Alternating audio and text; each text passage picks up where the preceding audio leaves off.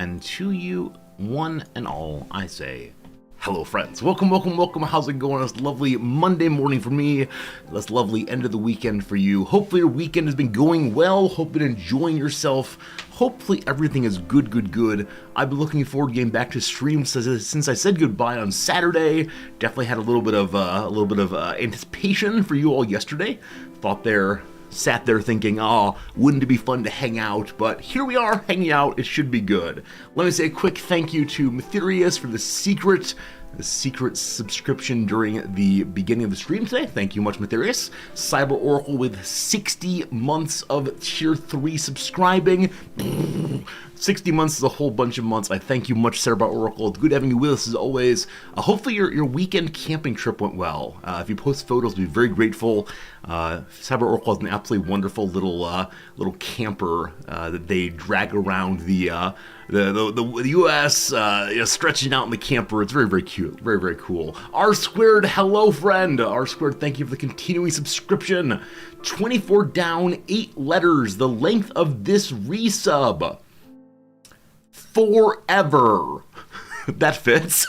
R Squared, thank you for continuing your subscription. I appreciate that also. So many lovely people generously subscribing to the channel, keeping the thing going. I appreciate it very much indeed. It is good to see you all for sure. Let's say some quick hellos and see what's what. Jerry Moore, it's good having you with us. Hello to you, Ellis Dole. Welcome in today, Jim. Hello. How's it going today, George and Tinkley Spore? Unnamed Comet, welcome. Hello, Sakutera. As said, Matherius, good seeing you, my friend. Hello to you today, also Steve and Foohart. Some of you are saying you want to see this game very much. Gosh, me too. Hello, Dogberry. Hello to you, Farinanthus. Thanks for your help over on Discord. I do appreciate it very much. How's it going today, Game Urchin? Welcome for sure, Blitzkrieg and Marks and Neednolfin and Amaranth and who have I missed? Up to the top, Hit People Guy, welcome. And everybody else, thanks for being with us today. I do appreciate it. I've been wondering, and this is probably a topic for another time, but do you all enjoy the opening hello?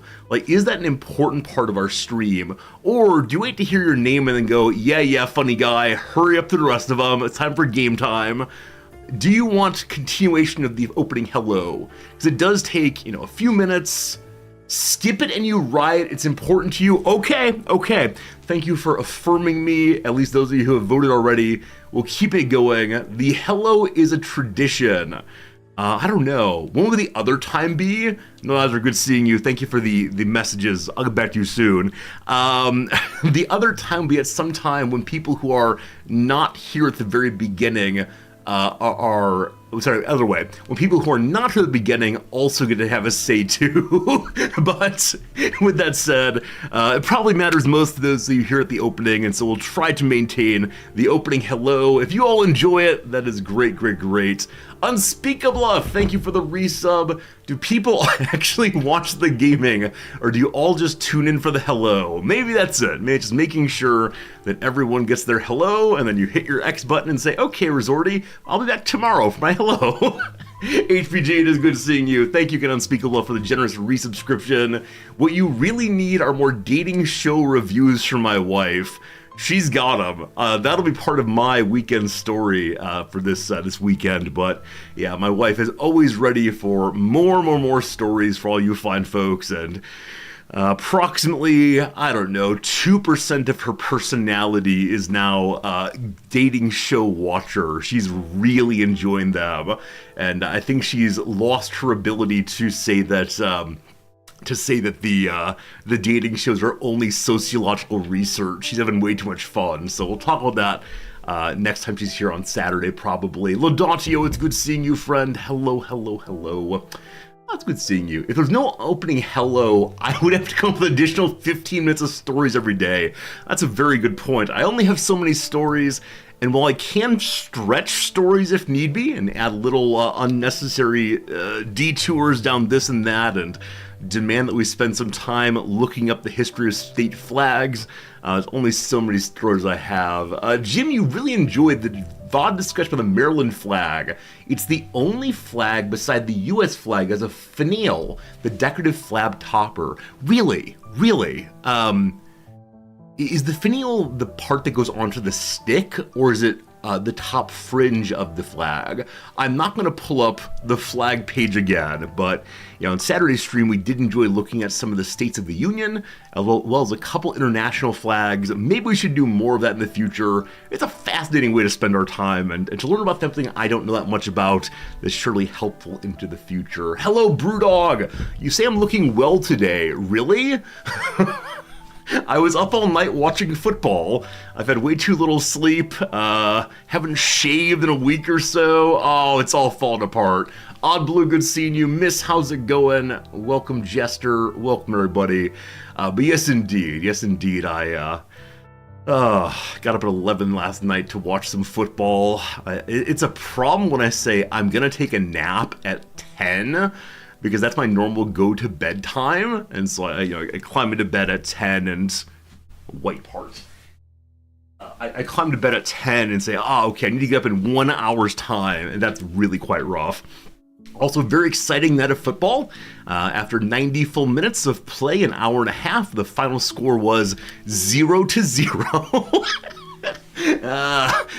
Very good, very good. Wrexham was on the defense for the entire match because they were playing against a team who was so much better than them. I believe that the time of possession was like 85% to Bolton and 15% to Wrexham. And I mean, they held on defense very effectively. That was pretty exciting to see. But Bolton on the road is going to be one of the harder matches we play all season.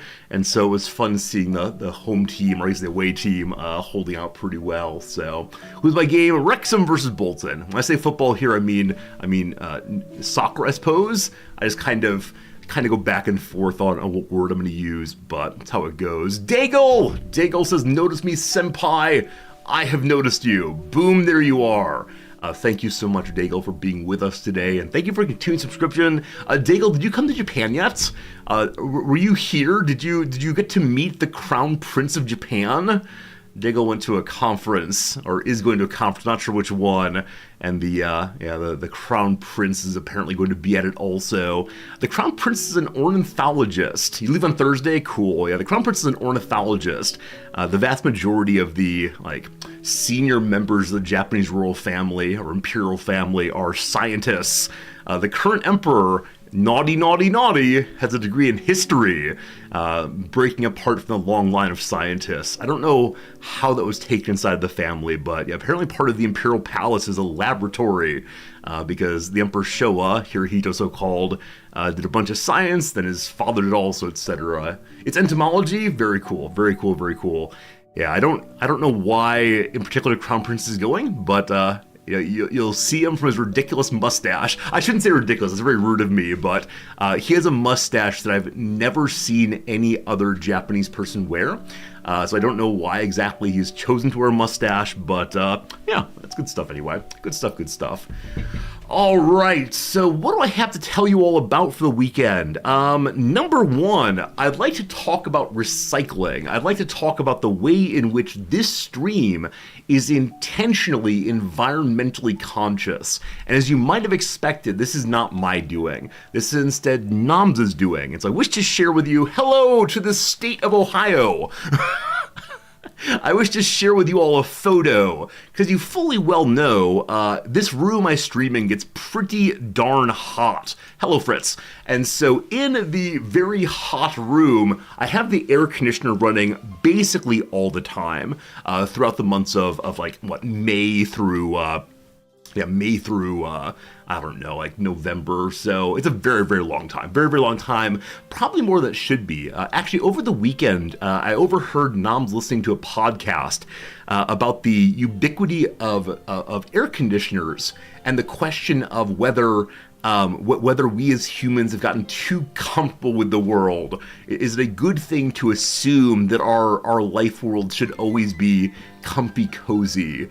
Or are we missing out on some part of the human experience by being uncomfortable more often? Fascinating line of thoughts. That said, I'm quite comfortable right now, so I'm going to stay that way. What else will help cool off this room? I actually don't know. How else can I cool off this room? Hit 109 degrees there today.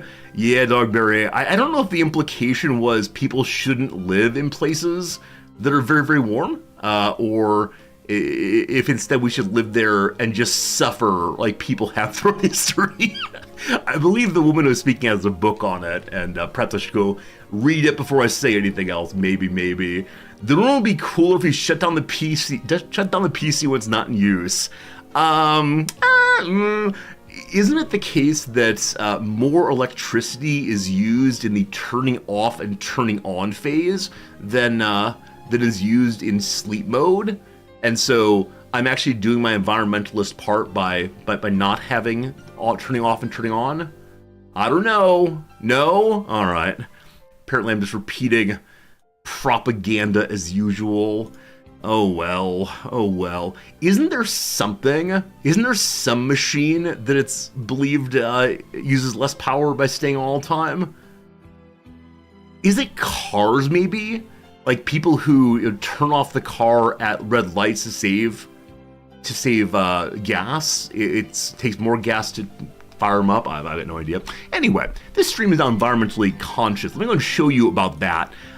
So Noms has done this really brilliant thing, because here we don't have like window AC units, here we don't have central AC, instead we have these little boxes. There are 3 of them for our house, little boxes outside on the ground, and little boxes have like large fans inside of them, and a hose pipe coming out of the side. Oh, I'm thinking of light bulbs, that's right. When your stereotypically dad marches through the house announcing, you're wasting all the power by leaving the lights on here. That may not be true. If you're not gone for too long, then the actual turning on of light bulbs might consume more power. Maybe that's what it is. I don't know. I'm just looking for a reason not to do things. Anyway, here in Japan, we have these AC boxes that sit on the ground outside. This might be common worldwide. I've actually never seen them before moving here, but I've mostly lived in the Midwest, so who knows. Anyway, it has a hose pipe coming out of it, and the hose pipe is set up in the direction of the sewer system via the gutters outside.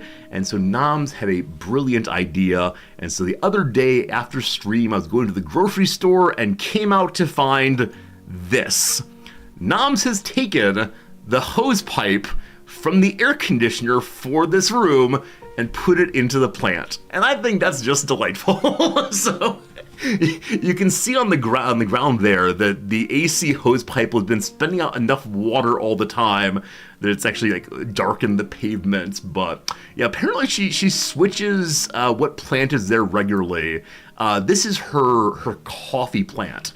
She was given a coffee plant as a gift at some point, not clear why, but it's been doing very, very well indeed in the summer. It's getting its water. And you see there she has a little shell also. I believe she got that shell at some sort of beach at some point. I can't remember now, but it lives outside to keep the plant company. Good fun. But yeah, it is a coffee plant. She calls the coffee plant Juan Valdez. That's the coffee plant's name because it brings us coffee. It was really struggling, though, when it first went outside. There's some kind of bug locally that enjoys eating the leaves of the coffee plant, and so they had, like, tremendous holes throughout them. But then she, I think, sprayed soap, maybe? Soapy water, possibly, on the plants, and after that, the bugs largely left it alone. Hello, Shen! How's it going? Shen, thank you for the raid. Hello, Derps. Welcome to you all. Shen was playing F1 Manager 2024. Are you winning the loops? Do you go zoom the fastest, Shen? It's good to see you, Shen viewers. I swear we're going to play video games very soon. It's just the opening chit-chat when I catch up with everyone on their weekends. Today we'll be playing a little game called Sins of a Solar Empire 2, which I've yet to play. I've yet to see the first one. It's something else for sure. If you've not seen Shen, though, consider throwing a follow that way. Shen's very cool and plays a lot of the games that we play. Simulation, strategy, and so on, but with something that we don't have here. What we're missing here that Shen has is skill. I think skill is the word for it. Hello, dogs. Good seeing you. Hello, Nemo. Hello, Kanga. Hello, Grobzilla. Your dog ate your homework. Whew. Not sure I'm gonna accept that excuse, Grobzilla. Maybe get that to me by the end of the class period. Thank you very much. Hello, Absinthe. Good seeing you today. Welcome, welcome, welcome. Did everyone enjoy the Shen stream? I sure do hope you did. I was remarking on my wife's ingenuity in using our air conditioning unit to water the plants. Today apparently is going to be a somewhat rainy day, so not really needed. But when it comes to drier days, this works very well. Anyway, that story's done. Allow me to allow you to gaze upon my cat while I say thank you much indeed to Kids and Britches for the continuing subscription, 79 months. You remember playing the first game. Did you like it, Kibs? I think a few other people in the channel have mentioned playing the first game as well, and they, I think generally speaking, said they really enjoyed it. I'm not sure how many of you have played this game so far. Have any of you given Sins of a Solar Empire 2 a play yet? If so, what do you think of it? I'd love to know, like, hot takes especially. We all love hot takes. You found the first one to be fantastic. Well, that's very, very good to hear. Delighted about that for sure. And yeah, hopeful that I have an equally good experience. Because many of you know that we're just now leaving a game I really, really, really enjoyed. We spent 3 weeks playing Hearts of Iron 4. I thought it was delightful, but all good things must come to an end. We will be back to a Paradox game in a little under a month, I guess. Stellaris is coming on September 10th or so. Hey, Cortraption! Hey, Cortraption, thanks for the resubscription for a number of months. It's good to have you with us, Cortraption. Appreciate you. Hope everyone's doing well over there. Hopefully the drawing's going well, and it's always good seeing you. Cortraption, every time that I reach a certain part of the week when I have many dirty clothes and want to have clean clothes instead, I say, it's time to go to the laundry mines, which is a phrase I learned from you, and it's absolutely apt, because we are all dwarves digging deeply in the laundry mines. That's how it goes. Absinthe, you tried the first game in this series, found it a little bit boring. This one was new to you. I'll be curious to see what the game's core loop is like, what exactly one does to make the ships go in this game. I've been told it has fewer knobs and dials and buttons than Hearts of Iron did, but we'll see how it goes for sure. Daigle says, hot take, you didn't play this game, but you love the name of it. See, this is the problem, right? The deception of the names of games. This game was about sins. If I can't engage in contrition, if I'm not able to go and make penance, like, what's the point? I better see, like, substantial moral calculator. I can lean in the direction of the light or the dark. Presumably that's leaning in the direction of the sun or away from the sun. I mean, it's hard to say for sure. Anyway, can we buy on absolution from the Space Pope? The goal of this playthrough is to become the Space Pope. I think that's what we're going for sure. How's it going, Marks? Not hard to have fewer knobs and buttons than Hearts of Iron 4. It's true. Even among the Paradox games, Hearts of Iron has so many sliders and so on. I think EU4 may have more, but yeah, there's some complexity there for sure. There's a fair amount indeed. All right, so what else do I have for you? Oh, I want to show you one other thing before we get to today's games. As I mentioned over on Discord, a large majority of my weekend was spent reading books with my wife. It was very hot outside, and so we decided that we'd spend the weekend mostly at home reading and going out a little bit also to read. I was in the midst of my John Le Carré kick. I finished The Honorable Schoolboy this weekend. I can offer a review of that if you'd like over on the Discord. But it's a book that's like 650 pages long, and so I decided that this weekend I would knock out the last 300 pages or so, and so that was the goal. And, as part of trying to not just be house hermits the whole weekend, Noms and I decided to go out to a place we've been once before, but we've only been there in the bright heat of the day, never in the later evening. Hello, Ohio. So, can't remember what this place is called. Is it Shibuya? There it is. Miyatashita Park. Absolutely. This is a building in the middle of Shibuya, one of the most busy parts of the entirety of Tokyo. So it is a complete like mall shopping center. And then up top it's a park, and on that park there's a hotel also. This is a can you read this map?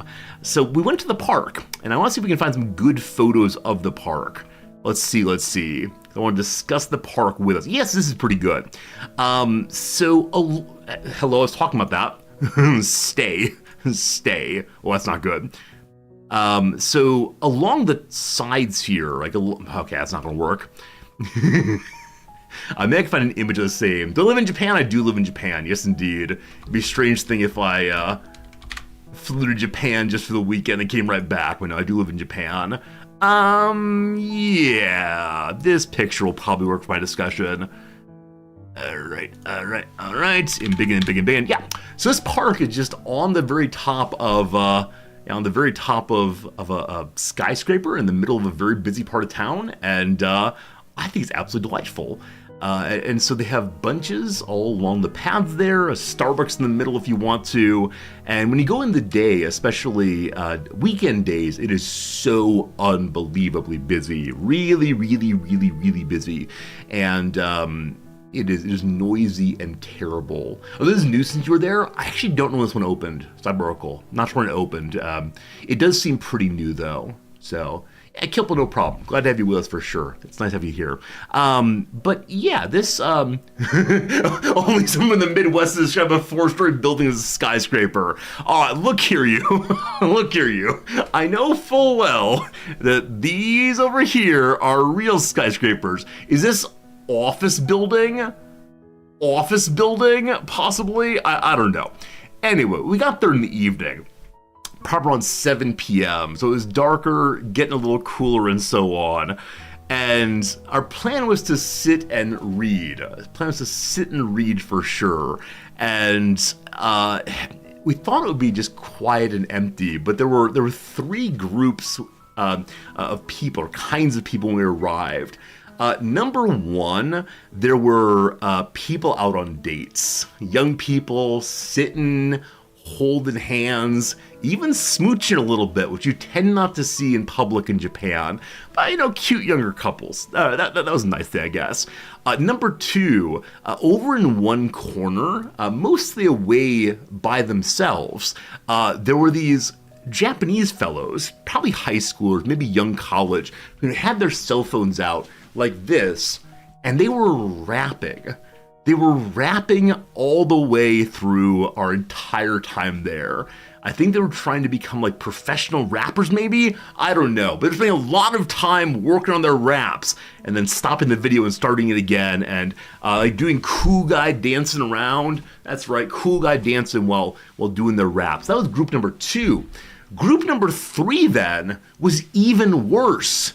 Group number 3 thought they were in America. And they were indeed Americans. They were sitting in one of the larger green spaces with a boombox. Now, they probably actually didn't have a boombox. It was probably a cell phone with some speakers. But they were blaring music, which you don't do in public here. And so many other people were looking at them with anger and hatred. But that didn't stop them. They were just like hanging out, having some drinks, having the music shared with everyone. Not okay. Friends, a quick break in the story to let you know the first ad break is coming. It'll be 3 minutes long. After that, we'll play some video games. But thanks for being here. Thanks for hanging out. I do appreciate it very, very much. And we'll try to get to the gaming pretty soon. So among all of these people, we worried we would not be able to find our place. We didn't want to horn in on anyone's smooching session. We didn't want to be near the rappers, and if I get too close to the Americans, then they think that Japanese people think that I'm to blame for it somehow. This happened a couple times where I'm near Americans and I assume to be part of their group. No. We found a nice quiet spot though, and the story ends with we just sat outside, in the evening and then eventually into the dark, just reading our little books. I believe this particular structure is open till 11 p.m. We stayed till about 10:30, 10:45, reading under a pole light, a light pole. It was an altogether very, very nice time. I really enjoyed it quite a bit. No fisticuffs, Snoozeville. Yeah, as I was getting to the end of my story, I recognized, oh, the end of the story is just, we had a nice time. So... It's true, though. It was lovely. So if you're ever in Shibuya, if you're ever in Tokyo, this is a place I'll recommend that you check out because, yeah, it's a weird, for me at least, a weird connection of like incredibly busy, noisy, the cars, and then kind of a quieter place of respite. So there you go. We had a nice time, a happy ending. I think, unfortunately, the stories that get the biggest reaction on stream are those where I've embarrassed myself. I think those are the ones where everyone's like, yes, Resorty, tell us more of these. We love it. But it was nice times, a good story also, I suppose. So that's how it goes. Is this place the rooftop Noms mentioned that you can have a membership at? No, that is a true skyscraper. Let's see here. That is Shibuya Sky Roof, I believe. Is that true? Yep. So this place is up. And I don't know if we can find a good picture to show how high it is exactly, but yeah, it is up among the clouds. I think 20-some stories in the sky.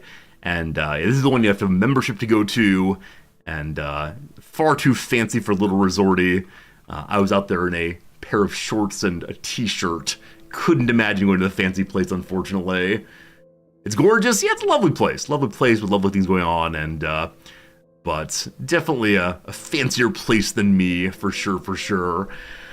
Friends, should we close some tabs? How about every Monday morning we close some tabs to see what we've discussed recently and then reaccumulate tabs as the week goes on? So that's this morning's tabs. Very good. The state of Ohio, we discussed the various flags of the U.S.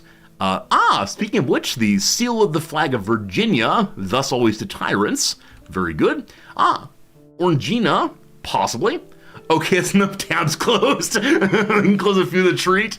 Possibly. I left them open only to upset people, which I recognize is not a good motivation to do anything, but I think it's funny when people come in and say, Resorty, you have too many tabs open, Resorty. Especially with this, where I actually never go back through and look at my former tabs. Like, I think if I wanted to say, like, oh, I want to find that form from last week, I don't know. I also have here, right, we discovered that we own the copyright to the intro prologue of Total War Warhammer, according to YouTube. If we want to, we can claim other people's videos. Okay. We learned about how to make champagne.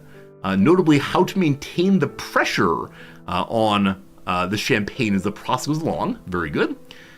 Control up and down, my friends here. They do nothing. I'm holding control, I'm doing up and down, nothing happens, unfortunately. Sorry. Control W. Oh, that's what I'm doing. Yeah, I'm Control Wing to close them. The EEO. Yeah, there's a crossword where I couldn't remember the order of the letters, unfortunately. The Tamarind. I don't remember why we're looking at that.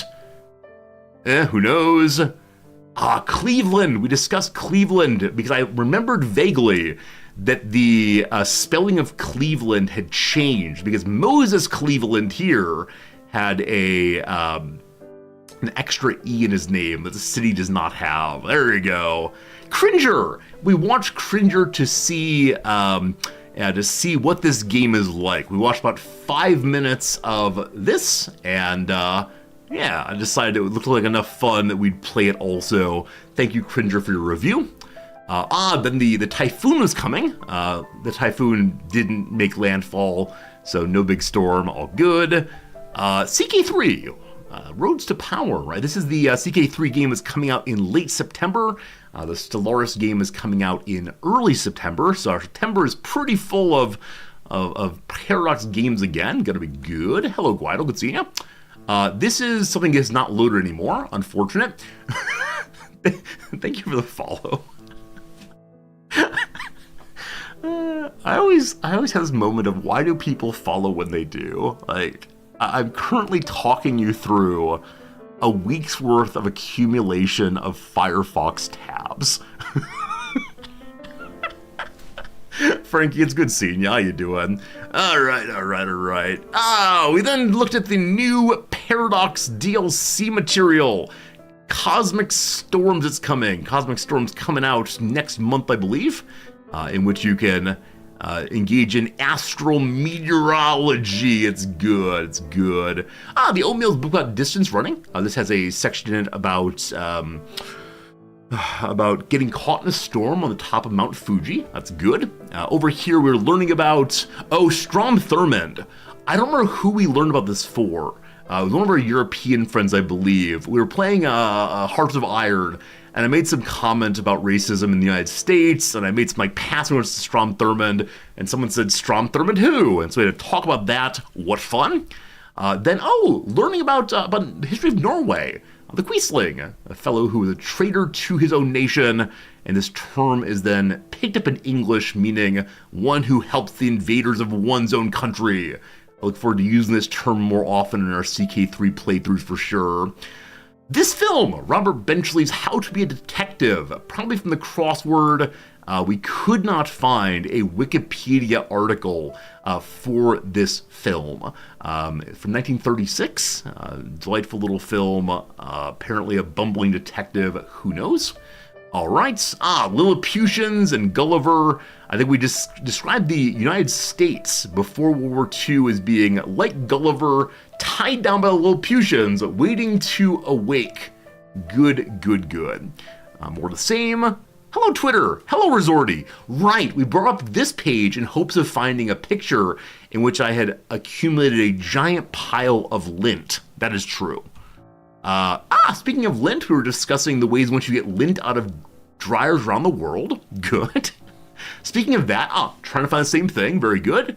Marmon Harrington, an early World War II truck maker. We learned that Cyclops, the Marvel hero, gets his eye blast from the punch dimension. His eyes are portals into a dimension full of lasers. Isn't that cool? I think that's cool. We learned about the Jazz Cup. That's good. Oh boy, how many more to go? All right, a failed search, fine. Good. Walker, Texas Ranger. Why? GIF of Texan speaking. Oh, this was the morning when I became hyper self-conscious about do the sides of my mouth move different amounts when I talk.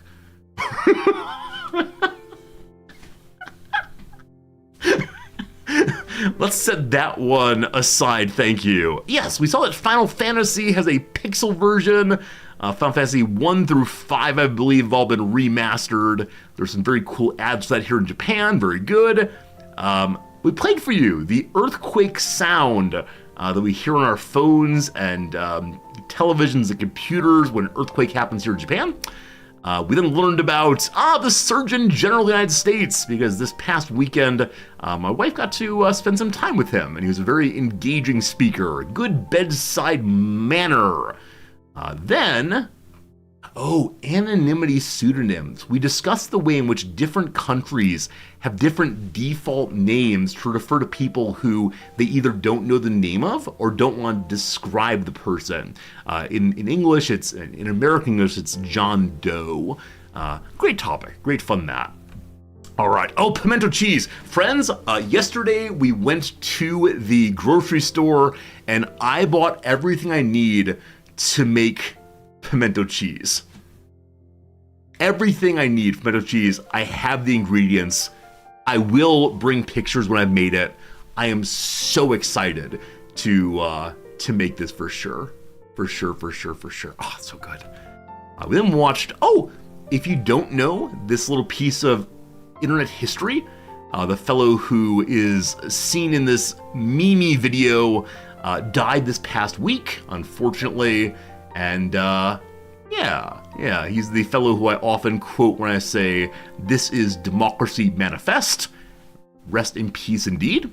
We learned where the Volga River was. A large portion of our Spain and Sweden playthroughs of Hearts of Iron were me repeatedly saying, I don't know what river that is, over and over and over again. And so we tried to learn a little bit about the rivers of Russia.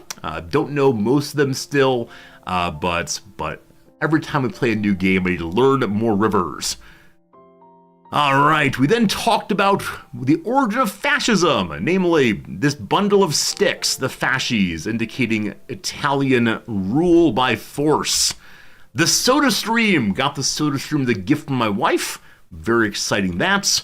Before that, we learned about, is it legal to ship liquor to different American states? Some, it's allowed. It's allowed. There's actually maybe more than one week of tabs, I apologize. You're getting 2 weeks of a recap right now. Weird flavors of chips in, what are the chips in Japan? Shrimp mayonnaise Doritos, delightful. Why am I doing this? Why wouldn't I do this? Don't you share your favorite online finds with your friends?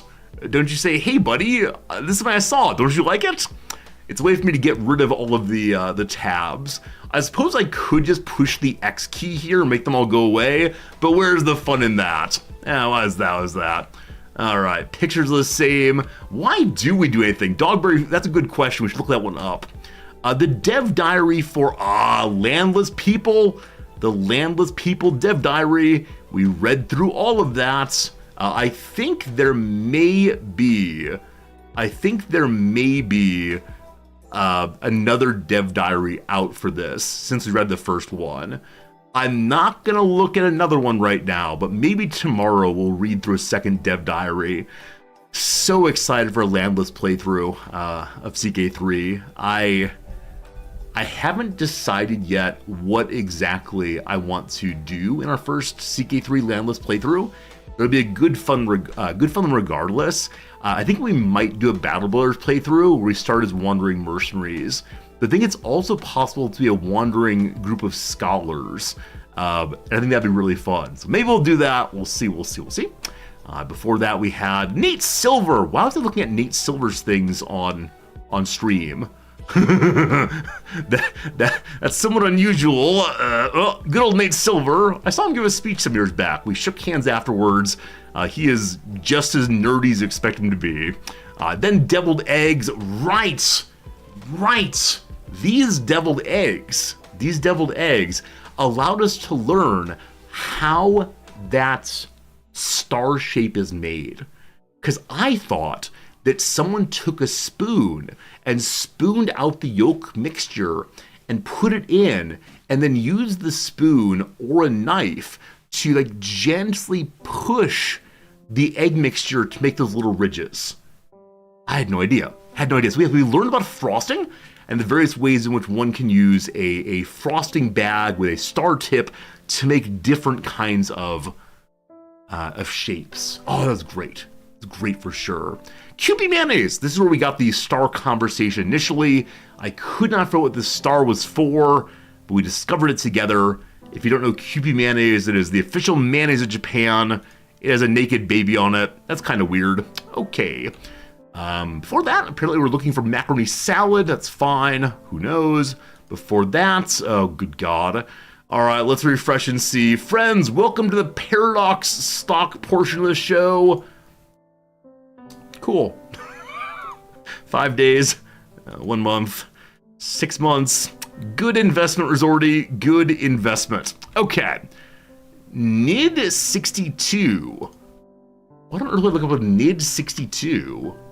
Oh, it's kind of airplane. Probably looked at that during our Spain playthrough, right? Because Spain begins with a couple of French airplanes, and I wanted to understand why Spain had French airplanes. It made no sense. The 1936 Olympics, we're learning about the 11th Olympiad. Earlier today, Noms mentioned something about the Olympics in Germany, and I said, oh, do you mean the 11th Olympiad? And she was so impressed, and she said, how did you know that? And I said, well, one of my stare at map games. We're learning how to translate different phrases. That's good stuff. We learned that the word phalanx, meaning the part of something that goes forward, like a phalanx of an army, does actually share an etymology with the phalanges, the fingers, they go first. Very good. We then learned all about national focuses, in part to see which different nations had their own independent focus playthrough possibilities. We have now done part of the US, part of Spain, and part of Sweden. That is part of 3 out of, I don't know, 40, 50? So much going on there. I do want to go back to Hearts of Iron. As I said before, probably December for that, which feels ridiculous to say, but it is absolutely true. We then asked that Chinese foreign submarines stop traveling below the surface of vast water claims. Oh, okay. This was an article we looked at so that we could look at pictures of submarines that were not docked and yet above the water. And you'd say, Resorty, why is that? And that's because I want to answer the question, do submarines fly their flags when they're underwater? Because it seemed ridiculous to me that they would. And so we went back and forth on that question quite a bit, and I'm still not sure. I think the answer is no, they don't. But some people in chat were so insistent that yes, there's a little flag always flying there. So, I don't know. With that, friends, the last thing left is the let's look up some video games of the future, which I should probably leave open anyway. And then, the one tab we never close. Are you interested in playing a game? For the first time ever, there you have it. There you go, the weekly roundup with Resorty. I think we're going to do one of those every week from now on. It should be good. Best weekly review ever? Well, hopefully this next week we have an equally good time, so we could have a tremendous amount of tabs build up.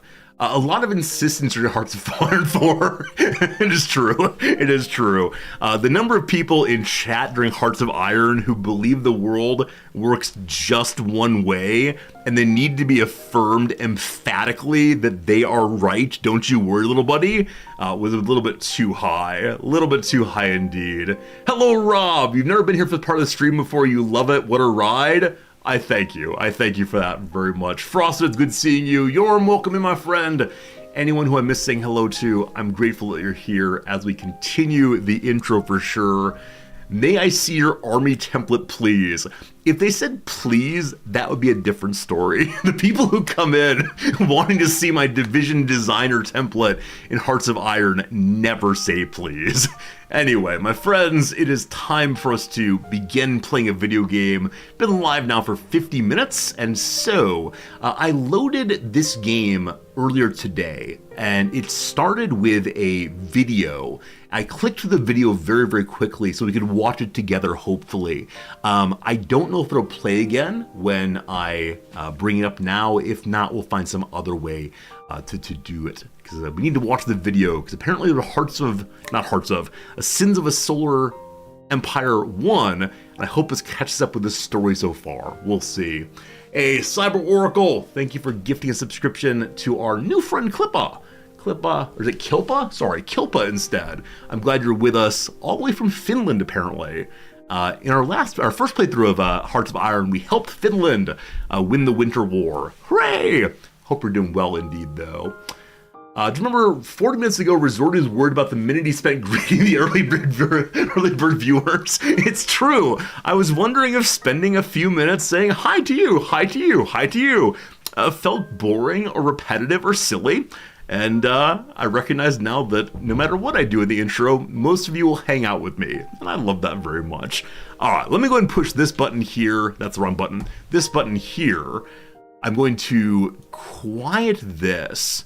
I'm going to launch the game and see if it plays the video for us again. So, fingers crossed. Sins of a Solar Empire 2. Here we go. Ah, there's a launcher. Here we... Actually, I'm going to check the settings button here, see if there's a setting for... Oh, wow. When you push the edit settings button, it brings up a notepad. Well, that's no good. Well, that's fine. We'll see what happens.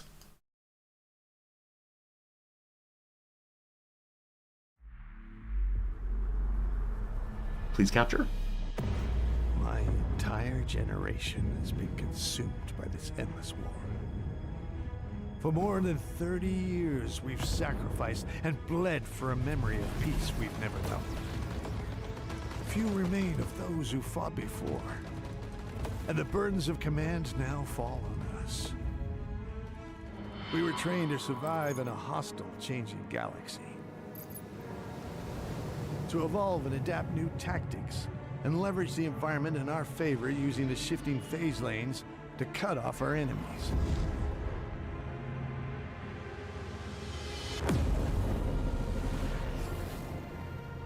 This new form of guerrilla warfare would serve us well into years to come. Our economic and manufacturing systems would become more resilient, more flexible. We would become unparalleled in maintaining the essential supply lines required to fuel the war effort. And we would modernize our fleets to take advantage of newly discovered resources. But our enemies have not stood idle. The alien Versari have continued to race ahead of us in their mastery of phase technology. Reports of strange structures empowering devastating new fleet tactics have become increasingly frequent. The Advent Deviants have proven to be our greatest threat. Their spread across former traitor worlds has reached a critical mass, and now allows them to function as one. The collective will, bent on our destruction. Now, something new is on the horizon. Signals from both friendly and enemy planets are falling at an unprecedented pace.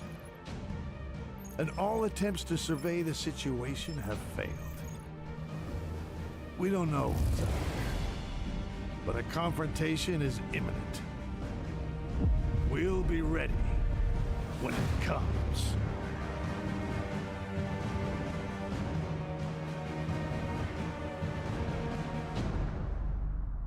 Well, I feel fired up. Do you?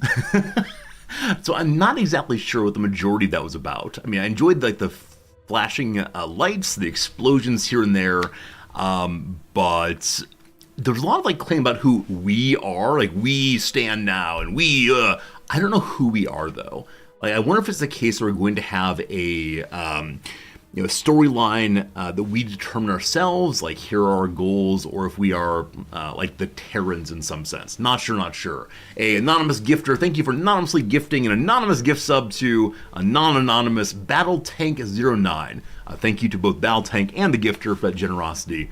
Glad you're enjoying hanging out today. It's lovely. The other thing I noticed in the intro here is, I think I heard our narrator say that a part of the first game was learning how to ambush people using supply trade lanes.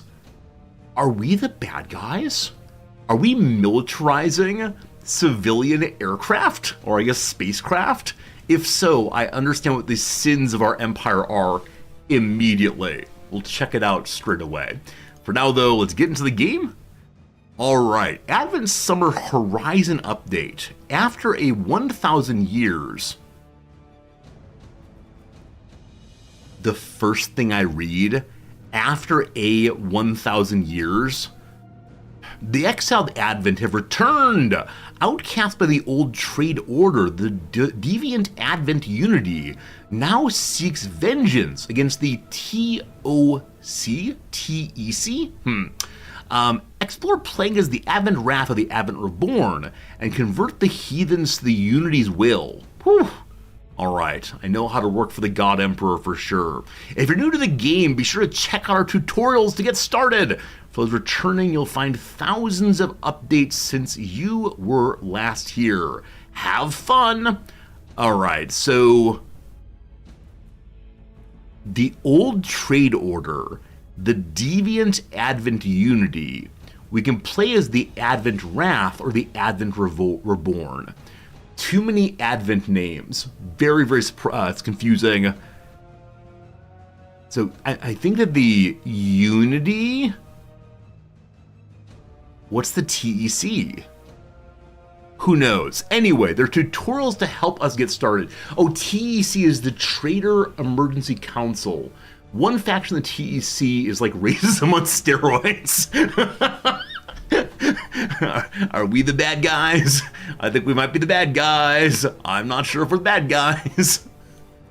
All right. So I see the tutorial list in the background there. I see that number 1 is camera controls and the final one is combat model overview. What do you think, team? I myself would like to do tutorials, but I'm curious how many of you want to argue me out of the tutorials? On this game, is it one that one can learn intuitively by not doing tutorials? Or is it necessary in this kind of game? The TEC's successor to the Trade Order, they exiled the Advent. Is the Advent a person? A group?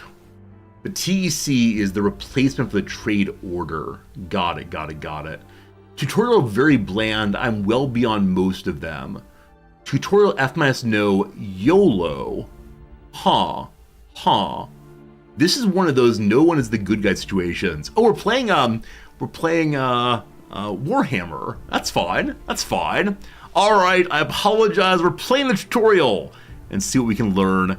That said, I hope the tutorial is slightly more engaging than the tutorials that one game we played during Steam Next Fest. I can't remember what the game is. But it was a tremendously tedious tutorial set. Here we go. What we got here? The game was Homeworld, thank you. The game is quite general RTS mechanics. Okay, cool. In that case, we'll complete it quickly. I hope the tutorial tells us a little bit about the background of the game. Maybe we'll learn by doing like Baby's first star mission, and our mean old sergeant will tell us things.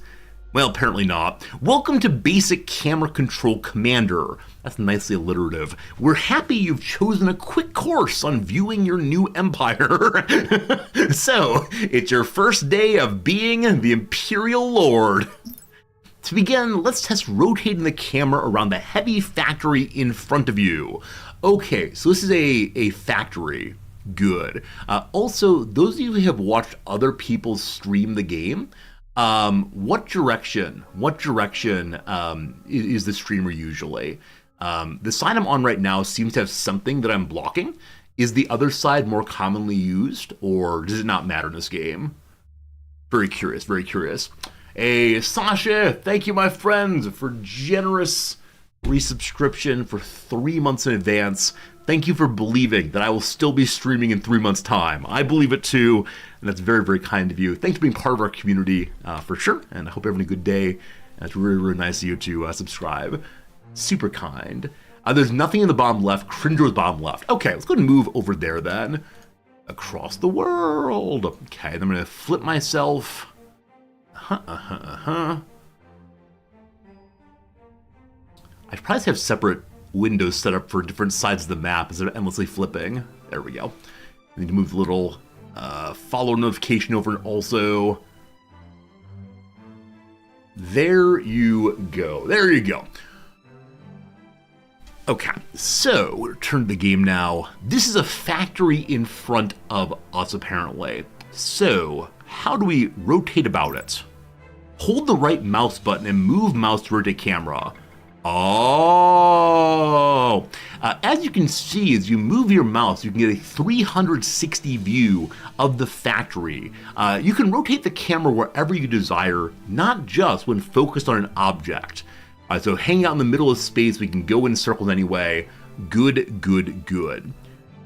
There's 17 pages in this first tutorial, by the way, so maybe make yourself a drink. We'll see. Next, let's go over how to control the camera's zoom distance. There are two primary ways to control camera zoom, with hotkeys or with the mouse wheel. Let's begin with a couple of keyboard commands to quickly get a sense of the local area.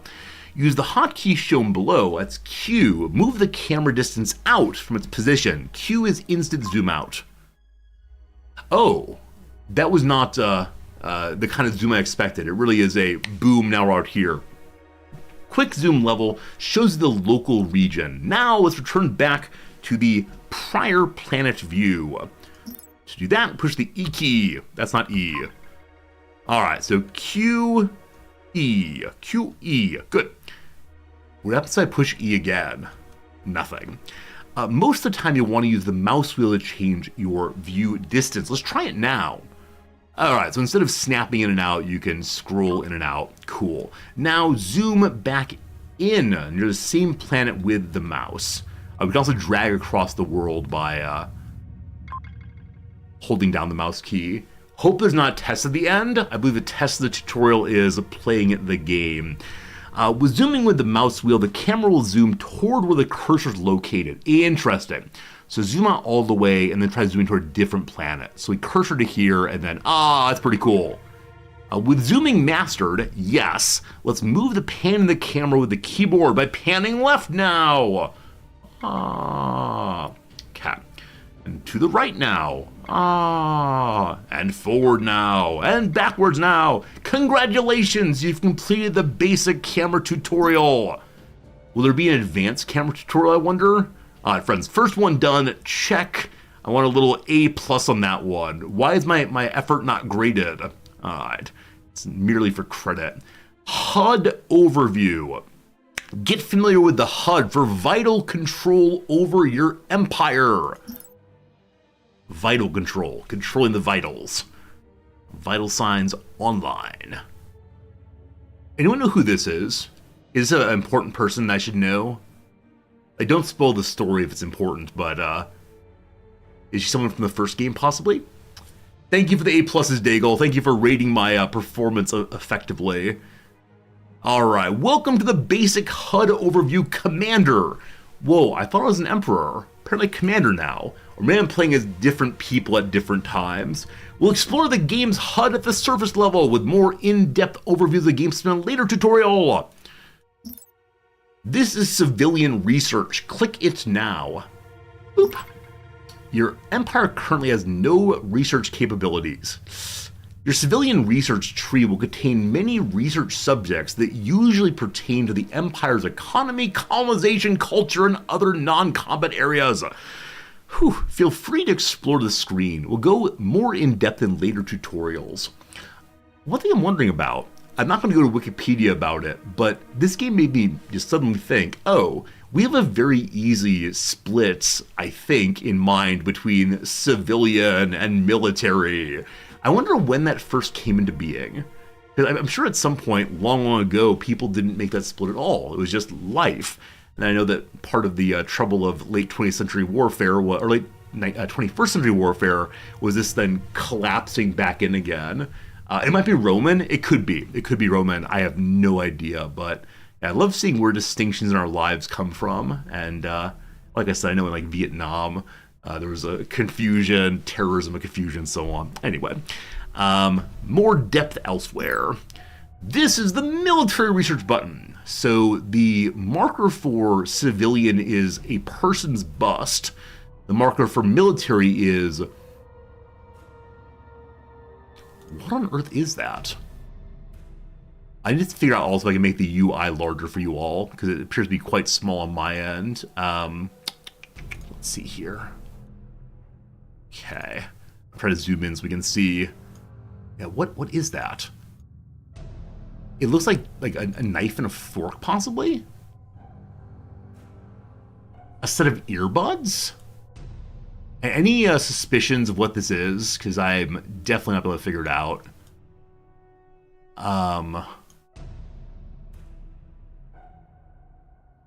Is it two people standing side by side? Maybe bombs? The letter M, military men. Ship guns. Okay. If it's people, though, I wonder why they would choose to do the single bust here and then 2 people here. 2 up arrows. Maybe cannon. Okay.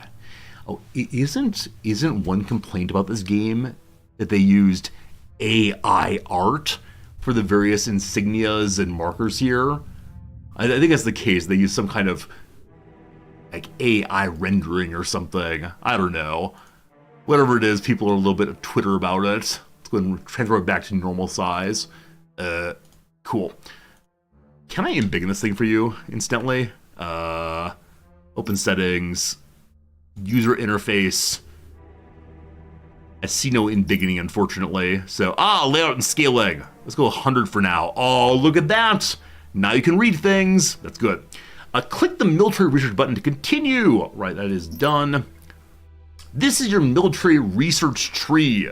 It contains research subjects that usually pertain to your empire's combat abilities, such as upgrading weapons and defense stats and unlocking new combat ships. Explore the screen. Ooh, okay, good stuff. This is diplomacy.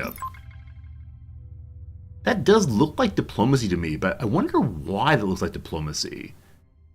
Like, it looks vaguely UN-y, like a flag, I guess. I'm always interested in, like, if I saw that, I'd say diplomacy for sure, but anyway. This is your diplomacy view. It shows you your opponents and allies currently in the game.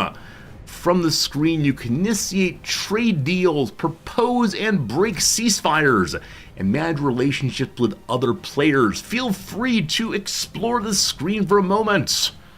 Hello, everyone. Okay, so I'm guessing here we'd see allies versus enemies, maybe? We can send them a message. Hello to you, spooky guy. I will give you a crystal. You will give me nothing. Good trade. Now, minor factions. All right, so this is major factions, this is minor factions. Here's the minor faction window. As you explore the galaxy, you'll discover minor factions. You can spend influence with them to gain various benefits, temporary or permanent. It's a larger topic, fit for another tutorial.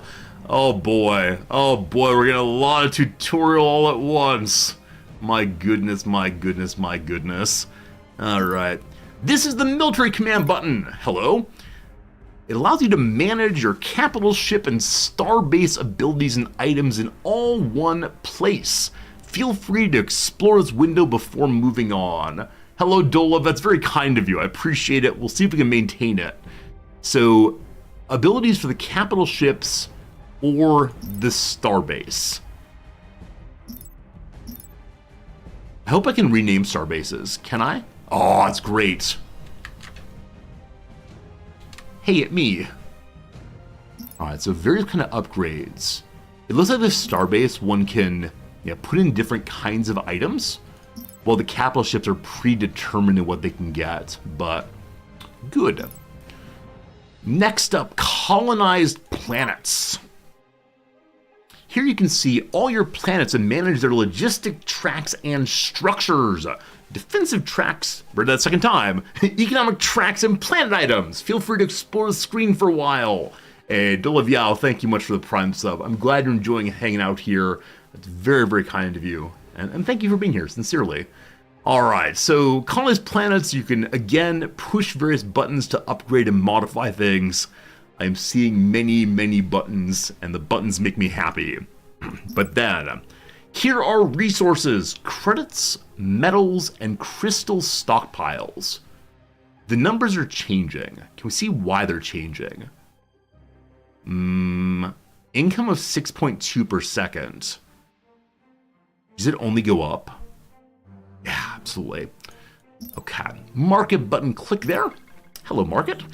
From here you can buy and sell metals and crystals. You cannot buy or sell credits. I guess you buy those by selling the others.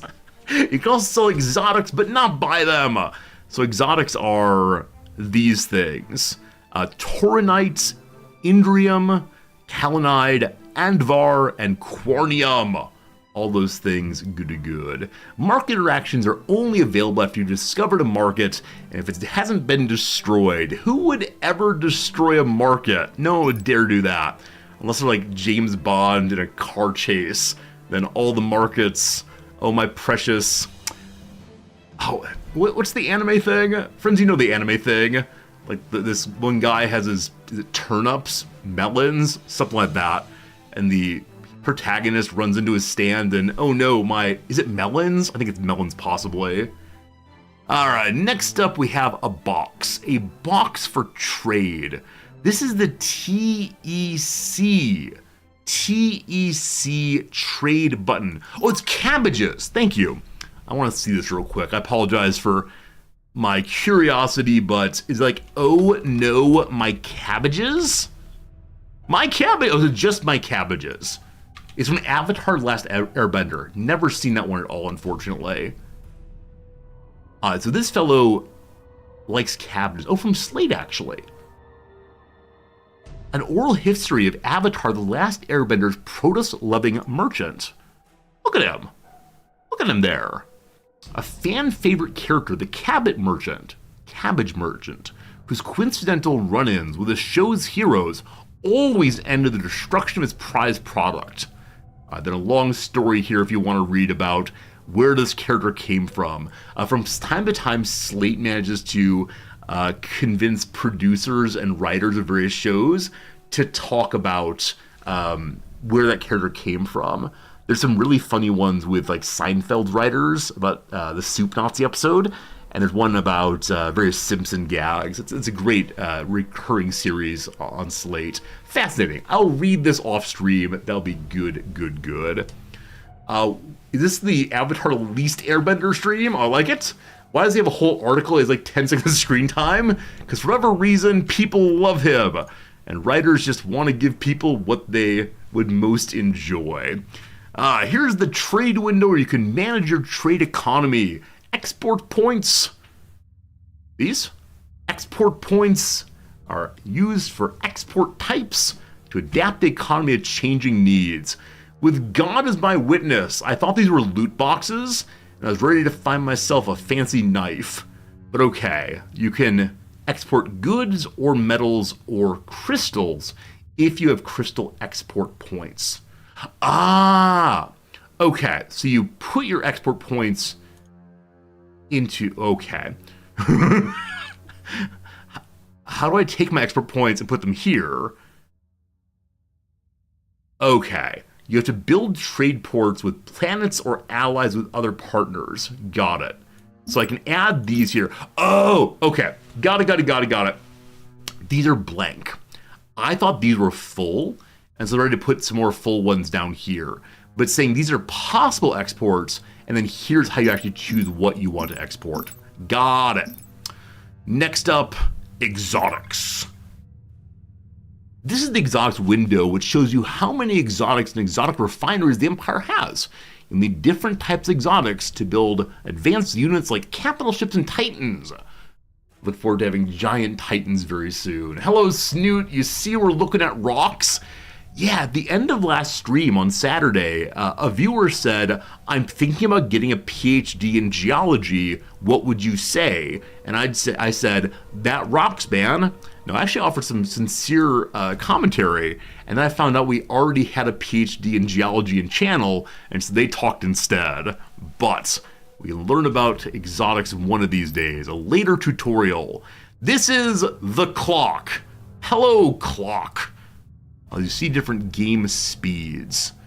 What's the fastest we can go? 10 times. What's the slowest we can go? 25%. Cool. The pause button lets you pause the game. Click the pause button. Boop, there you go. Notice the clock text changed to show the game is paused. In single player, you're free to queue up orders to ships and planets with being paused. Try unpausing the keyboard now. Hooray! All right. Kilpa, are you saying my green screen's wrong? Killpot, my green screen's wrong? I think we're fine. This is one way to make streamers very, very uncomfortable with themselves. Your audio sounds weird. Your green screen's wrong. I think it's fine. I don't see any green screen on my... Oh, you're saying it's great. Oh, thank you, thank you. You made me very confused. Very kind. Yeah, do you enjoy me like doing the, what is it, John Travolta?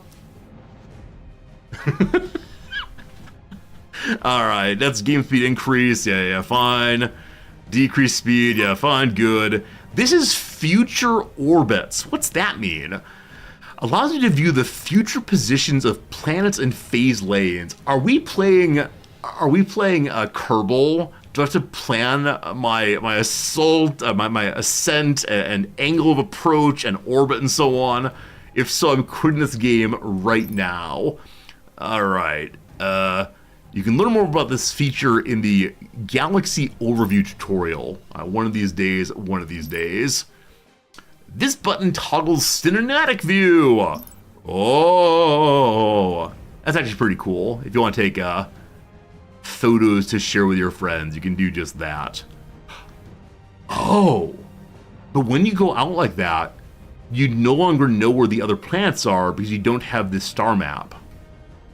Oh, I think we're alone now. Doesn't seem to be anyone around. Okay. Very grateful that escape brought back the HUD. Other than be very confused. Alright, that's good. Congratulations! Tutorial 2 is done.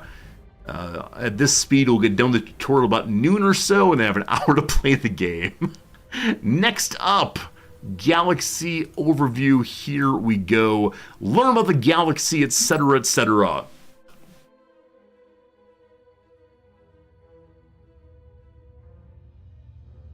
Only 17 pages this time. We get an overview of map features and how orbiting planets change the game. First, let's zoom out. Q. You should be seeing your home planet now. Notice its indicators to differentiate it from the other planets. So the home planet has this kind of 3 arc set up. My home planet's called Giada. Isn't that some kind of disease that one can get from drinking polluted water? You'll notice your home planet is connected to other unexplored planets. These connections are called phase lanes. Phase lanes. Your ship will travel along connections to get to other planets.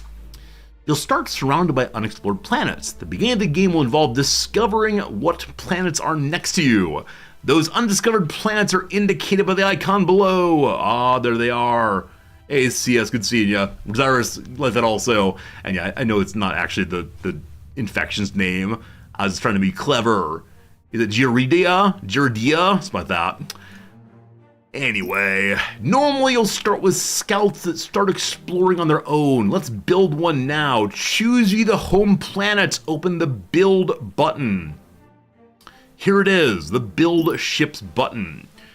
Select the scout icon. What's this? Shriken Gunship Corvette. This is a sincere question. Does anyone know why some spaceships are called Corvettes? Because when I think of a Corvette, it's a kind of car, of course. Is there an underlying etymological link? Are the ships called Corvettes meant to look like the car Corvettes?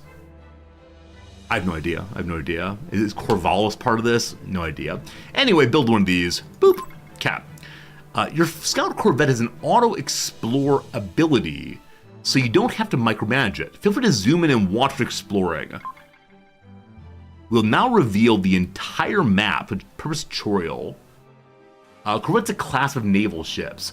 Oh, so was the car named after the ship, like the naval ship, and then the spaceship was named on the naval ship also? Got it. Hey, how's it going to you, Valhalla and Tsunami? Thanks for being here today, my friend. Welcome. Thank you all for helping me and learning words. Very kind. Alright, so this thing is heading off to do its exploration. I want to zoom in on it. May I click on it and zoom in? Zoom in while pointing to it. There we go. Where are you, little friend? Hey, there it goes. Alright, so jumping from place to place, exploring stuff as time goes by. So it's not an instantaneous jump, but watch this. Very cool. Here we are, exploring. This feels so right that I don't want to do anything else because I'll do it wrong. This is nice though. Corvette's a term used in the French Navy. English called it a sloop. I know about sloops. That's good. Hang on, sloopy. Sloopy, hang on. Doot doot doot doot doot doot. Will we scan things when we go past them? No. So far, we're just driving around. I'm looking forward to seeing how the science vessel interacts with planetary objects, if it does at all. I don't want to waste your time. However, can we speed up once? The plus key does not speed up.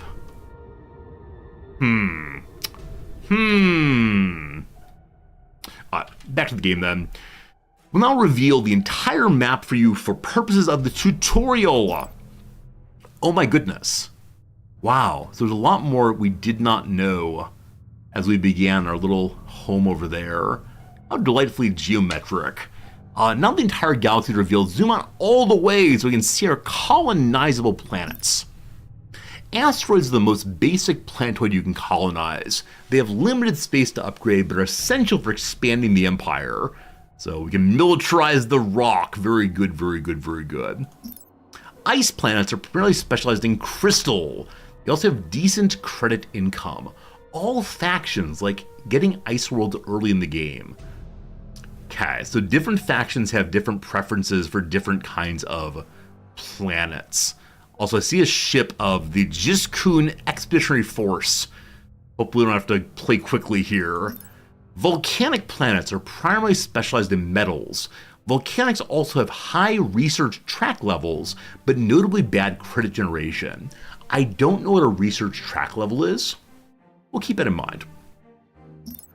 There are many other planets and features to discover as you explore. Feel free to look around if you want to. The green planet is held by pirates. The pirate insignia, perhaps. We also have here a crystalline planet. Crystalline colonization? What else is different? May we colonize the sun? I guess not. Up here, a desert planet. So all these require different kinds of colonization research. Primordial planets, slime and goop, and so on. I know there's a fairly recent Oxygen Not Included DLC or update, can't remember which one. I was thinking about playing it, and then I remembered, where I had this absolutely awful goop planet playthrough, and it makes me never want to play again. No, I do want to play at some point, just not quite sure when. Alright, one of the most important new gameplay features of Sins 2 is orbiting planets. During the game, planets will move, creating new phase lanes and destroying others. But about what do they rotate? That's moving planets. If I speed up the game, can I watch them move about?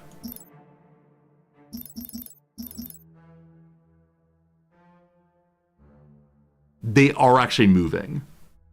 Very, very slightly. I think. I believe they are now moving.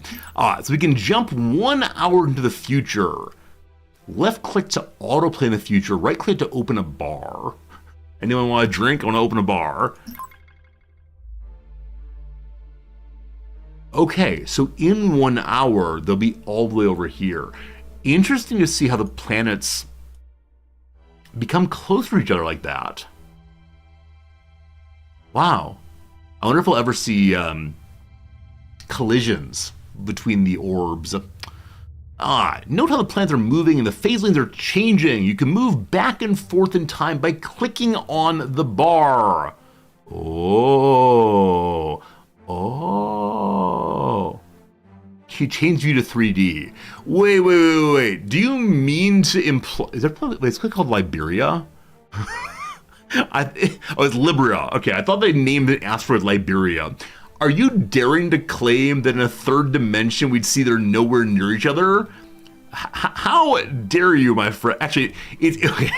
I thought I was going to be quite embarrassed there, but no, they do seem to be sharing a plane at this angle also. So I returned to my earlier worries. Are they going to run into each other? Possibly.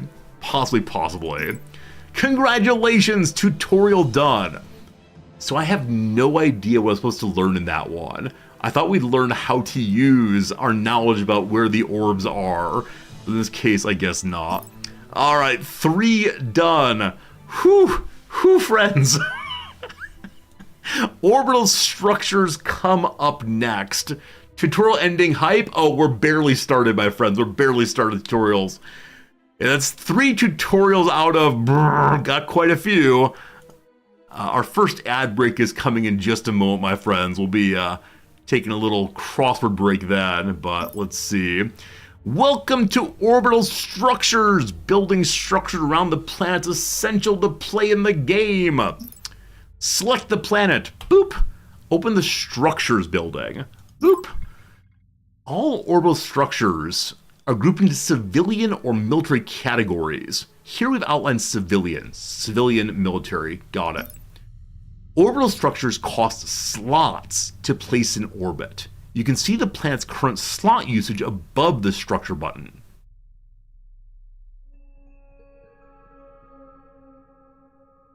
Here we are, 0 of 5. 0 of 5, very good. Upgrading a planet's logistics track will increase the slots you have to spend on civilian orbital structures.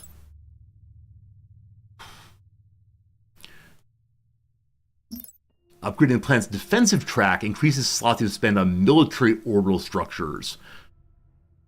Alright, I have no idea how one chooses what to upgrade. Let's build a light factory, a place to make some light. It's necessary to build any corvettes or frigates for your fleet. Alright, light factory costs 1 slot out of 8. It can build those ships and it has a price. Allows construction of frigates and corvettes. Cool. Your cursor has now been loaded with a light factory.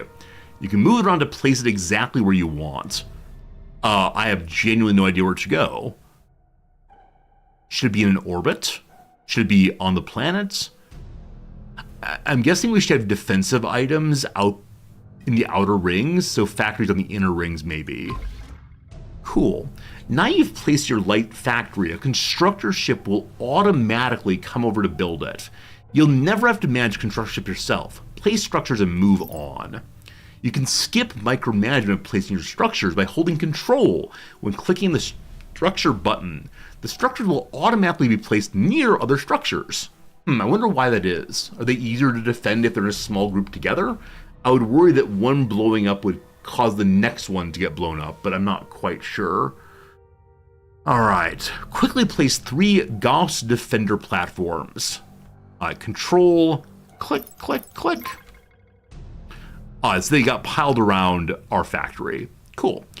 You can quickly remove, that is, say, instant scuttle, queued, or structures under construction by right-clicking a structure button.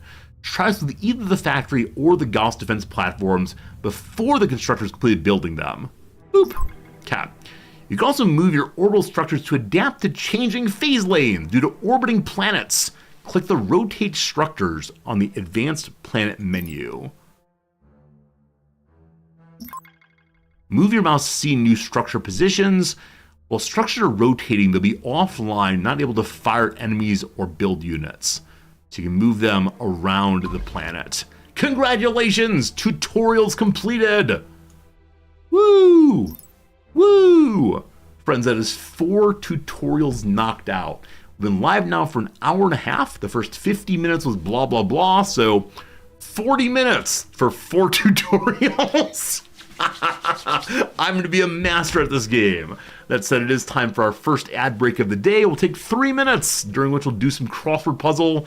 I thank you for being here. I appreciate you very much. It's been a fun start to the week, and I sure do hope that you'll hang out for the other side of the a puzzling experience.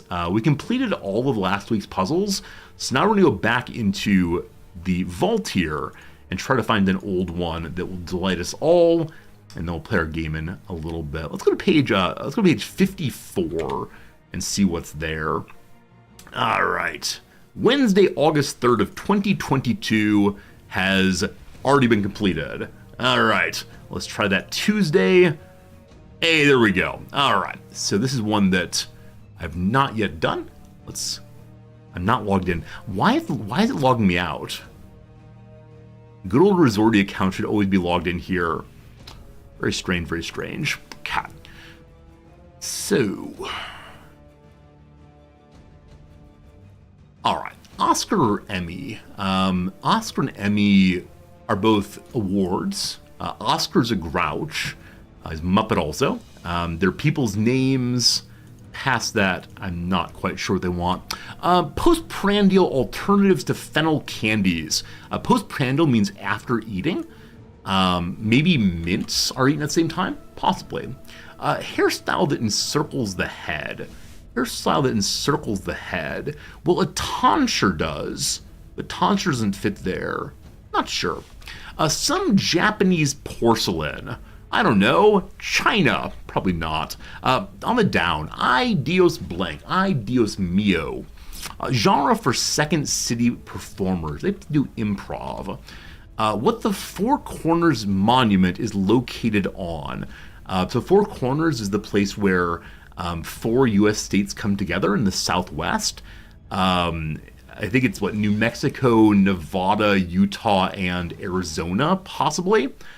Of these is Nevada soil. I have no idea. A person from the Port of Spain for short. Person from Port of Spain. I said the Port of Spain. So I'm guessing that Port of Spain is the name of a city. So it might be Texan. Maybe Port of Spain's a city in Texas, not sure. Burn a bit. A scald, possibly. Cat. So some Japanese porcelain. Oh, I have no idea. And the C ending there looks rough. Yeah, I do not know Japanese porcelain, unfortunately. Okay, on we go. A possible game design credential. I don't know. You can be the producer. You can be the assistant to Hideo what's his bucket. Hit the subscribe button, say. Subscribe button, say. Opt in. So Texan is definitely wrong. Blank baby. It's a baby. Or see a baby. I have no idea. A Blank Laszlo, a skincare brand. A toe loop. You can wear toe rings, of course. Glowing parts of some menorah sweaters. I mean, on a menorah, the wick usually glows. Are those part of the neck? I have no idea what part of the sweater it would be. Cheap shots. So cheap shots are usually hitting someone when they don't expect it. That said, it could be cheap shots like inexpensive alcohol drinks. The rail is usually where cheap liquor is stored at a bar. Not sure. Tolerate. Adapt to, accept, possibly. Doesn't fit, so not accept. Tolerate. People to whom Nevada's Spirit Mountain is Abikwa Ame. With that V there, not sure.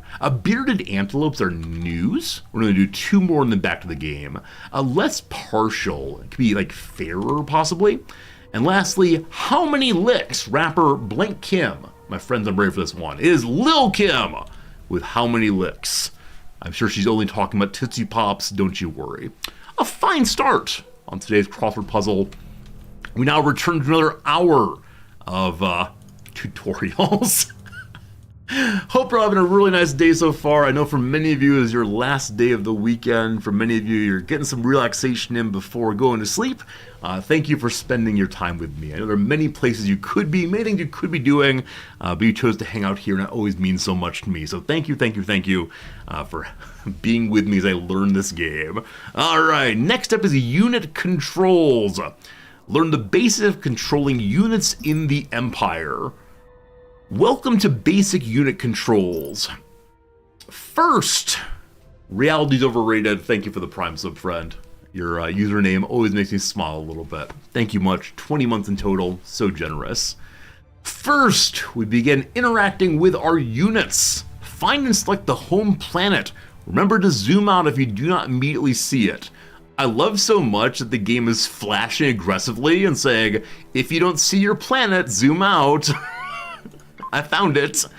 Open the planet's build ships windows to build your first capital ship.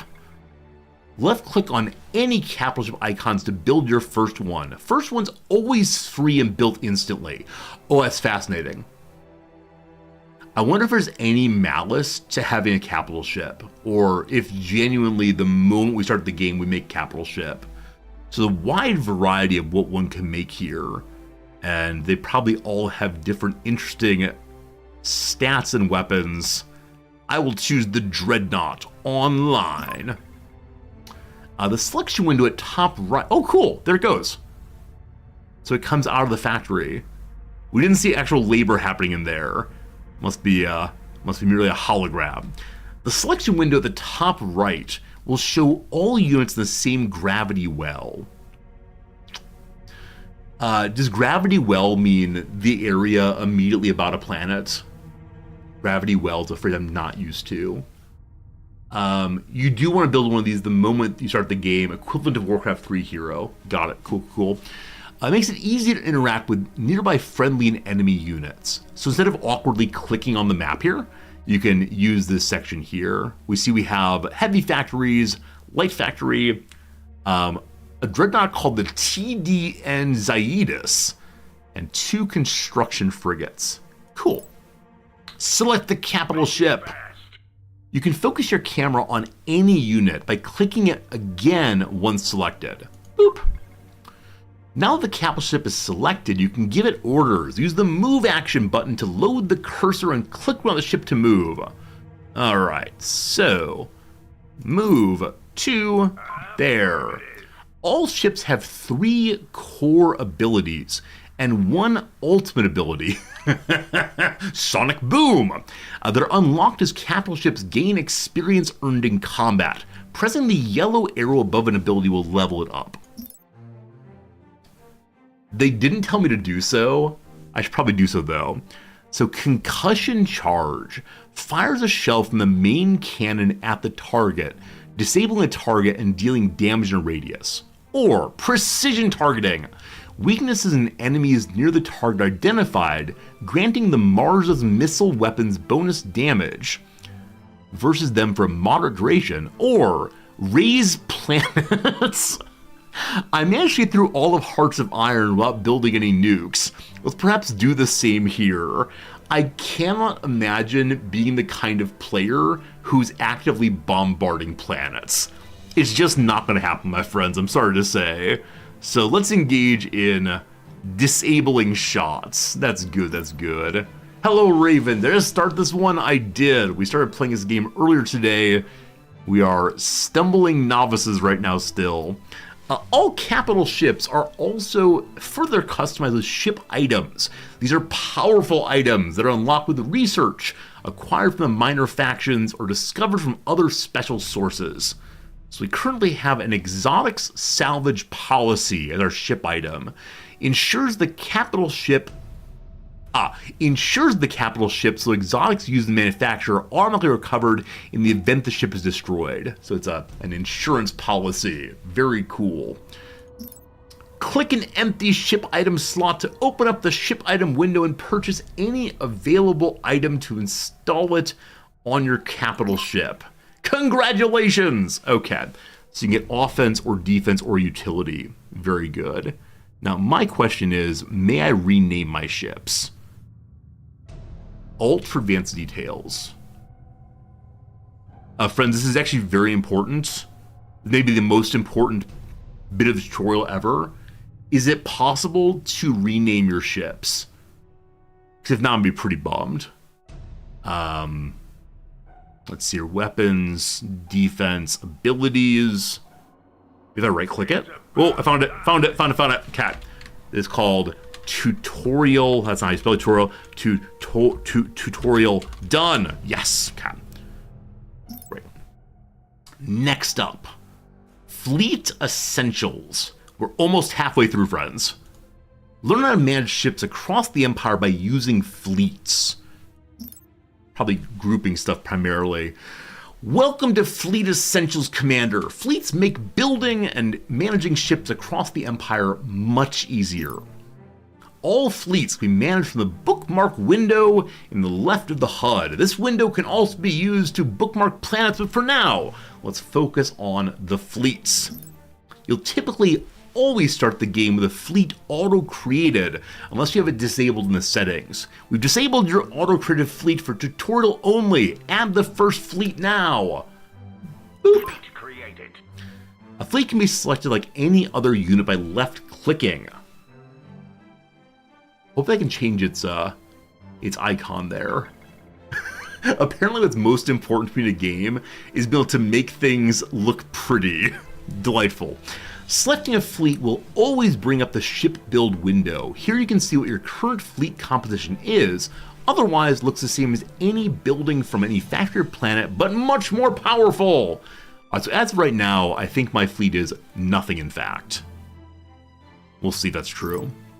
All fleet build requests will choose factories best suited to meet the requests based on a number of factors, including distance and production backlog. Simply queue up ships to build and your subordinates will handle the rest. You'll never worry about searching for ship factories again. Let's get the fleet organized. Make sure you have a fleet selected. I think I do. Click any capital ship. This is how we'll build this one. How can I be of service? A fleet with just one ship isn't much of a fleet at all. Let's support the capital ship with some Cobalt light freighters. Hint, hold the shift key to queue up units faster. Alright, shift key makes 5 at a time, control shift makes 10. Alright, so build 20. So hit that, control shift.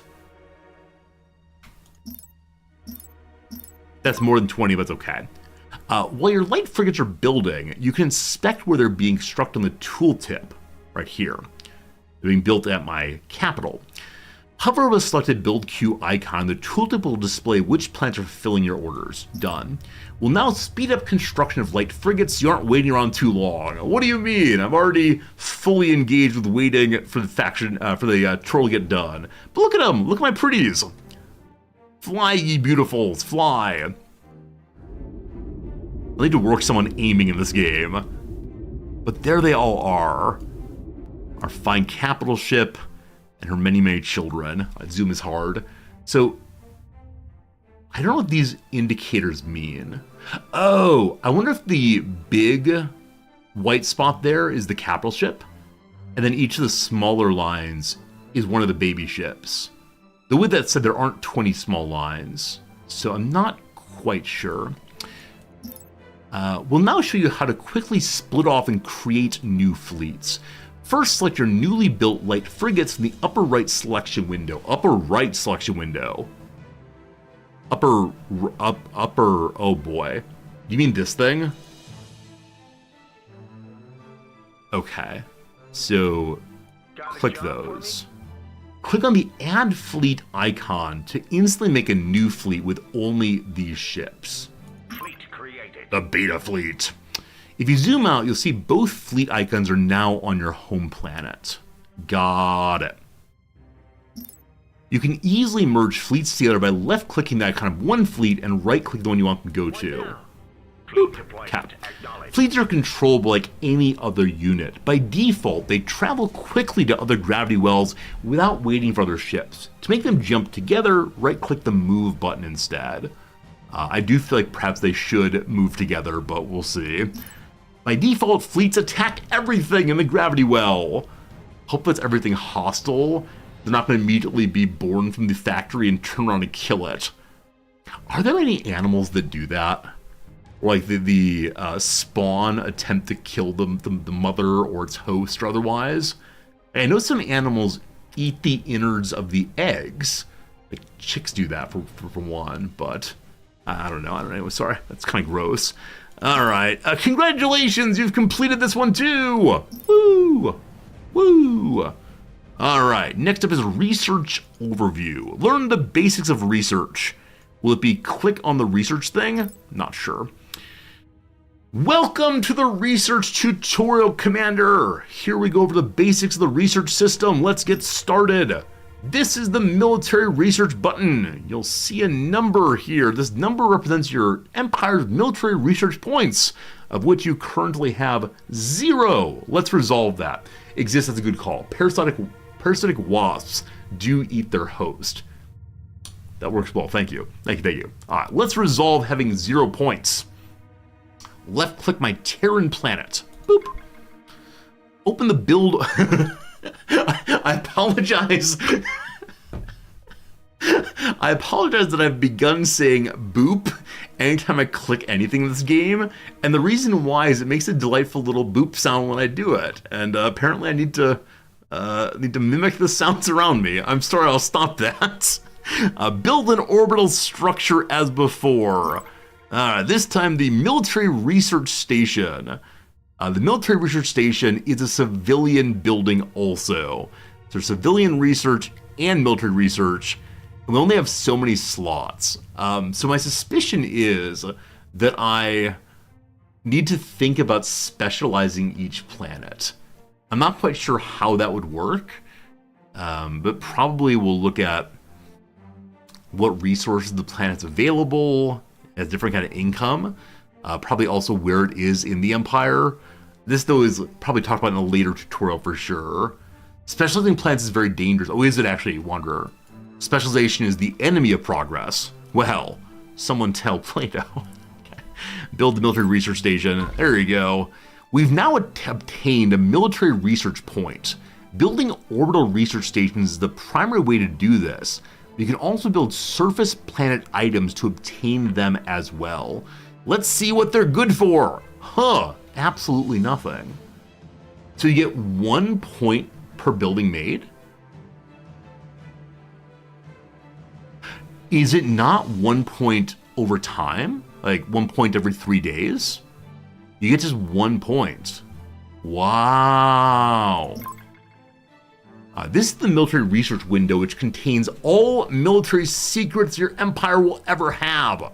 It's quite expansive, and in some screen resolutions, you may need to scroll down to see it all. Look at it all. Look at it all. Actually, there's quite a bit. I do enjoy beefy research trees, except I'm guessing there's some ideal way to go through that's already been discovered by the Sweat Lords. This is the tier tree. Unlocking each level makes the tier's research subjects available for purchase. Unlocking each tier also grants the Empire permanent bonuses. You now have enough research points to unlock the first tier. So you always have to unlock this first, I believe. 1 point, 30 seconds, 5% armor bonus for unlocking this. While the tier's unlocking, you can queue up any research in that tier's research column.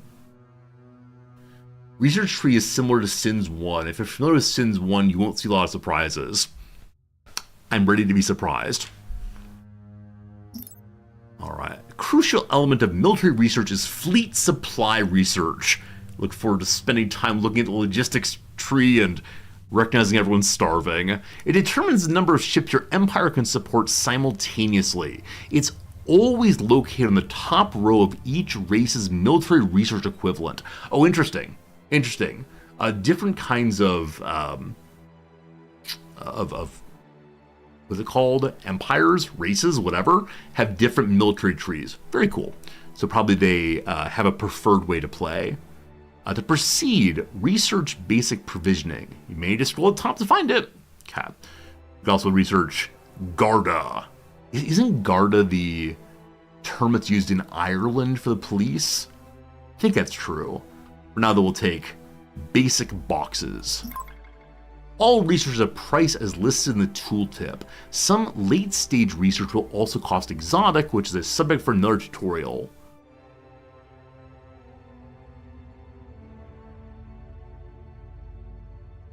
Okay, it looks like what this costs is just time. So, oh, and also resources here.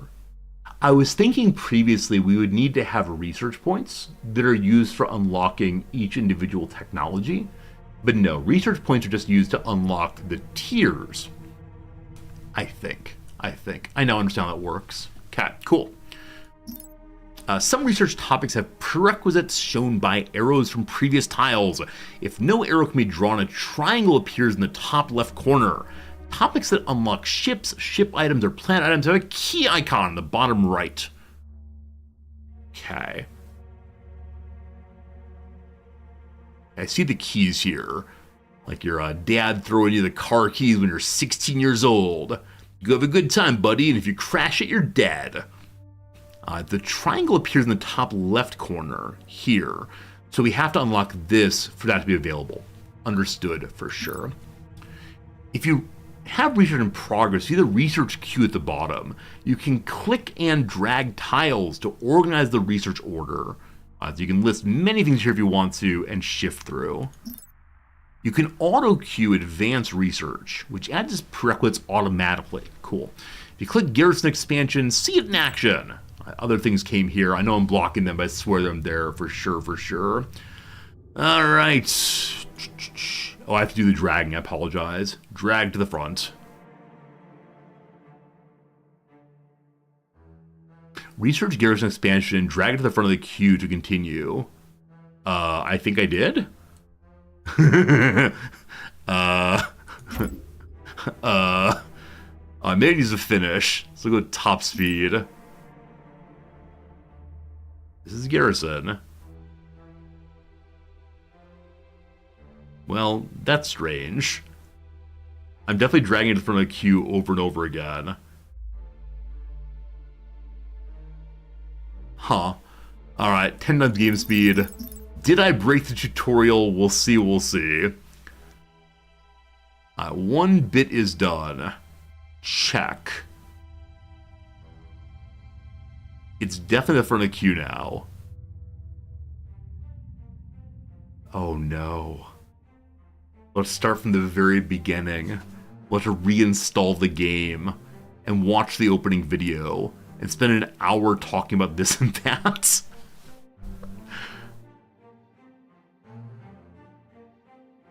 Huh. I think I broke the tutorial, team.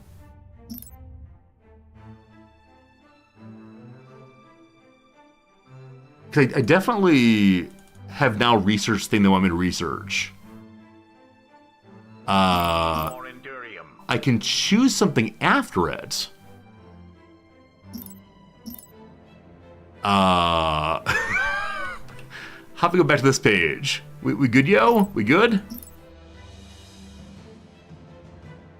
Oh, that's unfortunate. I wonder how I did that. Hey, cats! Yes, but will there be a cat? Thank you for the resubscription, my friend.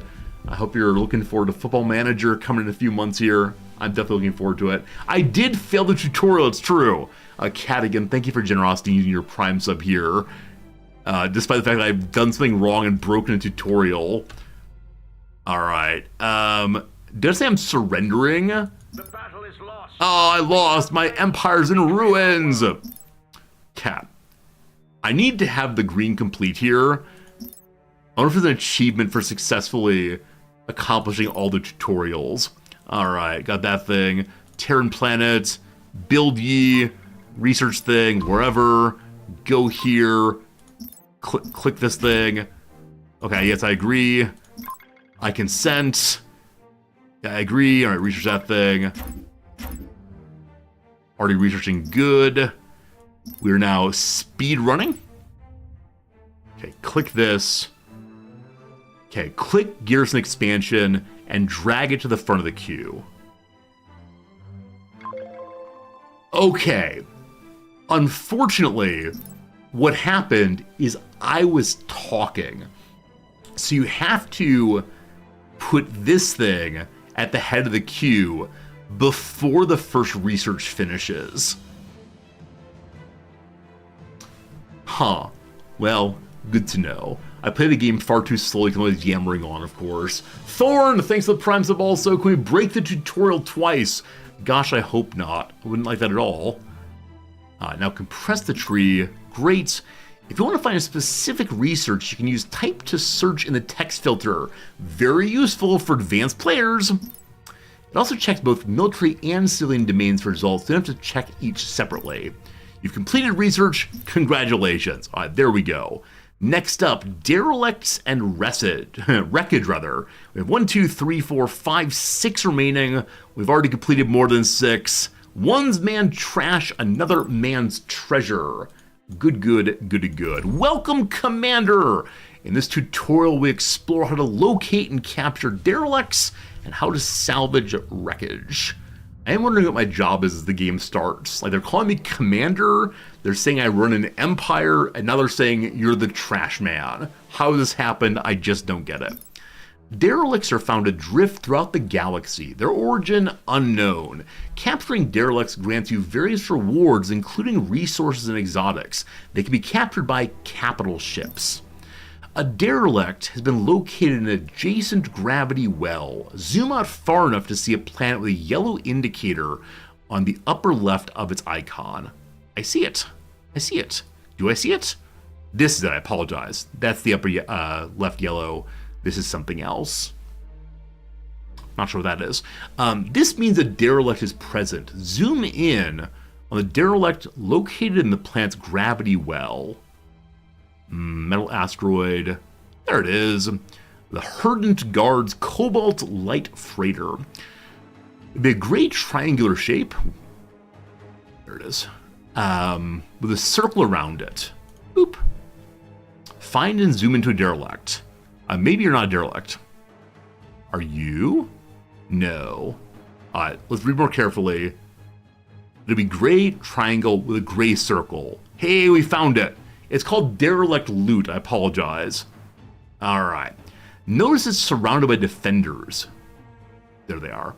They're called scavengers. These scavengers want to claim the derelict for their own profit. You need to fight them off and claim it for yourself. Send the fleet to clear the gravity well and then move the capital ship into the circle around the derelict. Start capturing it. Alright. Alpha fleets with many cruisers and such. Do I just, like, click to move? Give them, like, their big gun. Colonize. There's a colonize button, apparently. There's also inspiring broadcast. We have a different kind of capital ship than previously.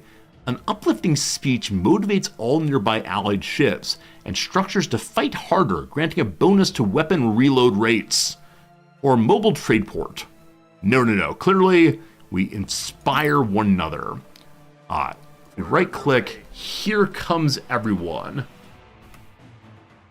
It's Rude to ask strangers, are you derelict? Luckily, they're rolling name tags. Thank goodness. Is the fleet jumping? Is that a plural? Are the fleets jumping? The fleet, it are jumping. The capital ship is definitely slow. So we said we could jump everyone together. I'm guessing for the tutorial, it does not matter what one does. All hands, prepare for phase jump. Preparing for battle. Oh gosh, I'm very slow. Okay, I want to then zoom in here and watch our friends jump in.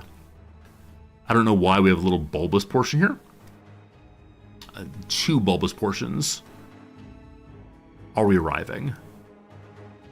Here we come. Are we going to speed up the game speed? First folks arrived. Are you then going to head into battle? Oh, I see battle happening. So I know nothing about how battle works, other than apparently our ships will attack anything in the gravity well. So we see that is happening. I believe I put this thing away. We'll have more interesting watching of the battle, worthy of a broadcast trailer. Oh yeah. I think that loud sound is more ships jumping in. Fascinating. Okay, let's go back to this. Gotta continue fighting. We're fighting here right now. I zoom in there. I can go straight to the battleship by double clicking it, I believe. Yeah. And so, having defeated some enemies, we go and push through more. I'm guessing future combat will be more than us just overwhelming tiny ships with infinite shooting. Probably have to think a little more seriously about how we outfit our various ships. But now we see there's shields, there's taka taka taka. You're not hearing game sounds. Is no one hearing game sounds? Like, I can turn them up louder, but they look like they're behind my voice, but they should be there. There are game sounds. Other people are hearing the game sounds, I'm not sure. A little quiet? We can kick them up a little bit then. Anything for you all. More noise, more good. Hear the shooting. Hear the dialogue. Hear the music. Hear the user interface beep boop. They're a little quiet, okay. At least they exist though. We'll try that and then we can kick it up again if we want to in a little bit. Let me know in a moment. The capital ship has arrived. How can I be of service? Do we just right click to engage? Head slow. Oh, I see a red line's going. The red line must mean we're capturing as time goes by. A capture time remaining is 44 seconds. So capturing's happening. And we see we have some little probes out there, maybe?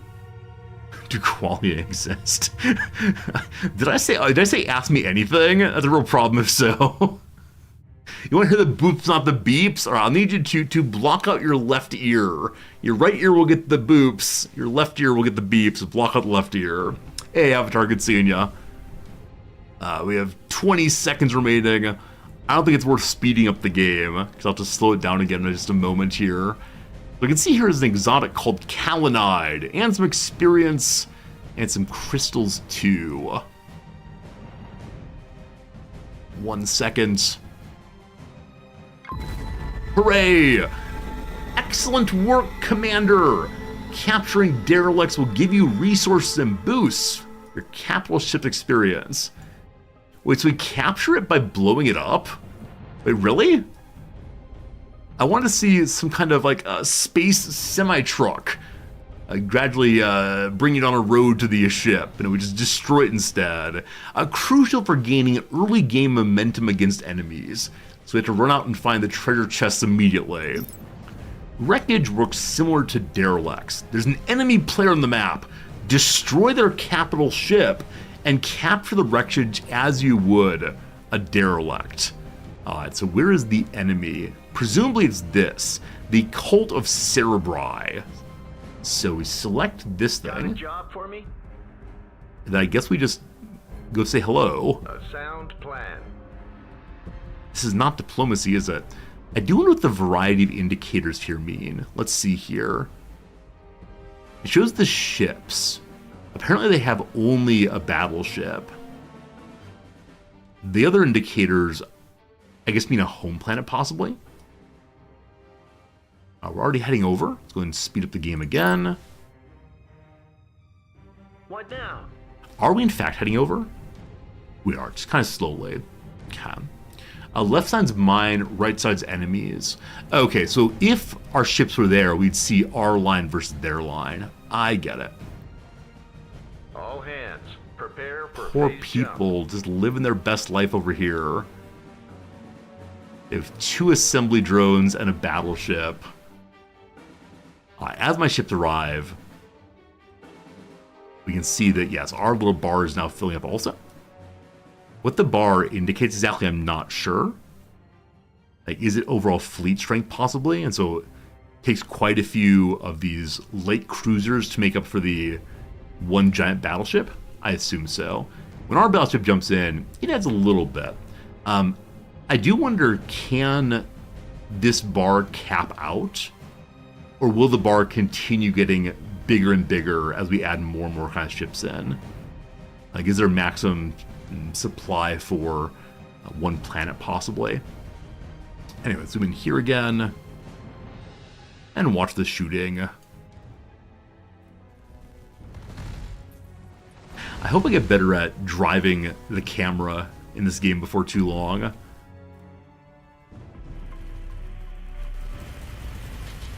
Excellent shooting, all of you. Do you have no shields? Or do you just not show your shields? We see a blue line, a white line, and a green line. Yeah, so shield's destroyed, now hull being destroyed. This part feels kind of similar to Stellaris, as we can see the different kinds of defense gradually being removed. They appear not to have a shield rebooster, shield repairer.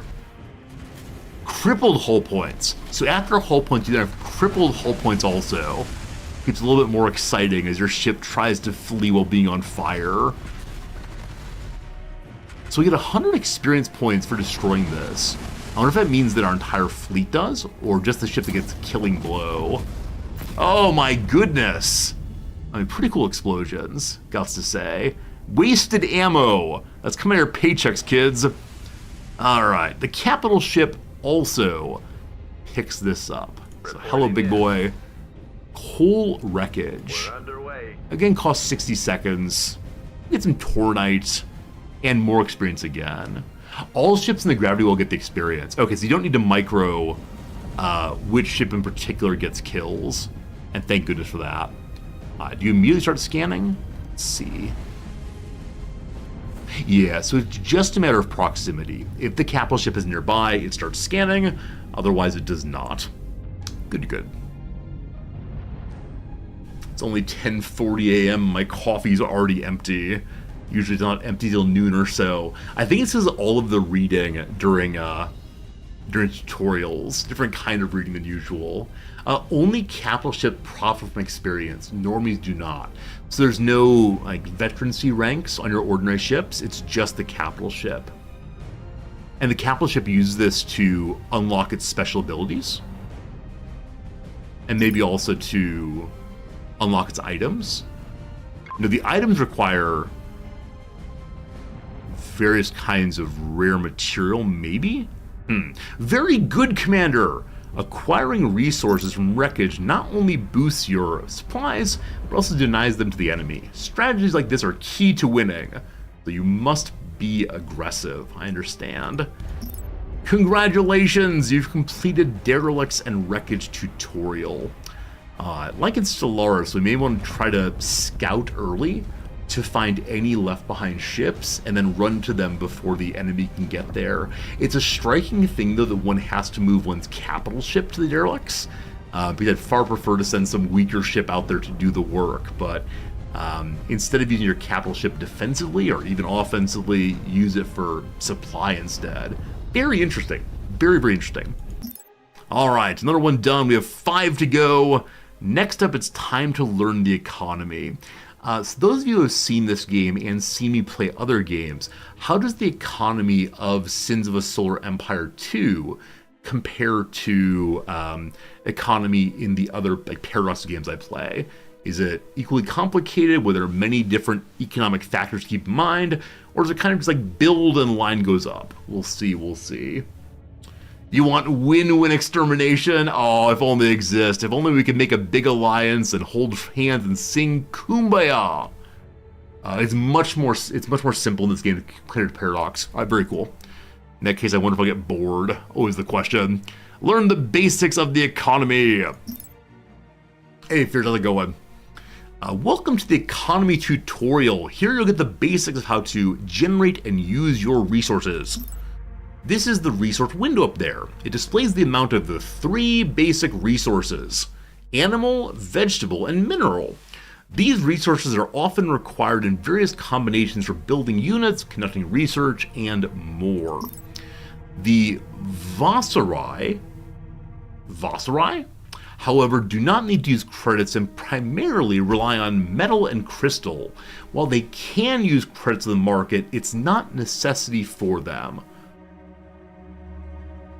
So, are the Vasari one race, or are we always playing as Vasari, and so credits are only used for trade? I have no idea. Hovering over each resource in the resource window shows its income rate. Each planet generates a certain amount per second. To succeed, you must maximize this number. You've probably noticed I'm moving my head around while I'm reading. This is because my microphone is exactly in the middle of the text box, and so I'm trying to read on each side of the microphone. I'm guessing I look ridiculous while doing it, but we'll see.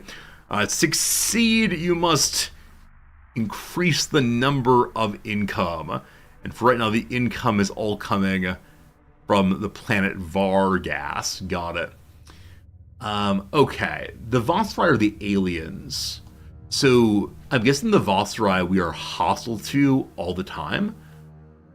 And so we know that they're going to try to build these things, but they don't care about cash money so much. Is that right? Anyway, as your economy grows, you'll incur infrastructure taxes. Even in this game, taxation's a certainty. It's based on your income, not your ships or fleet supply. It's a marginal tax system. Where higher income is taxed at higher rates. Initially, the tax rate is 0 as your income will be low. I'm a big old fan of marginal tax rates. Who does the tax go to? As I build my empire, may I become the tax man? May I gradually take over the banking monopoly and occasionally slide myself an extra 20? You know how it's done. Let's talk about how to produce more resources from planets. Go to the home planets. This is the mining track. It represents the production of metal and crystal on the selected planet. Increase it to continue. I just clicked it. Does that increase it? Yeah, it's now flashing up and down, so I guess clicking it is what you do there. Once the track is completed, your planet will produce more metal and crystal per second, and is the primary way to acquire the resources. Is there a way to see the maximum production? Or are there always more mountains to dig into? This is the commerce track. It functions similarly to the mining track, except it governs credit production rather than metal and crystal. Upgrade the commerce track to continue. So I guess we're imagining this as, look, we made a new shopping mall for you all. Another great way to increase your economic production is through research. Open the civilian window to continue. Tier 1 first. We'd have a civilian research building for that first. It takes 30 seconds, costs some stuff, and gives 1 more credit income. Alright, we learned earlier how to make civilian buildings here, civilian research, wherever. When that's built, I can then research this. Hooray! Excellent! Hover over the tier research to see it increases all metal gained from plants by a flat percentage. Invest in subjects like these to improve your overall research production. That's a pretty cool guy there. Derelict Specialist makes you capture derelicts faster. Negative 100%? That means instantaneous, I guess. Wow. And derelict capture experience, you get more. That sounds very powerful. Perhaps before we unlock our first derelict, we should take that one. For now though, deep core metal mining, new extraction and excavation machinery allows high-grade ore to be harvested from deep beneath the planetary surface, improving metal income from mining. We're destroying our planet to build into the stars. It's beautiful. Adelson, good evening to you. Oh, it cuts it by half. Okay. Okay. It says negative 100. Why doesn't it just say, like, positive 100 green? That'd make more sense to me if it were positive 100 green. But negative 100 green makes me think it's completely free. Anyway, fine. Another way to increase resource production by using orbital extractors. These advanced structures need research but are unlocked with tutorial. Press escape, choose the home planet, go to structures, and build a metal extractor to continue. Extractors augment planetary mining by gathering resource from available asteroids. Okay. It requires civilian research too, various other kinds of research, and just build it. You can build extractors on each resource asteroid a planet has, but they cost logistics slots. We have 5 of them, they're all full now. Some planets, like ice worlds, have more crystal asteroids, while others, like volcanic worlds, have more metal. Consider planet types when planning your empire's growth. So ice, crystals, volcanic metal. Gotta remember that one. Not sure how I will. This planet, though, has a crystal asteroid, and that might be all. It's possible they're only asteroid, but fine. Sometimes you'll just need to buy and sell resources rapidly to achieve production goals. Luckily, various factions across the galaxy host markets where you can buy and sell metal and crystal. However, if someone destroys a faction, their market will vanish with them. See, I read that and I immediately think, it is time for us to be Star Trek. It's time for us to be Starfleet. We must make sure that no factions get destroyed. This is the part where we're then spawned next to a hostile exterminator faction that wants to purify us out of the world, and we try to go prime directive on them, and it does not work. Here's the marketplace. Main way to engage with markets in the galaxy, you can buy or sell metal and crystal for credits. Buy some metal. Congratulations, you finished.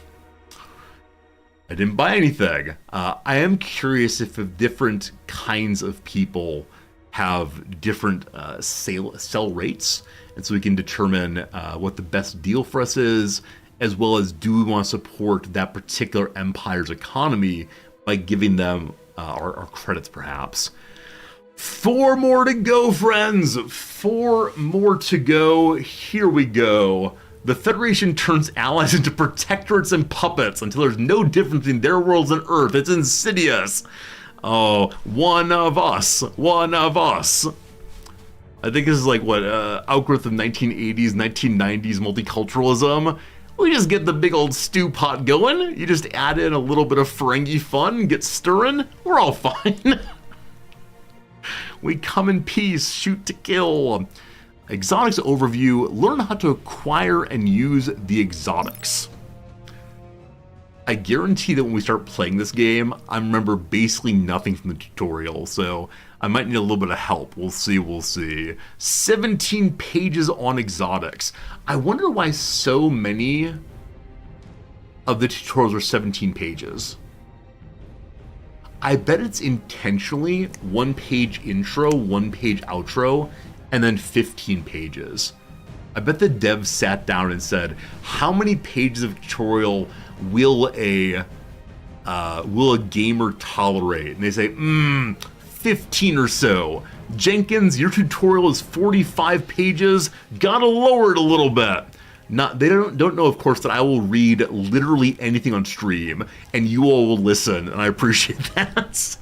How to use exotics. This is the exotics button. It shows your exotic amounts. If you hover, you can open and see and so on. As right now, no exotics. Here are the exotics. Taranite, Endurium, Kalinide, Andvar, and Quarnium. Perfect. Perfect, perfect, perfect. Hello, Groston. You thought I wasn't going live until Monday. Today is Monday here in Japan.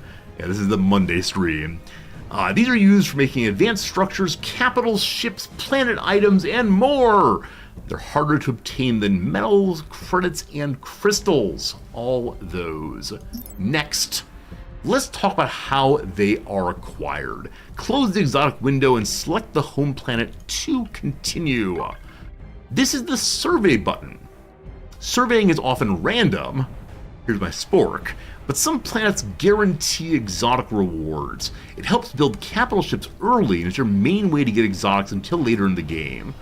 We look at our planet. Another way to acquire exotics is to capture derelicts. A derelict has been located in an adjacent gravity well. Zoom out far enough to see a planet with a yellow indicator on the upper left of its icon. This means a derelict is present. Zoom in to the derelict located in the planet's gravity well. It'll be a gray triangle, etc., etc., etc. I did not change where we're looking. Click there, E to get in. Okay, click there, zoom in. Looking for circle, I see circle. These are not scavengers these time. They're corporate ships instead. We just need a contract to go ahead and interact with them, I assume. There are indeed scavengers here as well.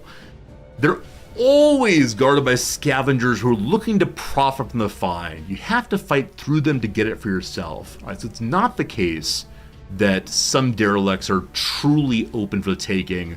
We always have to fight a little bit. Now at this point I have no idea about the strength of our fleet. Like, could I send just the capital ship to fight it out? Do we need to send a number of cruisers?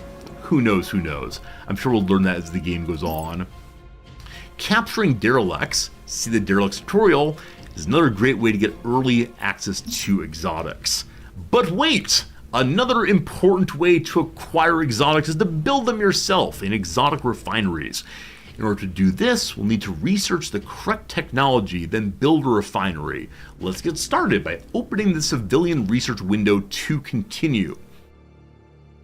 I know that we have a limited number of slots on each planet for buildings and other civilian technology.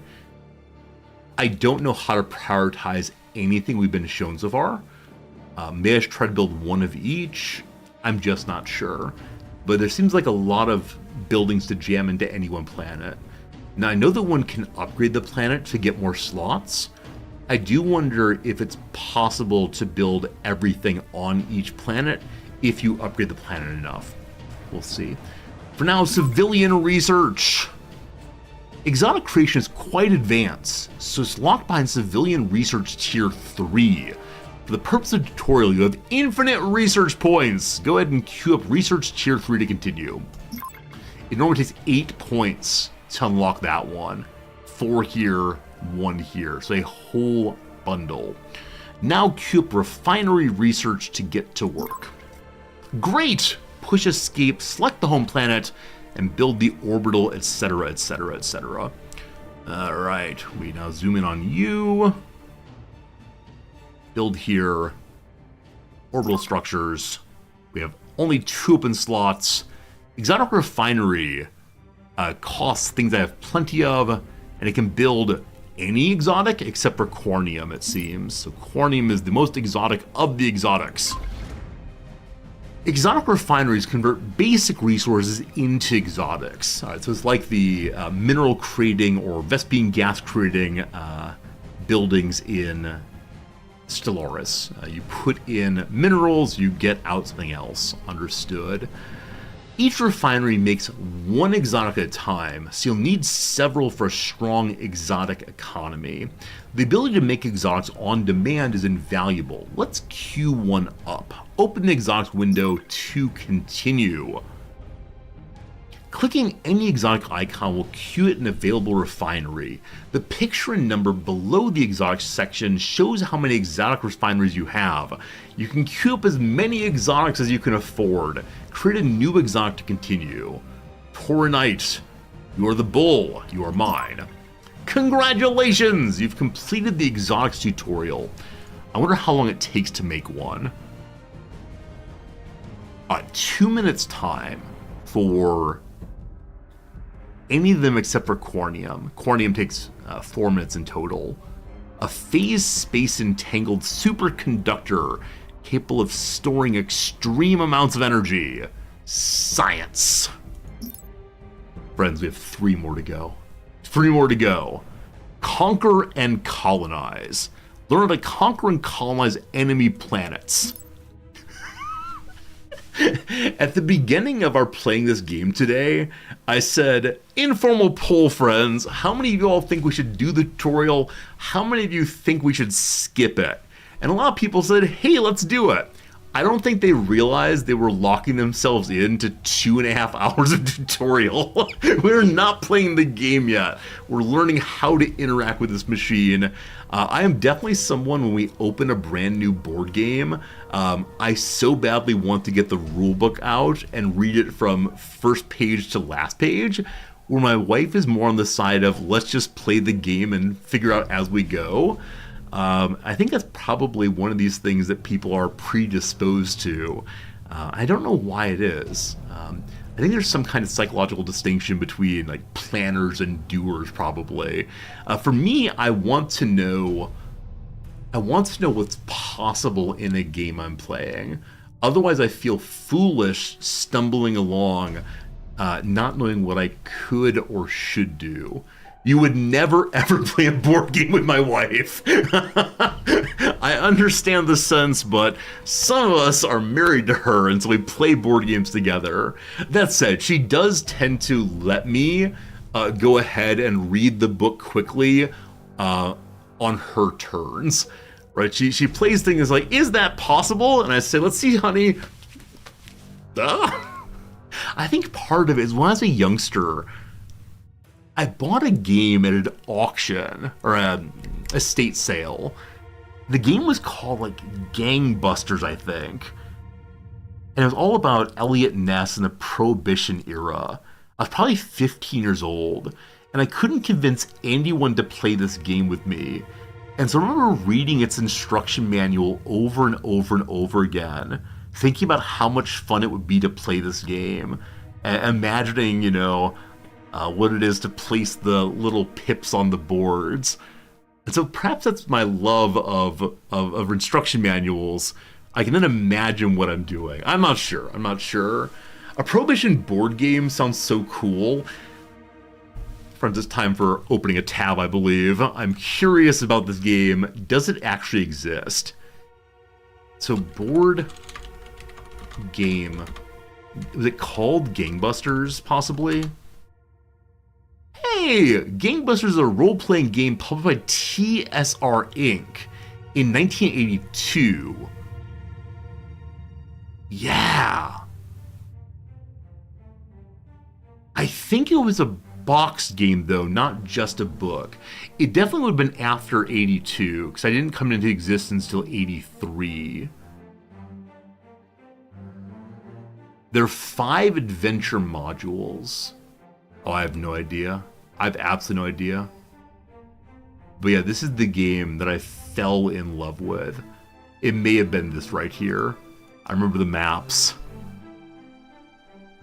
I wonder if my dad still has this box. If so, I might make him ship it to me over here.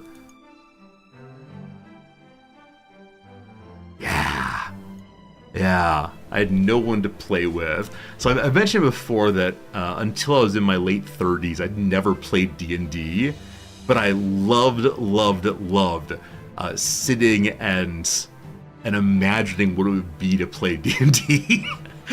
I grew up in the kind of church that said Dungeons and Dragons is a good way to let demons into your soul, and so I was steered away from that kind of thing. But I do wonder what my youth would have been like if I actually played instead of merely imagining. Oh, the game is $500. Is it really? Wow. Yeah, $481.23. I now really wonder if my father has my copy of it. I have no idea. Anyway, that's fun to learn about. Fun. Alright, used to play D&D at church. Red Zyrus, we definitely went to different kinds of churches, but that's really cool. Welcome to the Conquer and Colonize tutorial, Commander. In this tutorial, you will learn how to use your fleet to conquer and colonize enemy planets. You've been afforded a fleet of various units under the leadership of a coal battleship. Good day, Commander. Hello, coal battleship. I'm guessing eventually we'll be able to tell what ship is what based merely on its model. Lovely. Absolutely lovely. Adjacent to the location is an asteroid with a small fleet of defenders. Your first job is to destroy these forces and colonize the asteroid.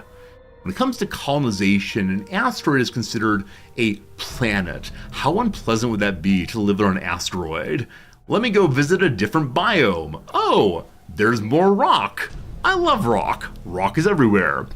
Friends, it has been another hour of tutorial, which feels very silly to say, an hour of tutorial.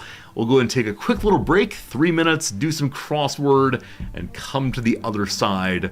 The other side of the ad break, a little bit more game time. Thank you for being here.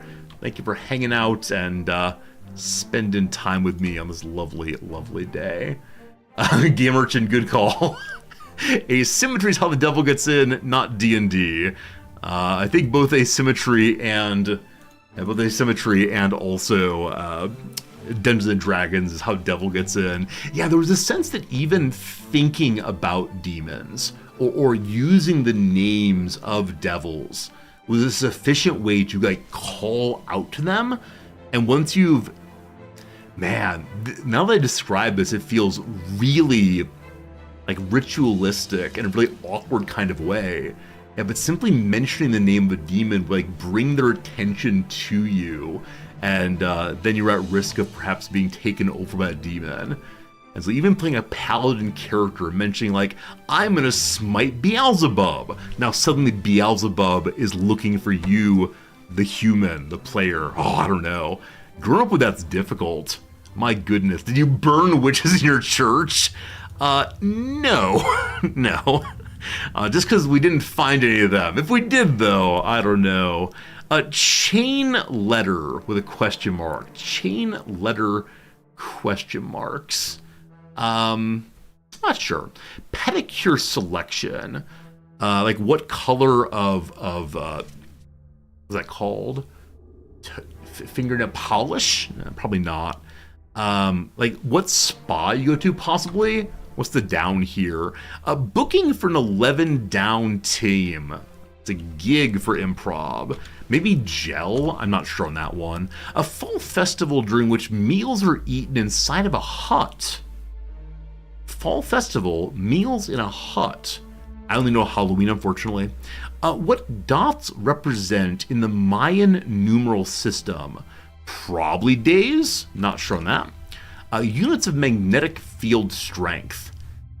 Are these gausses, possibly? Not sure, not sure. Lose ground, probably erode, that's funny stuff. A flash of smile toward. Flirt, possibly? I don't know. Like, say we're in on a joke. Not sure. A Shakespeare-style hubbubs. Shakespeare engaged in ados, much ado, etc. Littlest kitten is the runt. The current cat was the runt of his litter. It's part of why he's still so unbelievably needy. A piece of wedding attire. Possibly a vest, possibly a veil. Both of those start with V, so we're gonna hit the V there and see. Could be a gown also, though, that's very awkward. V is almost never a last letter in a word, it's maybe G instead. In which case, gown is probably right. What a nursing pad absorbs. I assume milk, but I don't quite know.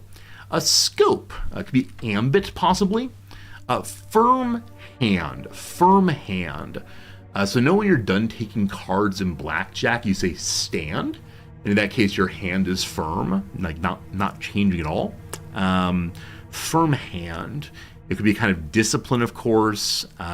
Could be an iron glove, no idea. Ish means or so, maybe, but maybe, and we'll see. Cosmetics used to create wings. I think mascara is used to make wings on the face. Maybe not. Is it eyeliners? I'm not sure on that one. Make salah, for example. So I'm guessing it's part of the Islamic faith. What though, I'm not sure. Parental pair, perhaps. I don't know. What's the down here? Imitated is probably aped. One of these words we only use in Crawford puzzles. A Blanken the Last Dragon, a 2021 Disney film. I have no idea. Klaus says you didn't have a D&D thing when you were around. You're definitely the kind of church that's very much against Harry Potter because of the spells. Yeah, exactly right, Klaus. There's no dressing up as witches and wizards in our church. Definitely Ouija boards right out. But yeah, it's strange growing up in a very conservative church that believes deeply in ongoing spiritual warfare, and then growing up in a person who doesn't quite know what that means anymore. And the idea of ongoing spiritual warfare, though, children were often taught a certain kind of story about putting on pieces of armor to have certain virtues and to fend off the assaults of demons. Yeah, it's just, that was for me 30 years ago. I sometimes wonder, how did I get from being the person I was back then to the person I am now? Gotta be the people I meet and the books I read, but I don't think I could take little 15-year-old Resorty and and make him into 41-year-old Resorti pretty easily. I don't know. It's definitely a different world these days. Alright, asteroids are considered planets apparently. To colonize an unoccupied planet, you need a ship with the colonizability. Some planets require special research to be colonized. Hello, Carlos. I'm still a spring chicken. I mean, yeah, I'm comfortable with that. That said, while walking to the grocery store yesterday, I said, wow, 41. I have probably lived more than half of my life now. I'm fine with that. That's cool. It's just, yeah, it's a fact about the world. 82 is roughly where all my grandparents died. One is still alive at like 94 or so, which is impressive for sure. She has so much like vim though. She's out there, swimming every day, and she's, involved in so many different, like crafting circles and let's clean up the streets groups and so on. Which, if I'm doing that in my 90s. Goodness gracious. I sometimes wonder, will streaming help me to feel young and vigorous? It is just being on a lot and talking about fun stuff, so who knows. Anyway, you need a ship with a colonizability, some planet, special research. Let's build a Protev colony frigate to take it over. Very cool. Protev colony frigate. So probably have to go to a planet to do that. So, hello planet? Okay. No. It's not Hello Planet. It's build from the fleet, I believe. Whichever way. There it is. A large frigate capable of starting new outposts on uninhabited planets. So just a colony ship. Got it. Your colony frigate is very important, but extremely vulnerable. It's usually best to clear the target planet of enemies before attempting to colonize it. Alright, so do not try to colonize hostile planets. I wonder what happens if you try. Do they destroy the colony ship immediately? Is there a possibility of your colonists fighting off the inhabitants? I wonder. You're looking for your generation's nursing homes having sweet land parties. I hope so. I hope that there's a modification of elder communities to meet the needs and desires of new kinds of elderly. We'll see. All right, clear that planet for sure. Send the attack fleet to destroy the asteroid's defenders, and then bring in the colony frigate. Alright, when your ship arrives, it'll auto-colonize the asteroid unless there's an enemy siege ship nearby. You can turn it off by right-clicking the colonize button. So try to tell it not to colonize until everything else has been destroyed. Got it. Did this thing join my fleet? I don't think so, because I didn't ask it to do so. Yeah, in the fleet there is no colony frigate. Good. So where are we going this time?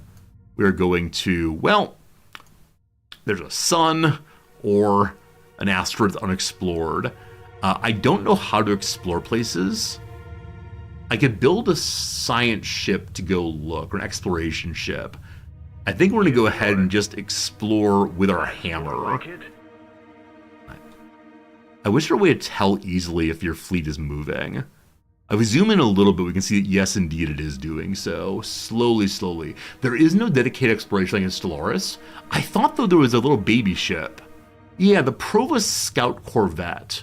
I thought it said it would automatically go scouting, unless I told it not to do so. Maybe that's not true, though. That was back in one of the very early tutorials. We could go read the tutorials again and see.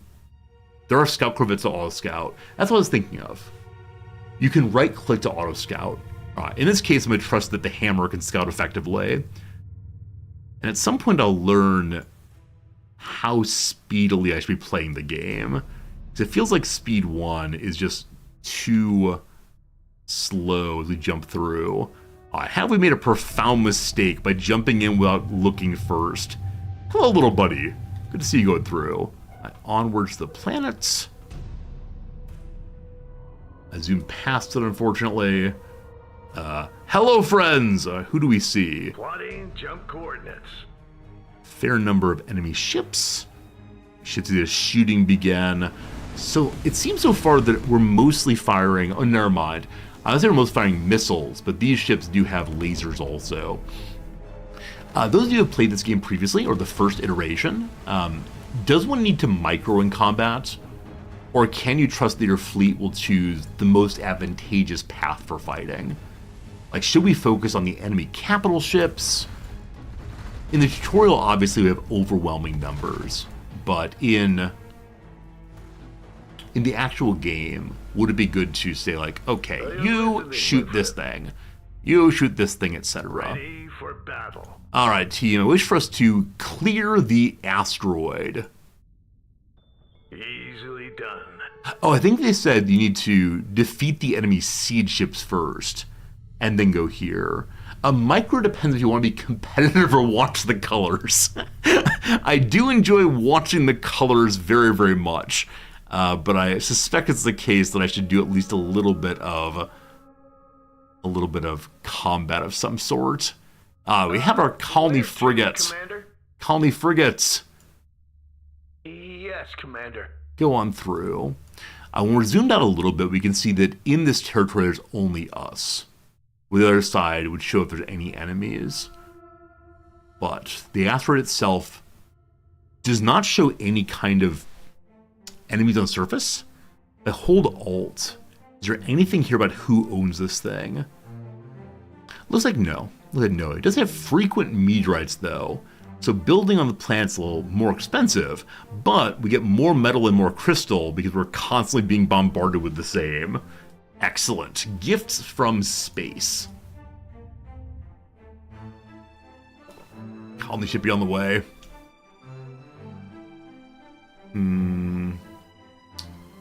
Click on this gravity well.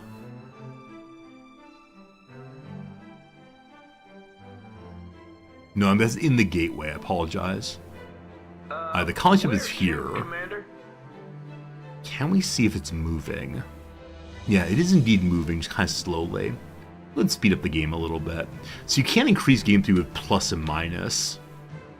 Going real fast now, I think. We're not.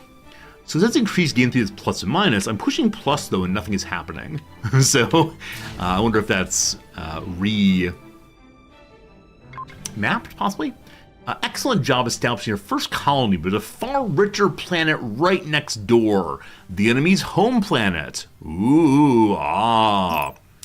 Unlike the asteroid, the enemy's home planet is already occupied. Got it. You will not be able to colonize until the enemy is displaced. Look forward to sending a general down and getting absolutely destroyed. Send the attack fleets to clear the defenses and bomb their planets with your siege frigates.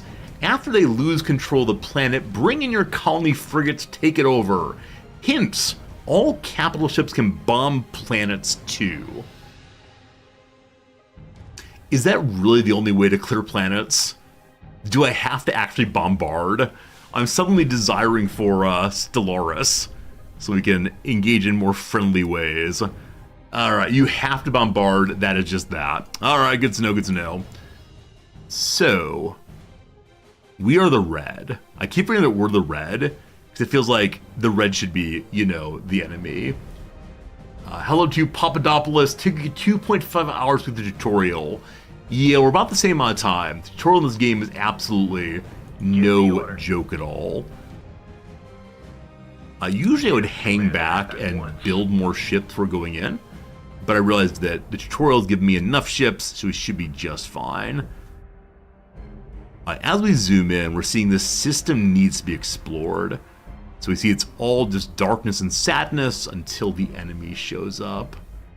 Alright, kill the Xeno scum. I'm too used to diplomatic games in which I can make friends with the Xeno scum. I'll make sure the other plus key. Plotting jump coordinates. Hey, that does it. Okay, so the plus key on the numpad does nothing, but the plus key next to the backspace key works. Thank you, thank you. As we arrive, we can see construction frigates. battle cruisers online. World. Whoops, I just clicked everyone to go this way. I've chosen one of you to receive all of my blasting. Bomb and colonize the planet. The planet has health. Is health a friendly way of saying population? Might just be. Might just be. I wonder if I flew in far too closely here because of the click I did. Everyone else shows up. Good work, good work. The capital ship's rolling forward. The siege frigate appears to be heading over immediately to get on that planet there. It's okay, the people on the planet are aliens, they're not people. I'm not very good at fully depersonalizing my enemies. I imagine they have hopes and dreams, families, children they care about, and here comes guns from space. Oh boy, oh boy. The enemy capital ship really is holding out. Also, these people are called a trade coalition. We're just taking a planet from some nice traders. How about some peace, love, and understanding? My suspicion is that the ships we have are absolutely overpowered to the point that we cannot lose in the tutorial. I do wonder if it's possible, though. Holy moly, this battle cruiser. Does this battle cruiser have substantial screens? We're still stuck in Hearts of Iron mode, I'm afraid. Wow. Now we have some missiles coming in. Does that speed through the hull? It does, it does. So it seems that when trying to take on a battle cruiser, these cruisers with high piercing damage seem to work best. Not quite sure. Anyway, good job, team. Almost. It has antimatter also. I'm guessing antimatter is fuel. I wonder if it also determines the size of the explosion around it. It is very kind that it's just sitting there. Okay, it seems that my ships are not damaged by the explosion. Good to know. Antimatter is mana. Okay, okay. Good to know. Everyone rushes in immediately to siege the planets. No time for conversation or anything. Also, there's derelict loot nearby. So I could invite my capital ship to find the derelict there. A con wreckage. Alright, capital... Hello? Capital ship? That's more There it like goes. it. Now we know that every piece of wreckage has scavengers nearby, or every derelict does. My suspicion is the ones that I make myself will not have such a thing. Are you coming? As apparently large ships are slow to turn around. Who would have ever thought such a thing? Fascinating, fascinating. Out here we have a crystal asteroid. So once our setup here, we'll become the owner of that asteroid and it'll be glorious. And again, you can see ahead of time what you get off of the wreckage. An exotic. Or perhaps many exotics, I'm not sure. 30 seconds remain. How's bombardment going? Just about finished. And I didn't make a colony ship. I probably should have done that so I don't have to wait too much.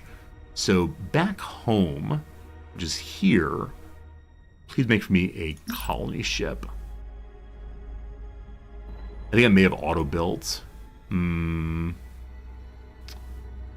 city, or wrong well, rather. So click here again. Colony ship again, auto-built, good. What comes here next? Received.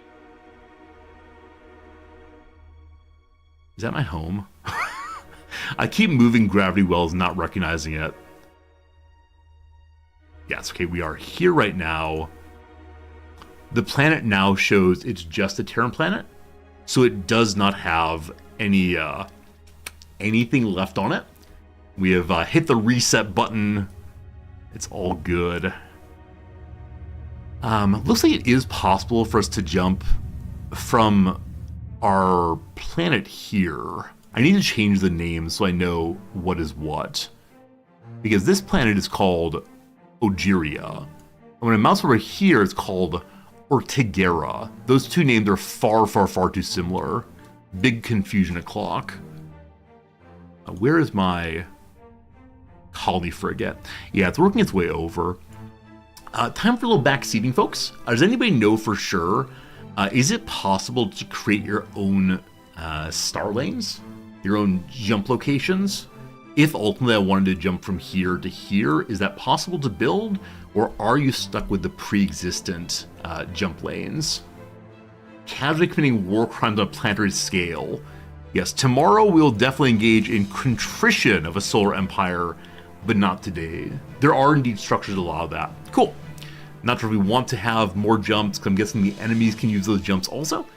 It'd be cool to see how it works, though. Colony ship.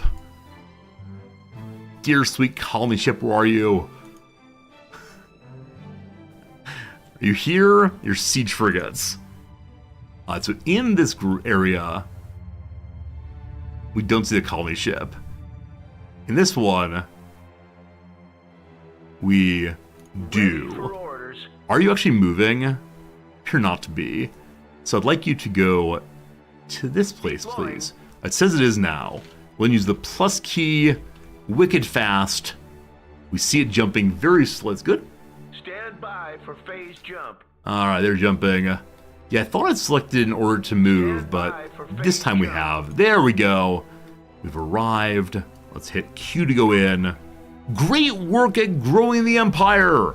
In a real scenario, you'd be one step closer to winning. There are win conditions in this game. Fascinating. By default, you win by bombing out all enemy home planets.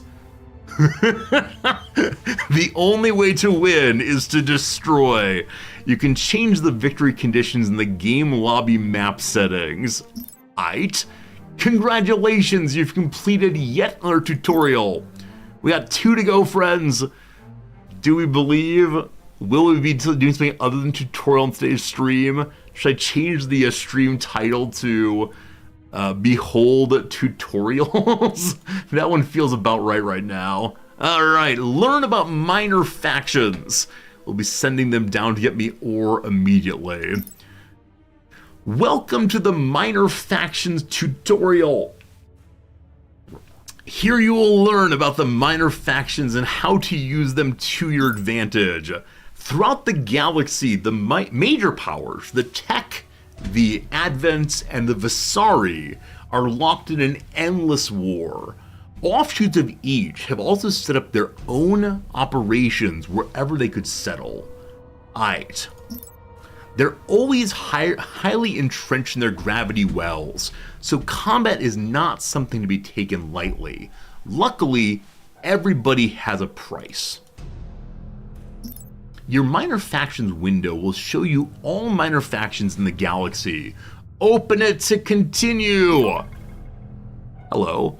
From here you can interact with all minor factions that you've encountered. They'll appear once you discover them. Also a new kind of mana, influence points. Your empire has no capability for generating influence points. Use research to increase max influence points. We also click to reveal here. You've not discovered this minor faction yet, so any auctions or market are not visible to you. The reveal cost is 1. Okay, so we need 1 influence point to push this button. Cost for revealing gets progressively more expensive across all the minor factions. You can exert soft power over the various minor factions using this thing right here. Cool. There are different ways to increase your influence potential. The primary ways are research and planet items. I need a diplomacy school. I need the UN at once. We'll start with research. Different civilian research subjects will give permanent increase to your maximum influence points. Open the civilian research to check it out. Read the research been highlighted. Mercantile envoys. Research time 60 seconds. We see it requires civilian 1 up here. And then this by itself gives 2 influence points and windfall. I don't know what that word means. And 1 influence point given. Skilled merchants are sponsored by the Tech. Should I be saying Tech or TEC? Tech feels nice. To establish mutually beneficial ties with minor factions. We have the merchants head out with buckets of money. The money is not infected by a disease, don't you worry. Now return to the minor factions window. You've increased your maximum influence points. The bar below your points shows your influence generation rate. When it fills, you gain another point. Spreading culture speeds this up. Let's see what you can spend your influence points on. So one's coming in every 120 seconds, I believe. I do wonder what I'll be using them for. What can we spend it on? You've been given detection to see the only minor faction in this scenario. Robot Man looks amazing. Robot Man is called Pirate. This bar represents your reputation level. This bar here, I believe? This bar here? That is reputation level. Got it. You can increase by spending influence points. For this tutorial, you'll be able to ignore influence costs. Increase reputation with pirates to continue. Hooray! Alright, so now that I have level 1, the highlighted row shows rewards for minor factions, which also cost influence. These rewards are crucial and can turn the tide of a battle. I do wonder if the opposition has access to all the mechanics I have, so will they also be making nice with the pirates? Possibly. I know the word has said pirates. I just like saying words strangely. I don't know why. It's a weird habit of mine. The rewards are crucial. I read that part. For example, the pirate's boarding crew can steal an opponent's ship after claiming a reward. You must wait for a cooldown before claiming again. Congratulations! You finished the tutorial. So boarding crew adds several pirate boarding crews to the ship. These crews can take and board enemy corvettes, frigates, and cruisers. Cooldown is 4 minutes, range of 6,000. I don't know what units that's in. Please label your units. Is it 6,000 microns? No idea. My friends, they said it couldn't be done. We have reached the final step of the tutorial. After this, we're prepared to master the game. Learn the basics of the combat model. I have to say, friends, almost every single one of the tutorial sections is labeled as blah blah blah basics blah blah blah. There must be so much more to learn by playing other than what we've seen so far. There are a lot of buildings we haven't built yet, for example, and how do we outfit our ships? Someone show me your division design. Welcome to the Combat Model Tutorial Commander. Here you'll learn the basics of the combat model and how to use knowledge for victory. You've been given a small fleet to analyze. While the actual size of your fleet's important, combat with, understanding the capabilities of each ship type is crucial. The knowledge allows you to build a fleet composition that counters your opponents. I wonder if it's rock, paper, scissors. So shields countered by missiles, armor countered by etc, etc. We'll see. Each ship type has strengths and weaknesses, being effective against some targets and vulnerable to others. Let's go over an example. Select one of your Cobalt Light frigates to continue. Hello. Got a job for me? Display the tooltip for the unit by hovering over the unit itself or the center portrait in the bottom bar of the HUD. The unit has a decently high DPS and can hit hard in large groups. Alright, so 7.3 is decently high deeps. And they want me to use many of them together. I do wonder what the word cobalt means in this world, because we haven't seen cobalt anywhere. Maybe it's just part of the accretion of metal production here, with cobalt and steel and all the rest, maybe. In Sims 2, all unit weapons are fully simulated. If you zoom in on the light frigate, you'll notice it lacks turrets, making it vulnerable to faster corvettes because it can't rotate fast enough to acquire a target. Oh gosh, what's that game I had the same problem in? Was it Star Sector possibly? Where I made my beautiful ships and I couldn't target anything? That was a horrible experience. Alright, so with no turrets, we have to turn around to get targets. Alright, so frigates are weak against fast corvettes. Make a note, team. Make a note, chat. Thank you. Now, select and focus on your battleship to continue. My battleship. That's a light frigate. We can use this button here. Comlink Okay. active. The Cole's tooltip shows that a variety of weapons, including light autocannon turrets. These turrets rotate quickly enough to track corvettes. However, it has no point defense turrets, so it's vulnerable to long-range missiles. Okay. So the battleship rotates very slowly, and so it needs to have cannons that can turn instead. Hello, Steve. Welcome back. The tutorial is still going. This is the final bit of the tutorial. We've only taken very minor breaks to look at things over on the Firefox page. So yes, this is a very, very long tutorial for a game. Don't you worry though. We're at the end very soon here. Is it possible to modify the designs of my ships? Because this thing is warning me there are no point defense turrets. So can I just add point defense turrets at the cost of durability or something? You can't modify them. Okay, so I'm guessing I need to have some kind of small ships around the battleship to shoot down missiles. The game does have a mod if you want to add that kind of thing. I'll play vanilla for now, but thank you. To protect our units from missiles, build Garda flak frigates with fast tracking point defenses to take down missiles and strike craft. They're not effective against other targets, so they need support. Build flak frigates to continue. Alright, so flak frigates protect the battleship, and then probably like cruisers or baby cobalts protect the flak frigates. Now, as I see this, I start thinking micro, but I've been told it's okay not to micro in this game and just allow the ships to fight it out. This tutorial feels very micro heavy though. We'll see. Anyway, I need to make 10 Garda flak frigates. They're right here. Hold on Control Shift. They'll build that. All they have is PD autocannon.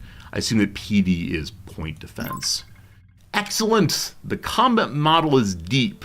When it comes to the basics, the next most important factor is durability. So most important is fleet composition, to make sure you don't get destroyed by one part of rock, paper, scissors. Durability is second most important. Every unit has a durability ranking as shown on the tooltip. There it is, 500 durability. Durability reflects the quality of shields, armor, and hull points, the three magical levels of defense. Higher durability means less damage taken. Weapons with high pierce can counter high durability. However, combat isn't just about stats, it's also about imagination. Select a Corvette to see a simple example. Corvette. What do you want? Display the Corvette's tooltip and notice it has 0 durability.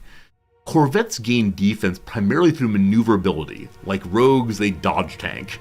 They're very effective as a swarm unit against targets with fixed or slow-moving turrets, even if the weapons have very high DPS or pierce.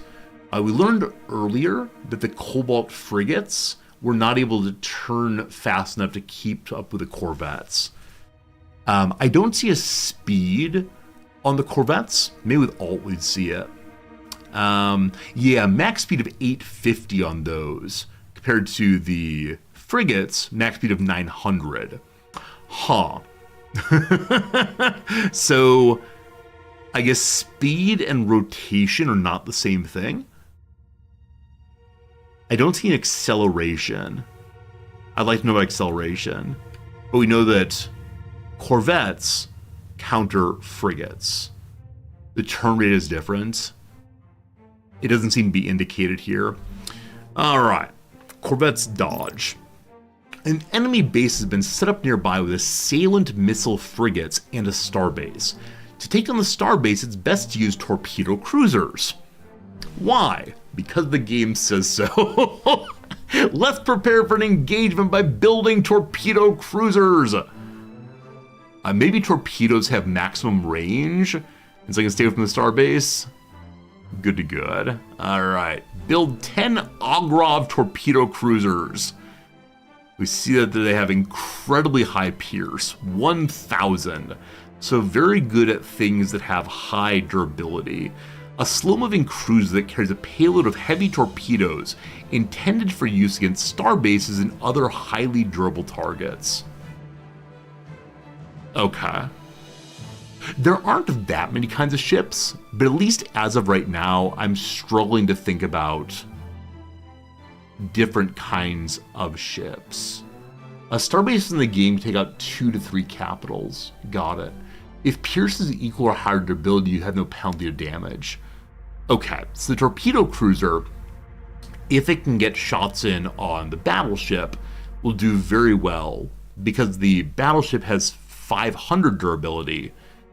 Heavy torpedo is 1,000, so it can get through. Heavy torpedo can do 10 DPS against the battle cruiser. The battle cruiser, I think, 500 HP or something. I have no idea. Anyway, I'll build 10 of these as the game requests. Amazing! They don't know what will hit them. Build another capital ship to continue. So my first capital ship is free. This is also saying it's free as well. Build any capital ship. All this supply cost. We don't know about supply yet. I'm sure we'll learn soon. Are you supply? Your trade. Whatever, I can't find that yet. Alright, the Marza Dreadnought has a whole bunch of like raising planet abilities. We should be ready to attack. Select all ships and add them to the fleet with a right click. Use your flak frigates to intercept enemy missiles while the rest of your fleet targets the starbase. Destroy the opponent's starbase to continue. Hint! Right click the fleet's move button so they jump simultaneously. So weak ones don't go in first. Got it. The Chevron is supply? Thank you. Raspberry, you're never out of line. Help me to understand the game in front of me.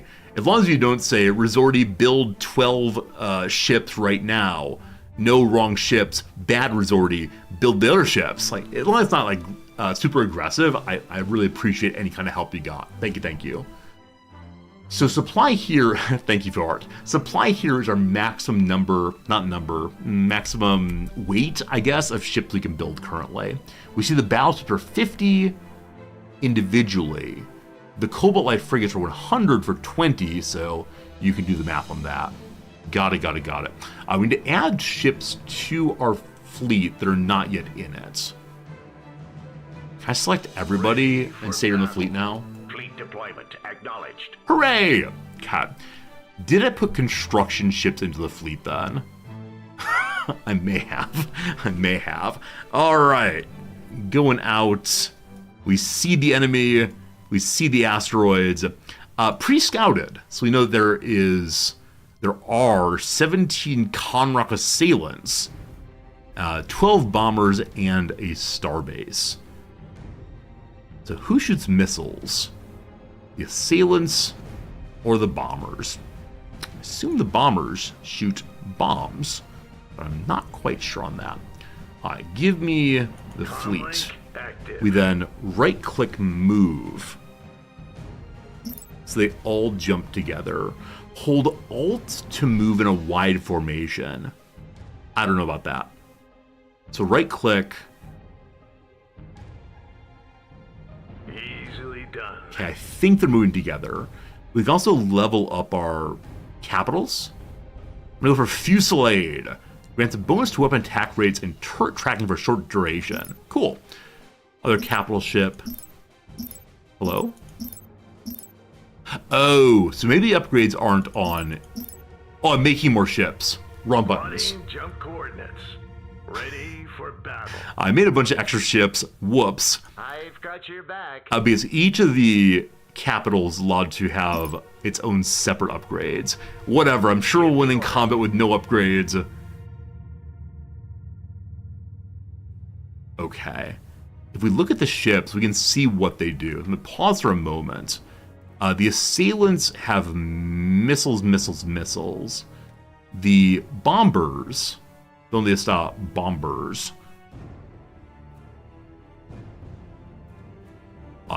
So Sanctuary is the starbase, a durability of 1000.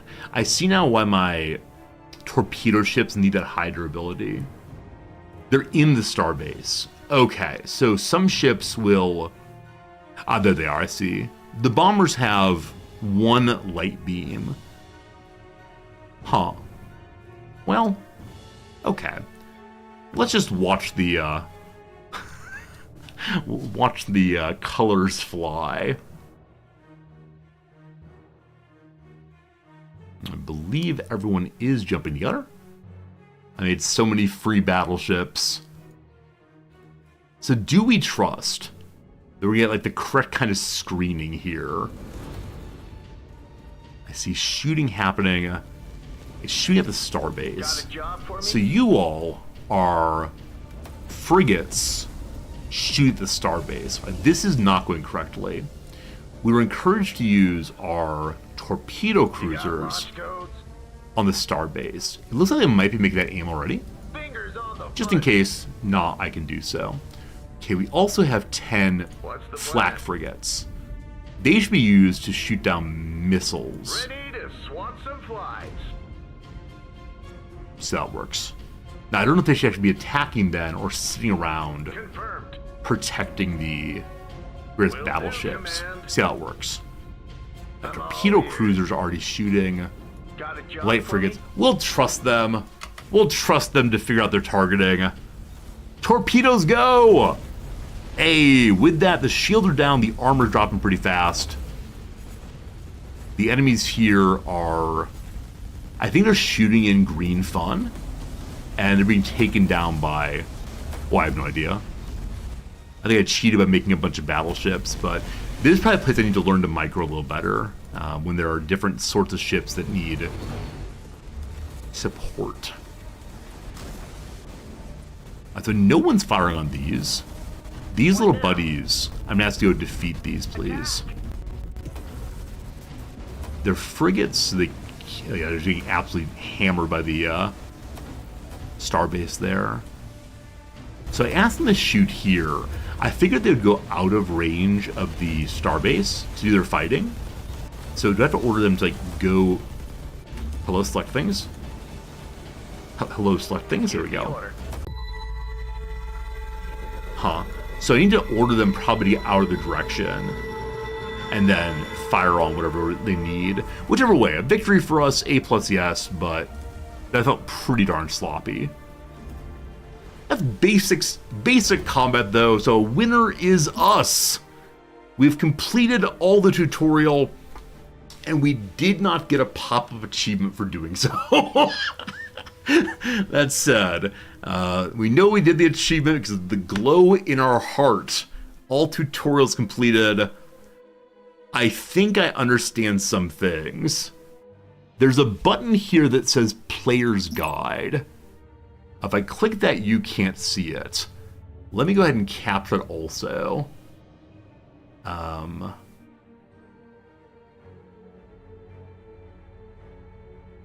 Okay. Couldn't show page. I love that it uses Microsoft Edge to open this thing.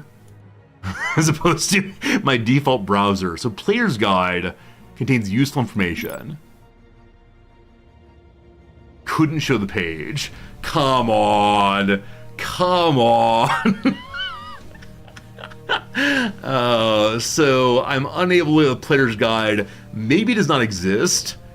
I may need to be logged into access the page. If the page is still not visible, you may have the right permissions to view it or it's been deleted. Why'd you delete your page? Whichever way. I wonder if I go to the straight wiki page, what happens? Okay, so the official wiki does show up eventually. manual work in progress. The manual better have like secret words that help bypass copyright protection. Maybe geo-restricted, maybe. Maybe they don't want Japanese people learning the secret of the game. Also, one thing I find absolutely fascinating, and maybe you already know this, the publisher of this game is not only a game publisher. Their primary items showing at the very top of their website are Windows Powerhouse Suite. Stardock. Organize your desktop allows you to, Object Desktop allows you to organize, create, control, and customize. So they're publishing not just games, but also other kinds of software. I don't think I've ever known of Stardock previously, but yeah. When I first looked at the publisher, I was kind of just surprised by that.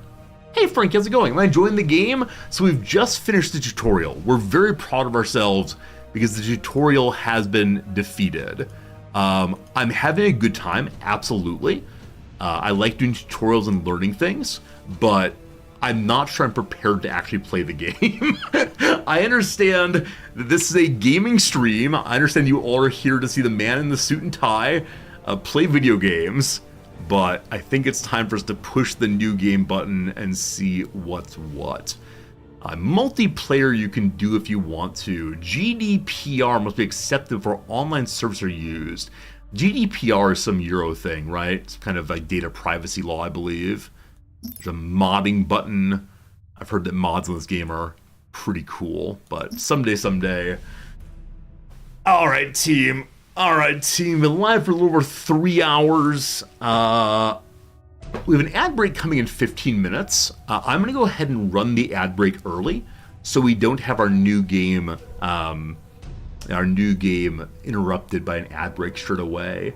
So we'll take ourselves 3 minutes of ad break. We'll do a little crossword, and then we'll play the game, I promise. Hey, Ivan, ease in a lower difficulty and work your way up. Yeah, I'll go ahead and start at medium difficulty. If it's impossibly difficult, we'll go ahead and step down. But usually I can figure out medium difficulty in most games I'm new at. If not, I will swallow my medicine and go to the bottom difficulty. We'll see though. It's gonna be a fun time. There's a lot going on that I'm not sure I know how to do simultaneously in this game yet. We'll see. I know this game has been in early access for a very, very long time. I know also it uses a lot of the mechanics that the first game did.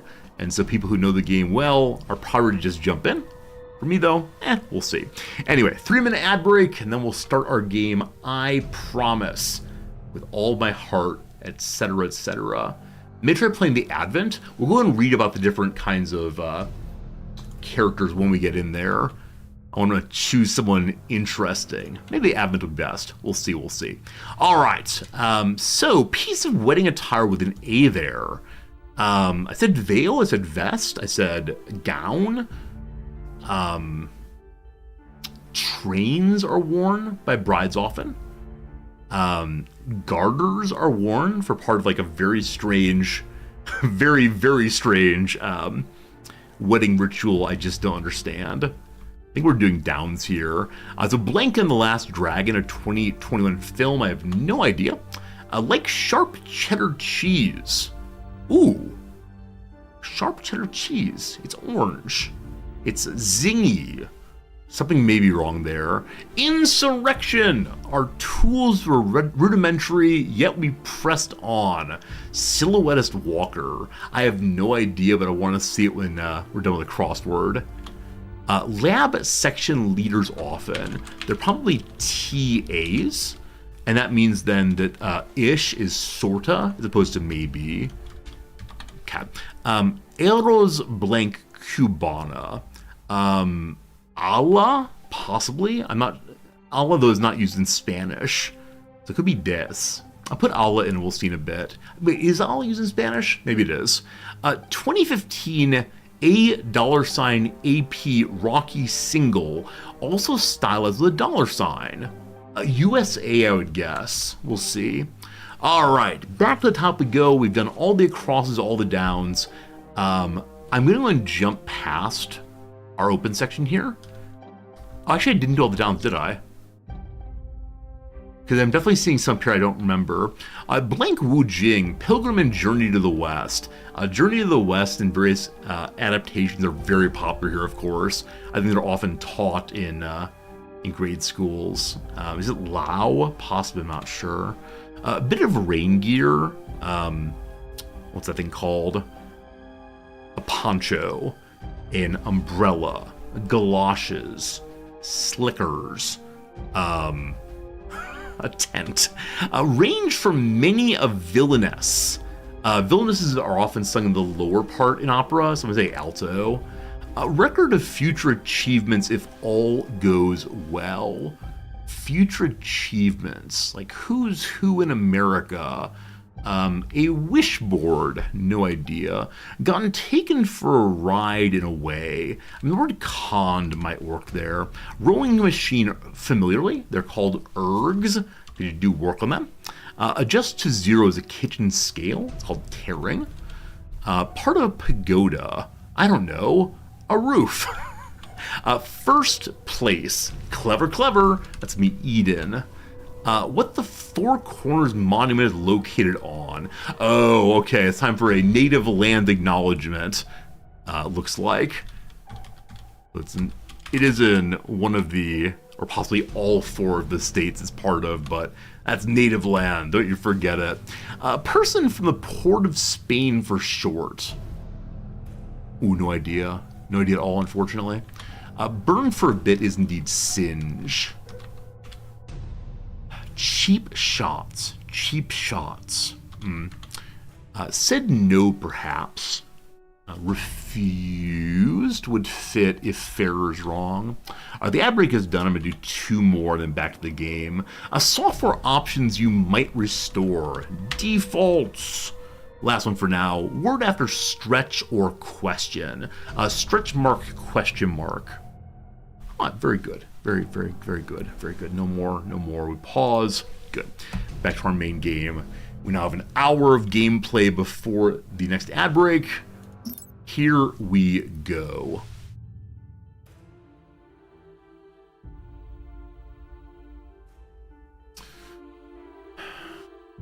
Okay. So there are a lot of different games. They look like they all have preset lots of things. I didn't quite expect this. I expected instead to just have like a generated world we'd be inside of, and then we'd develop our own goals, but I guess not. You'd recommend random X players? What do you like about that? Oh, I see it's randomly generated. But is it worth playing through the story, or whatever it is, just to learn? Forsen must descend upon the Agamemnon star system to compete for its rumored riches. Only the most cunning will grasp the system's greatest rewards. You know what? I'm gonna try one of the standard stories first and just see what happens. So there are wormholes. I know all about wormholes. 23 planets. All right. So there's two of us trying to grab absolutely everything. Only one enemy is a striking thing, but it might help me to think more fully through. There's no story yet. It's all skirmish mode with different maps. Hey, Wibble, thanks for that. I thought the game was being released into 1.0. Is that not true? Is it still early access? I'm struck that there's no storyline at the 1.0 release, if it is indeed 1.0. Different map sizes also. So, despite the fact we have two players here, there are 23 planets. That feels to me like a large map, but perhaps it's not. Anyway, let's try and see what goes. Set up the game. You add in an AI. Okay. I thought we were done with Reading a Clock. Welcome back to Reading a Clock. It's 1.0, the Stories of Future DLC. Got it. I believe I bought the Premiere Pack, whatever it is. So we have access to the DLCs, I believe, for free. We'll see. The Trader Emergency Coalition was originally created to deal with the Visari threat. By utilizing their economic power, the Tech managed to survive by being industrious and adaptive. Weary from the long decades of war, the Tech Enclave seeks isolation from the other factions. By focusing on defensive measures and technologies, the Enclave is able to deploy cheaper starbases, construct 2 starbases on their planets, and more heavily armor the defensive structures. Unique items, the Home Guard Command Center. This heavily fortified facility acts as the command post for the elite Enclave Home Guard, whose members will be deployed on ships up to 2 jumps away. Their grit and damage control expertise ensures ships can stroke off extreme damage in combat. The Tech are super economic and have big defense. Unique units, the Ancleon Titan, a mighty warship that specializes in supporting friendly fleets with many defensive abilities. Okay, so Tech, defensive capitals, I love it. Hey Abyss Watcher, welcome back, it's good to see you again. Next up, the Tech Primacy. The Trader Emergency Coalition was originally created, we read that before. So this group is also industrious adaptive. Their difference, though, is they're immersed in the militant philosophy of the Tech. The primacy, is that a Britishism, possibly? Let's find out real quick. All right. Primacy pronunciation. This is British first? Primacy. Primacy. American. Primacy. Primacy. Primacy. No one says primacy. I apologize. This guy right here with his own idiolect. The Tech Primacy. There you go. Immersed in the militant philosophy of the Tech, the Primacy chooses to use the arsenals they've created to crush their enemies. Hateful of all Xenos species from the cruelty of decades of war, the Tech Primacy shows little mercy. The Primacy gains economic benefits from attacking other empires and can ally with neutral and pirate factions for aid. Revealed faction, Pirates! I love that the Pirates have an exclamation point at the end of their name. Because I believe, Sid Meier's has a game called Pirates! Exclamation point? I believe that's the case. I hope it's an homage to that. Unique planet items. The Supreme Center for Human Doctrine. This grand and imposing facility broadcasts human-centric messages to ships of the planet and up to 2 jumps away. So it seems that the unique planet items always give a buff to 2 planets away, or 2 jumps away. Invigorated and inspired by continuous indoctrination, warship crews seek out battle with a renewed ruthlessness and improved effectiveness in combat. So some kind of buff to people who are nearby. I wonder how long the buff lasts for. I doubt it drops off as soon as you leave the area, but we'll see. Unique unit, there are 2 of them. The Ragnarok Titan, an extremely powerful long-range warship with a superb offense centered on powerful railgun. And the Novalith Cannon, a weapon of immense power. It's capable of bombarding planets from nearby gravity wells, so you don't even have to go into the sector, the gravity well of an enemy planet to bombard them. That is mighty silly, and I love it. Hey, Charlie Pryor, so good seeing you, friend. How the heck's it going? Thanks for being here as always. Is this a game you're looking into? Is this one you know about? I'm really enjoying learning it. It's the Enclave of the Tech are the defensive groups. The Primacy are focused on going out and destroying, the more offensive side of the Tech. And they're also allowed to ally with pirates. Fun for fun. Next up, the Advent. So of the races, there are 2 sub-factions, or just factions, I guess. Advent Reborn is next.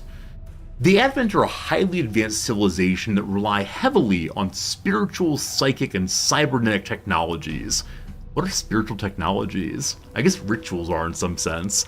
Long ago, they were outcast by the Trade Order and so seek to destroy the Tech. The war of all against all in this playthrough clearly. Suspecting that a corruptive influence within the Unity, I don't know what the Unity is, has influenced their raid, the Advent Reborn seeks to purge this unseen enemy to restore the Unity to its proper path. The Reborn faction's able to use the purified Unity to revive destroyed ships, sacrifice worlds to inflict terrible damage to adjacent planets, and rapidly spread their culture to assist fleets.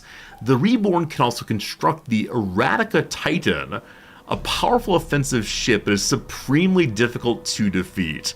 Number 1, the Greater Temple of Purification.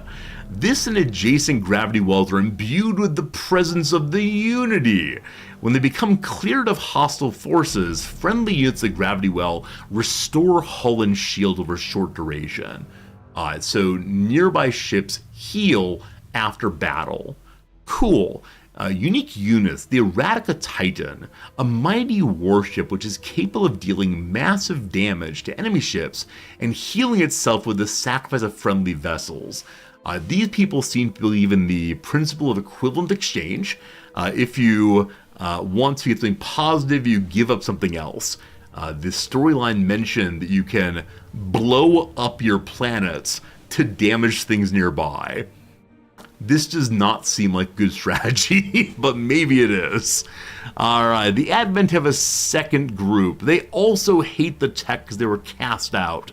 This group, though, is eager to continue revenge against the tech. The Advent Wrath seeks to assimilate any who survive into the Society of the Unity. So I guess the Unity is something we worship, or it's the collective mind of the Advent. So as telepaths, we share knowledge with one another immediately, the Unity. We want to assimilate any who survive into the Unity. Sounds like the Borg. The Wrath uses their unique culture to mind control enemy ships, empower friendly vessels within their cultural borders, and to take vengeance on foes. The Advent Wrath can also build the Coronata Titan, a unique warship capable of inflicting enormous damage and even of instantly acquiring hostile planets. Wow. Unique items. Number 1, the Greater Temple of Pilgrimage. In the same way... No, this is different than the prior one. This and adjacent gravity wells are imbued with the presence of Unity. When they're cleared of hostile forces, the Empire automatically colonizes the planet if possible, so you don't have to send a ship to do the colonization. Planets colonized in this way will receive a development track cost reduction as well, so you want to colonize with the temple. A second temple too, the Temple of Assimilation. Powerful psionics stand ready to overpower encroaching enemy forces. When enemy ships enter the gravity well, they'll have a small chance to be converted into serving your empire instead. I wonder what that small chance means. As I stare at every ship coming in saying, you join us, no one joins. The unique unit for this one is the Coronata Titan, an extremely powerful support ship that can manipulate the tide of battle and turn enemies against themselves. So a mind control support ship. Super interesting. Then there's 2 factions of the Vasari, or Vassari, not sure. The Exodus. My throat is getting a little sore. I may have to go grab some water. We'll see in a second. A once mighty empire of countless worlds, the Vassari have been traveling for 10,000 years to escape some unknown terror. Now in traitor space, they've been embroiled in a long war. Isn't that the XCOM mod? I think it might be. Are these the same factions that were in the first Sins game? Or are there new factions for number 2 here? I think someone said the other day that this game is kind of a rehash of the old game, but in a delightful kind of way. The Exodus. Feeling they've lingered too long in the region of space, the Exodus abandons cooperation, strikes out to take resources they need to escape. They want to go somewhere else, thank you. They gain the ability to forego planets and consume them for resources. I love how different the playstyle of these factions seems to be. Do you colonize planets or do you eat them? Definitely the tutorial talks about colonization. As of right now, it's the same races, different factions. 2 will have a new faction DLC. So cool. So many of you know so much about this game. Is that because you've been playing it consistently? Or have you pulled up the Steam page and read all about it? I love that you all know so much, though. Thanks for being in the channel and helping me with that. Alright, they consume planets instead of building on them. Number 1, Debris Reclamation Center. This facility enables the automatic harvesting of resources from destroyed ships of the planet and all planets up to 1 jump away. Number 2, the Labor Camp. Many of you have thousands of hours in this game, love it. You played the game a lot before Stellaris. I like Stellaris a lot also. Stellaris will be our next Paradox game we're playing next month, I believe, September 10th. Is that right? Possibly, we'll see. But looking forward to that DLC for sure. Hello friends, we've done the tutorial. Tutorial is finished. We're now reading all of the races to decide who to play as. One of these days we play the actual game. We'll see. Alright, so we can harvest resources from destroyed ships at the planet and all planets to jump away. So this allows the capital ships not to go do harvesting, but the planet does it instead. Then, the labor camp. Oh gosh. Unsubtle oppression is used to force able-bodied humans into assisting mining and construction. Are we monsters? We might be monsters. The core stripper allows you to consume a planet once you abandon it, stripping of all natural resources to generate a huge amount of resources. This planet is permanently ruined. If we use the core stripper, I will yell, "Consume!" every single time, I guarantee. Unique units, the Vorastra Titan, a highly adaptive warship capable of quick movements and inflicting area of effect damage to enemies. Oh, I love the idea of area of effect damage, but I'm desperately concerned about people then destroying the unique unit. If you go in order to do AoE, it might be pretty bad. Now, it doesn't say the AoE is focused on the Titan. Maybe you cast outside instead. Quick movement seems pretty cool. I will have to micro it to be effective, though. The final faction, the Vatsarai Alliance. I see Alliance, and I then feel like I immediately want to choose it to bring me back to the joy of World of Warcraft. Here we go. Unlike their Exodus brethren, the Alliance feels their best chance for survival is to cooperate with other races and bring them along on their flight. While their preference is to work well with others, they're fully capable of managing any aggressor. Friends, it's the good guy playthrough. I found the good guy playthrough. All friendly minor factions revealed.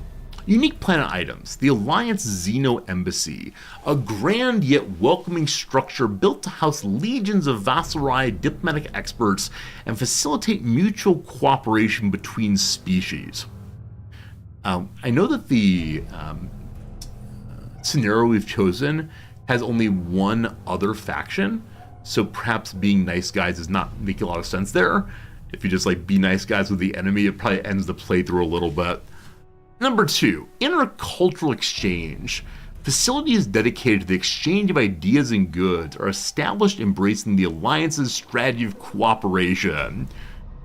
This might feel a little over the top good guy, in the same way that some of the other factions felt a little over the top bad guy. Maybe this is a world of no good guys, no bad guys, it's just a bunch of guys.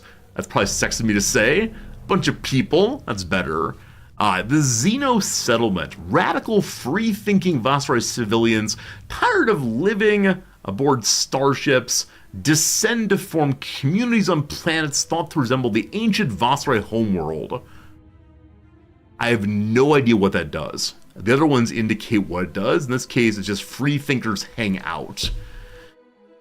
Alright, unique units. The Koltorosk Titan.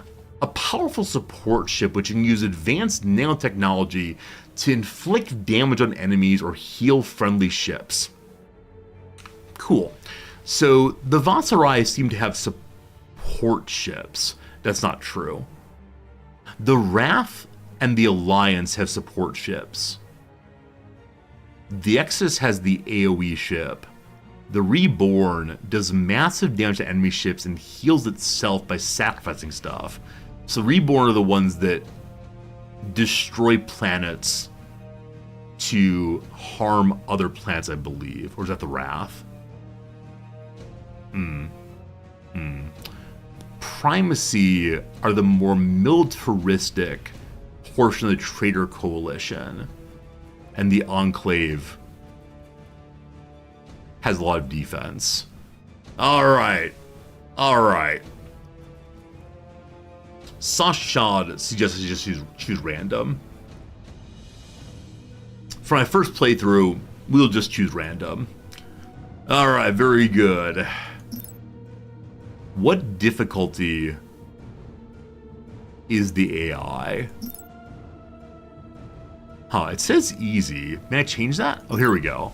So easy, medium, hard, unfair, nightmare, impossible. Wow. The difficulties really, really ramp up as far as their names. What's the hardest difficulty in Doom? No. The easiest difficulty in Doom has a picture of the Doom guy wearing a little baby bonnet, I believe. And then the hardest difficulty might be called, like, Don't Hurt Me, Daddy, possibly? Let's see if this is true. Let's see what I remember. Doom difficulties. 4 modes. I'm Too Young to Die, Hurt Me Plenty, Ultraviolence Nightmare. Oh, it's Wolfenstein instead? Thank you, Blood. So it's Wolfenstein difficulties. Yeah, there you go. It's a cute little baby for easy mode. Oh, is that true even in the more recent ones? That's amazing. Absolutely amazing. Okay, Can I Play Daddy is the easiest. Then Don't Hurt Me, Bring Him On, or I Am Death Incarnate. I love it. Absolutely love it. And yeah, it's a little adorable baby picture for not Doom Guy, for, was it BJ Blazkowicz or something? Oh, that's delightful. And so even the more recent difficulty, or more recent iterations, do the same kind of faces. Delightful, delightful. Alright, so, easy is best for learning the game. Medium says, reasonable challenge for those who know the basics. I guess this is my question, friends. If I play on easy, will it be boring to me? Because it's definitely, I do care about things being boring to you all, but if it's too easy and there's no challenge at all, I will then say, why am I doing this? Or should I just try medium? If we die, it's fine. It will not seem boring. I don't know jack about how the system works. You don't know jack. That's a pretty old school phrase, but I like it a lot. All right, we'll start with easy, random. Also, different kinds of behavior. Random behavior, aggressive, defensive, or random. Random it is.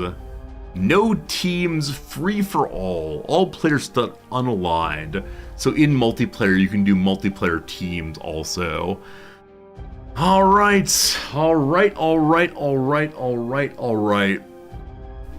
Took us 15 minutes plus to set up our first game.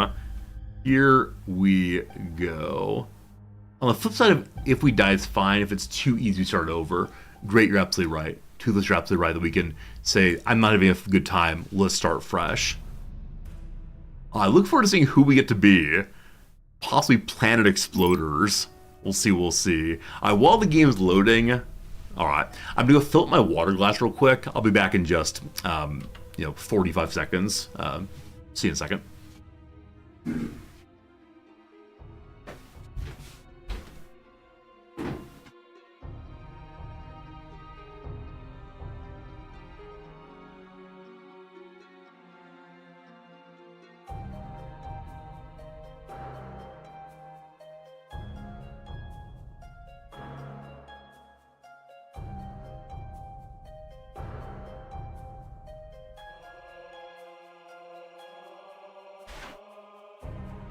All right, very good, very good. Thanks for being here still.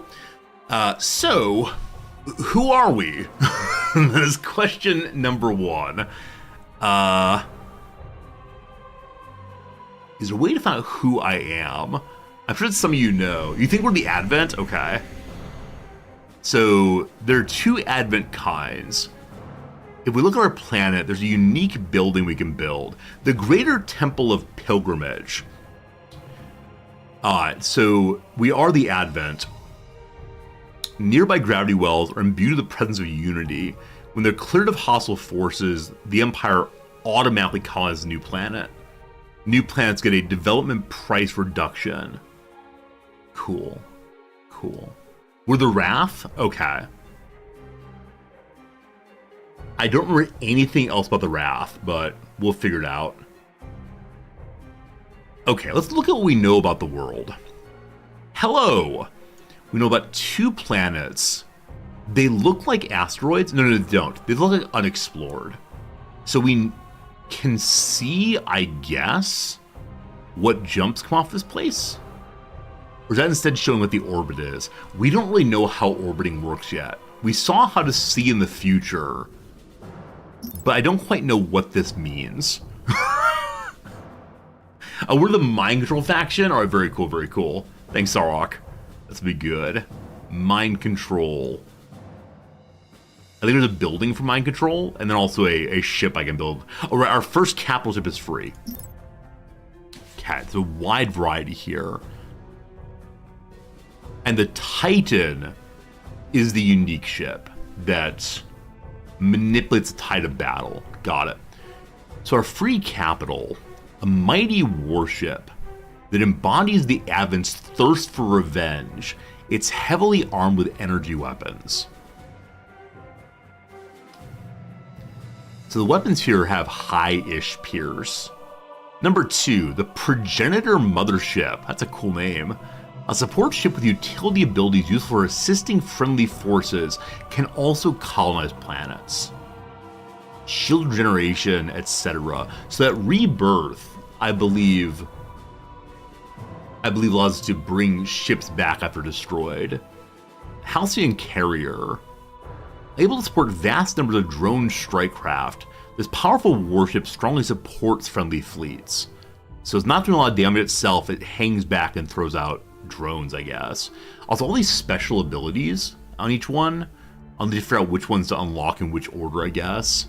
The Rapture Battle Cruiser, crewed by the Advent's most gifted Psi Integrat. It has many psionic combat abilities. So again, not terribly much in terms of like actually doing damage, but various skills that seem pretty terrible and named. And lastly, the Revelation Battle Cruiser, a support ship that trades off firepower for the ability to manipulate enemy populations. Okay, so all of them except for the battleship, the Radiance here, seem to be focused on various kinds of support.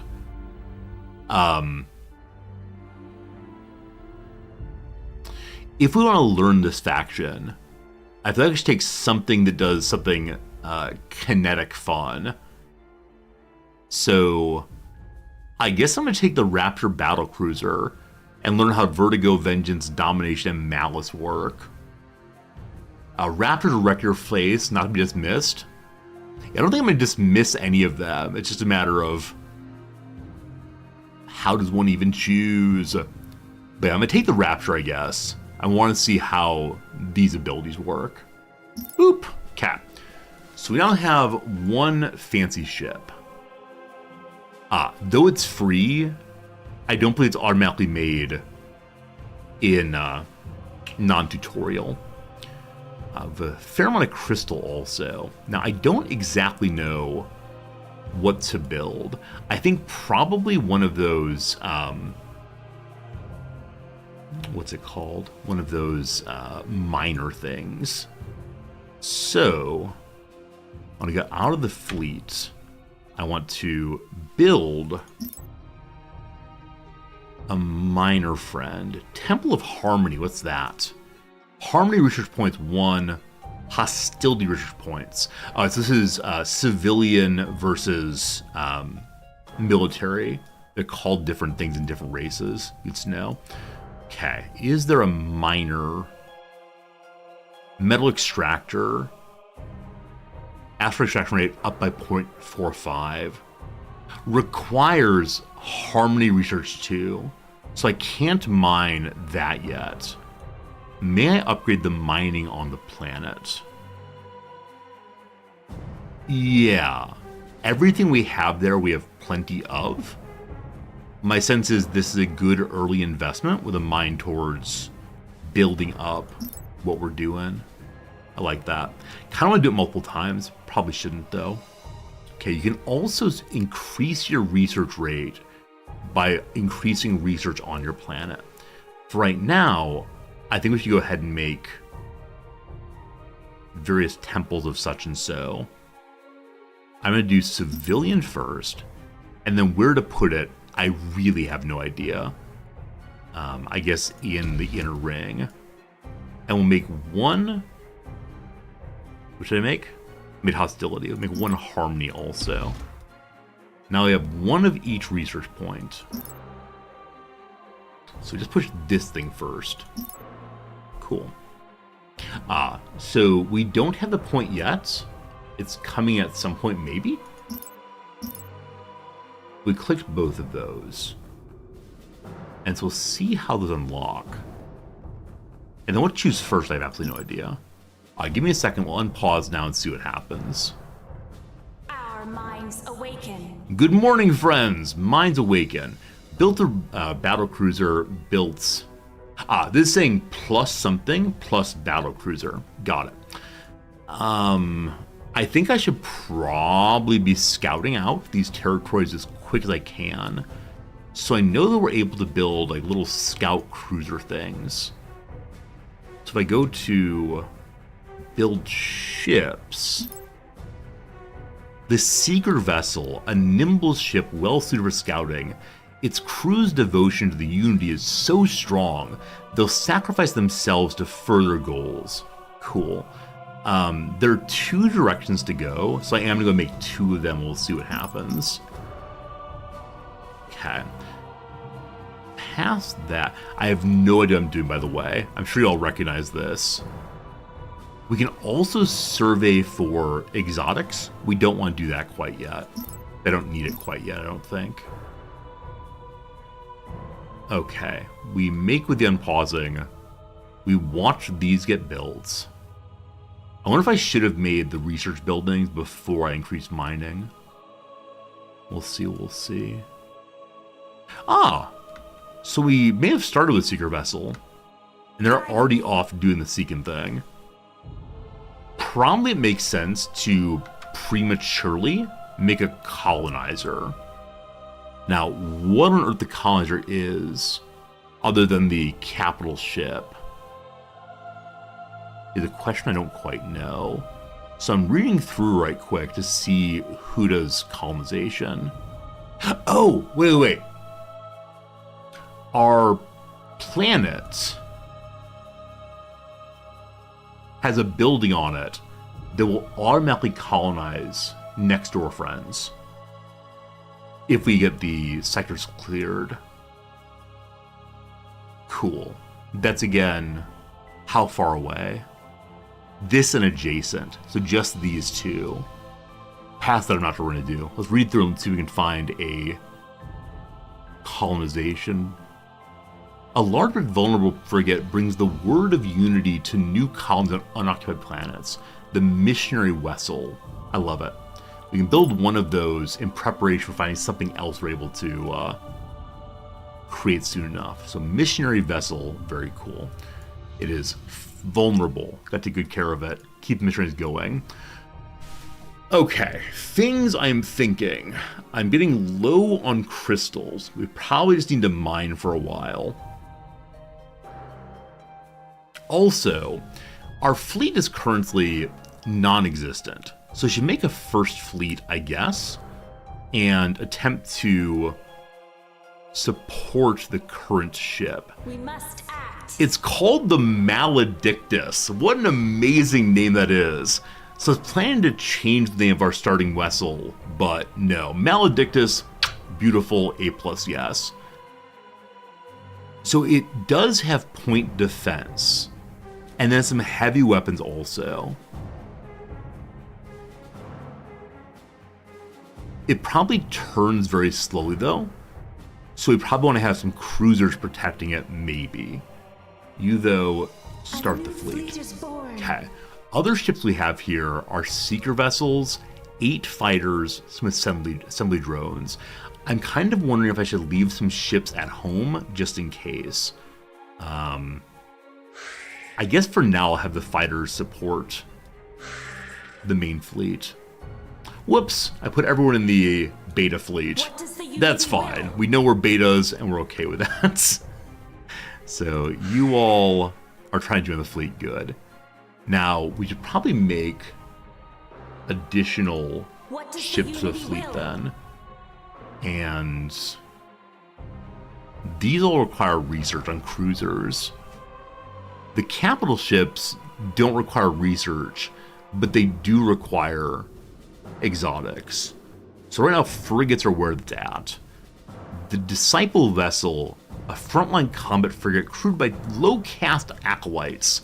They live to die. I'm gonna make 5 of them. Why 5? I have absolutely no idea.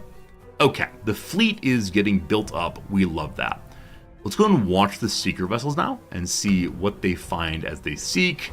If they die, you know, we feel a little bad about that. Mining upgrade complete. Hey, all right, more mining happening. We still do 2 more mining upgrades. I'll hold off on that right now, though. I did 5 with multiple of 5 are best. I'll take it for sure. A colonizable planet has been discovered. All right, surprise a discovery. We see a number of flak frigates. But the planet is uncolonized. So are you all just hanging out? Because there's no, what's it called? There's no derelict here, it looks like. Kilabi Scabites. Is that a minor faction? As right now, it's not. So, I don't know if you're going to care if we come visit. So we're going to leave that as is for the moment. As my fleet creates itself, we'll then potentially go this way and see what happens. That's right, the fleet must embiggen first. Revealing. You're going to continue scouting that way. We like that very much. On this side, we have scouted also. And once again, we see a number of frigates. Now, that the asteroids did not immediately colonize, I believe it means we need to have these areas cleared of the minor frigates. I guess that will help my capital level up some also. Tataria here has an ablative crust. The surface of the world is pockmarked by evidence of devastating battles from the distant past. The only reason why the planet itself wasn't shattered is due to a unique crust which is highly resistant to bombardment. So nice front line, it sounds like. That's delightful. Any special bonuses on this one over here? It is just a boring asteroid. How about our homeland? Our homeland has no special bonuses, called Ducalion or Ducalion or Ducalion. I'm not going to remember that at all. So we are the Astral Dudes. What's the name of my faction again? All right. Anyway, we're going to call it the Origin of Unity. With that name, I'll remember what it is. It's number 5 next to it. Wonder what that means. No idea. No idea. All right. How's the fleet looking? The fleet has Your presence. been built. It really is just the battle cruiser and 5 little buddies. We know that the areas we want to go to have, 5 little buddies also. They're light frigates. What do we know about light frigates? We know that they are slow to turn, and so cruisers are strong against them. We are currently making disciple vessels. What those are, I have no idea. I see they have no durability though. What's their speed? 900.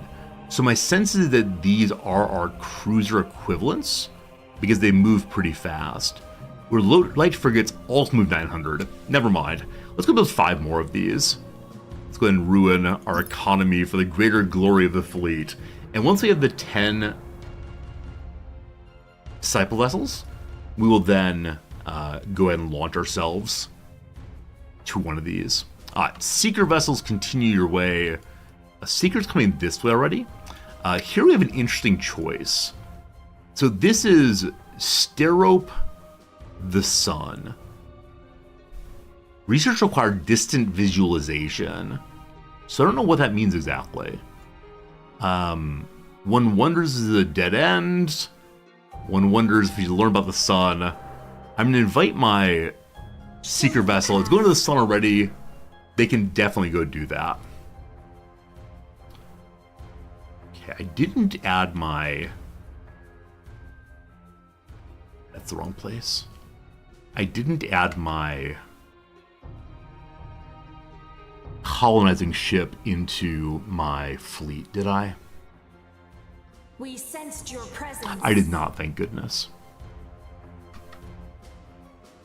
Although it says I'm building 9 disciple vessels. I thought I'd chosen Civilian 10. structure complete. Alright, we now have our civilian structure research made. So...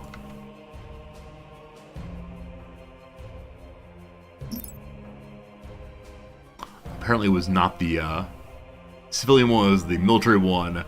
But basic hostility is coming A online. colonizable planet has been I discovered. found another planet. So... where do we go? Oh, it's actually a planet. It's called Rokos. Has a stable debris field. Also, it's an ice planet. Ice planets, more crystals. A relatively static debris field facilitates recovery of valuable minerals and movement, where is that, of merchant ships through the area, resulting in increased income. So credit plus also a fine amount of crystal. It requires Arctic Embrace, so I'm guessing I can't colonize that until we have the Arctic Embrace ability. Cool. All right, Scout's gonna scout. We must act. I promise I'll act. I just need my fleet ready. Does that mean that my building queue's empty? No, the building queue is going along still. Hostility research tier complete. Alright, we can now colonizable begin planet has been unlocking discovered. military tech. Probably makes sense to build something else. We also have these open queues here. These planet item slots. We could build the Shrine of Prophecy or Revelation. You can build only one of the two.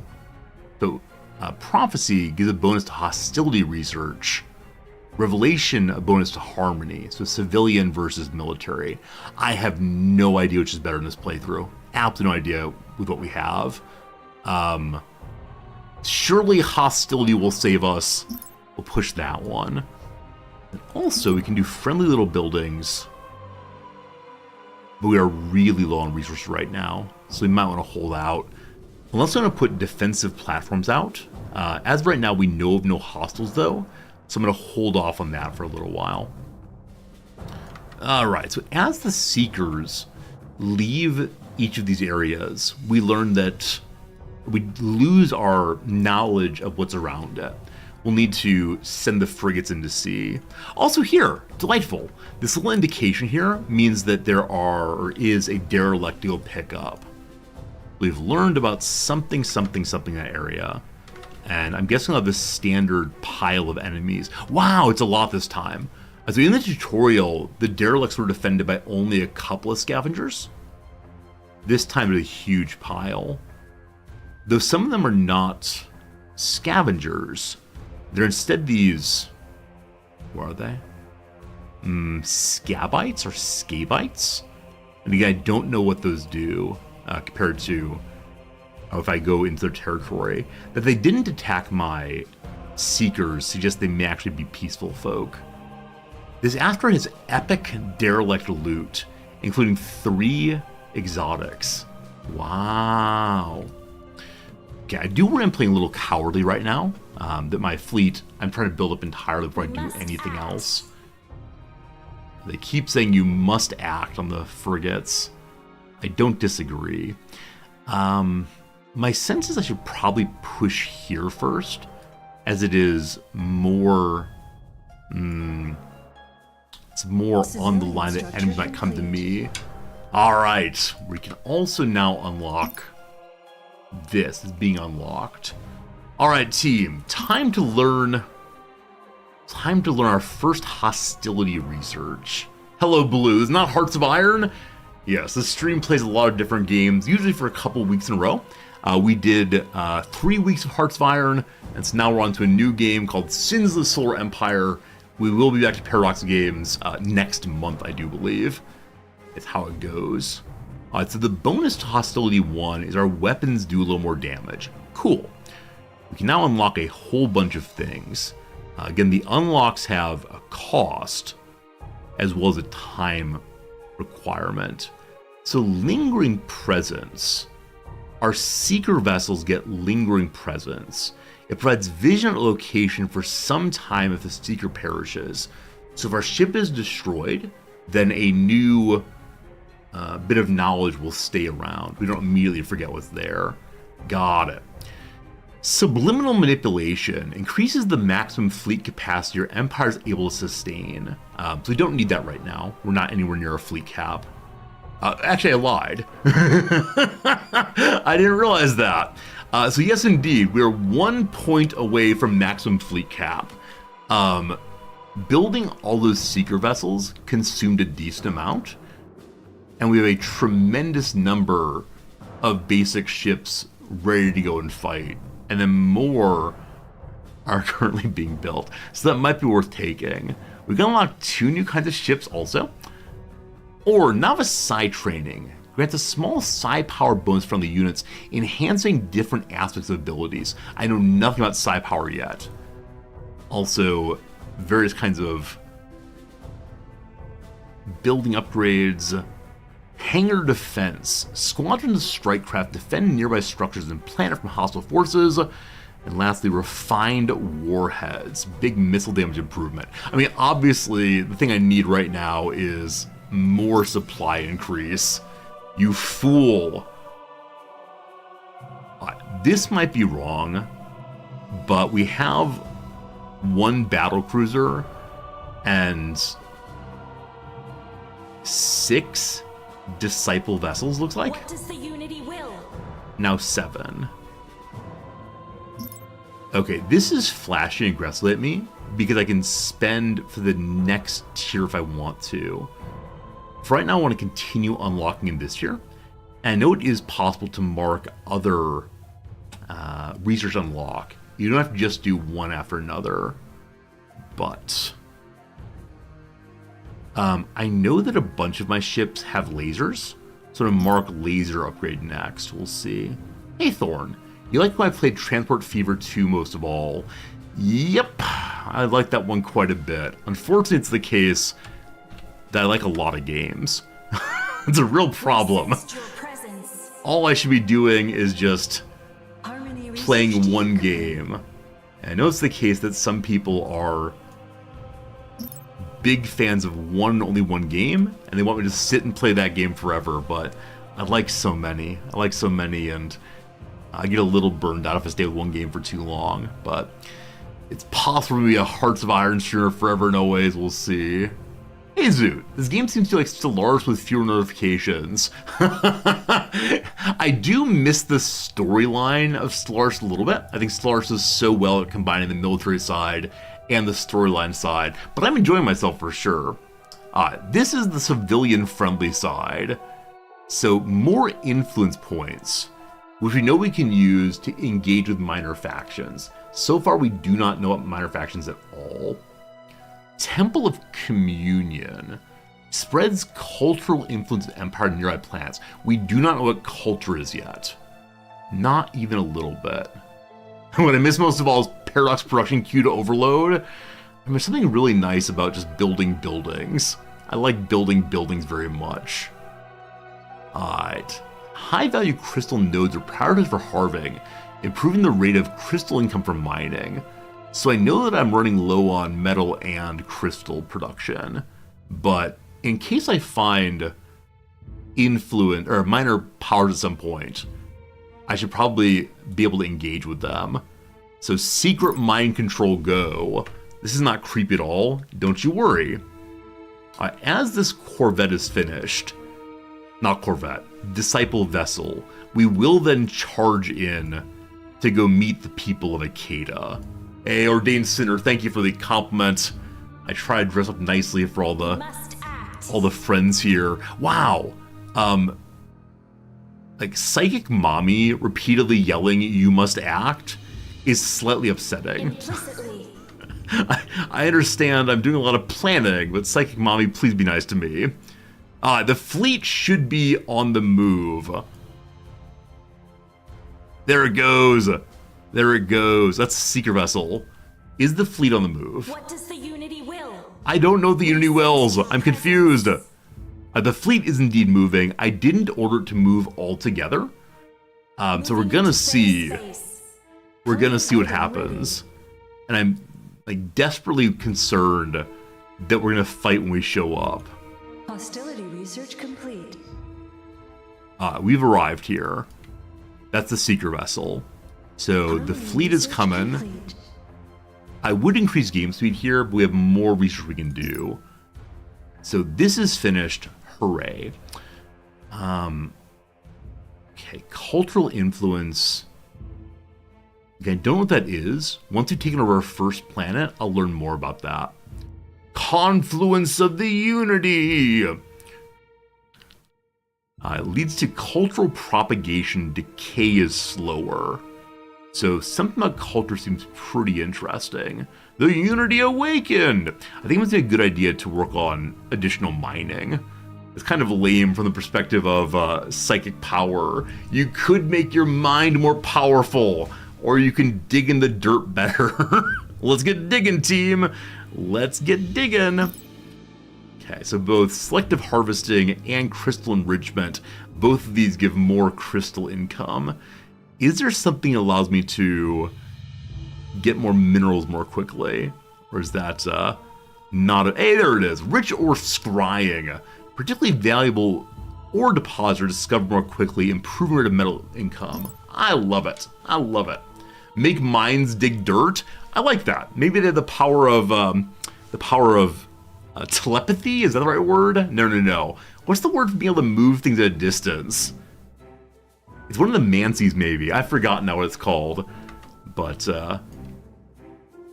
hopefully they do that with the ore. Telekinesis. Thank you indeed. Telekinesis. Okay, so as we arrive with non-seeker ships instead of military ships, these folks, the Scabites or Scabites, will come attack us. Fascinating. Orient Center says you're planning to pick us up next month. Very cool. Today's my first day ever playing this game, and so we're trying to learn pushing the buttons. Maybe I should have brought the Maledictus in first. Also, the Maledictus has enough experience points to level up once. So what can you do? Not level up once, but instead attempt to get new ability, I guess. So Vertigo. An overwhelming sense of failing floods the minds of enemy crews. Has someone cast this on me, my friends? An overwhelming sense of failure. Oh. I need to go lie down on the couch for a little bit. Hello, Vors. Is this game accessible if you've never played an RTS before? That's a great question. The game has a really, really long tutorial that does a fairly good job of introducing a player to the controls and commands one needs. One thing I like in this game is that you can pause as much as you want to think about what you want to do next. The game can be multiplayer. That said, this is my first playthrough of any game like this one, and I'm enjoying it quite a bit. So, I don't mean to shill for the game. They didn't send me a copy, I bought it myself, but I am enjoying myself. Other people in chat, what do you think? If someone's never played an RTS, would they enjoy this game? Would this game be accessible to them? I think so. My answer is yes, I think so, but I might be wrong. Anyway, Vor's, good to see you again. Alright, so failure goes over the enemy crews, causing their ships to suffer a ability cooldown and weapon reload penalties for moderate duration.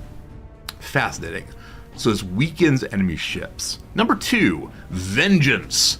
The Rapture wards an ally unit with powerful psionic energy, causing attackers of that unit to suffer a percentage of the damage dealt in return. It's some kind of reflective shield, it seems. Next up, Domination. Overwhelms the minds of the crew aboard a targeted ship, forcing them to permanently serve the ship's empire. That doesn't say what chance it has of succeeding. I wonder if it's guaranteed. I wonder if I can use this ability on the enemy flagship. I doubt I can. But wouldn't it be great if you could?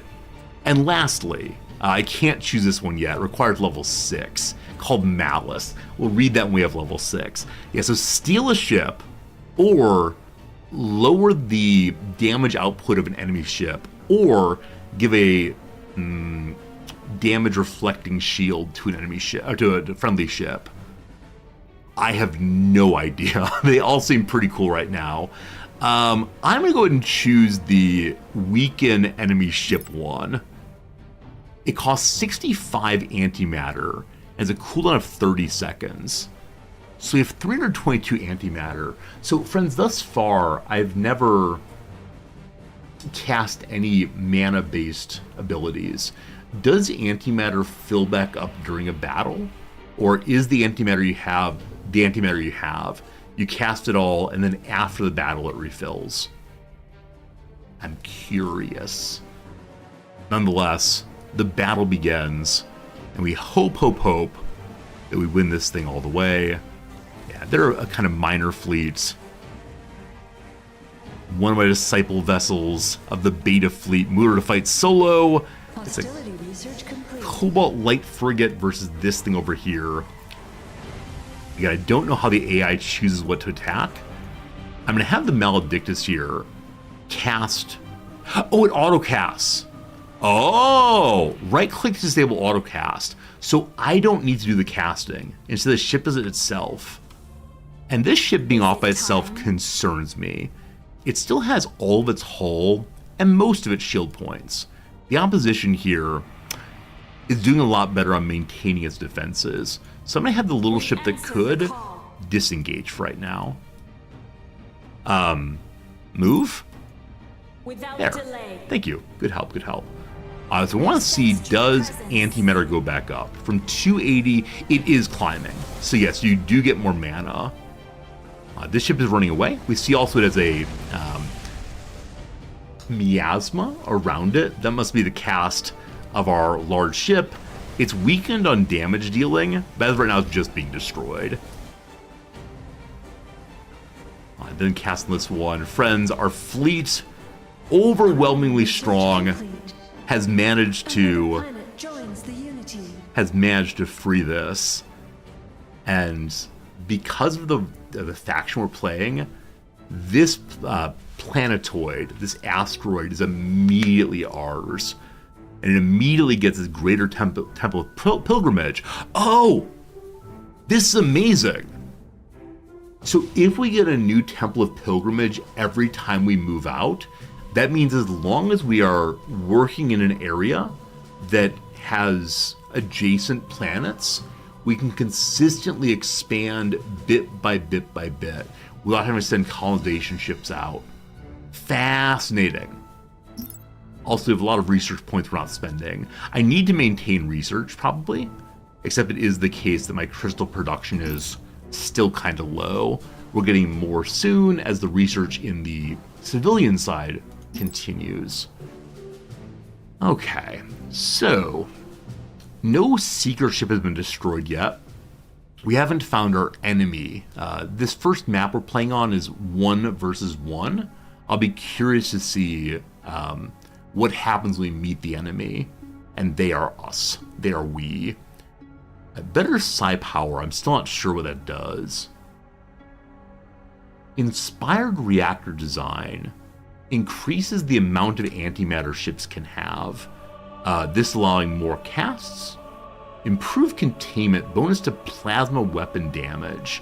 So one can see there are all the ships that increases.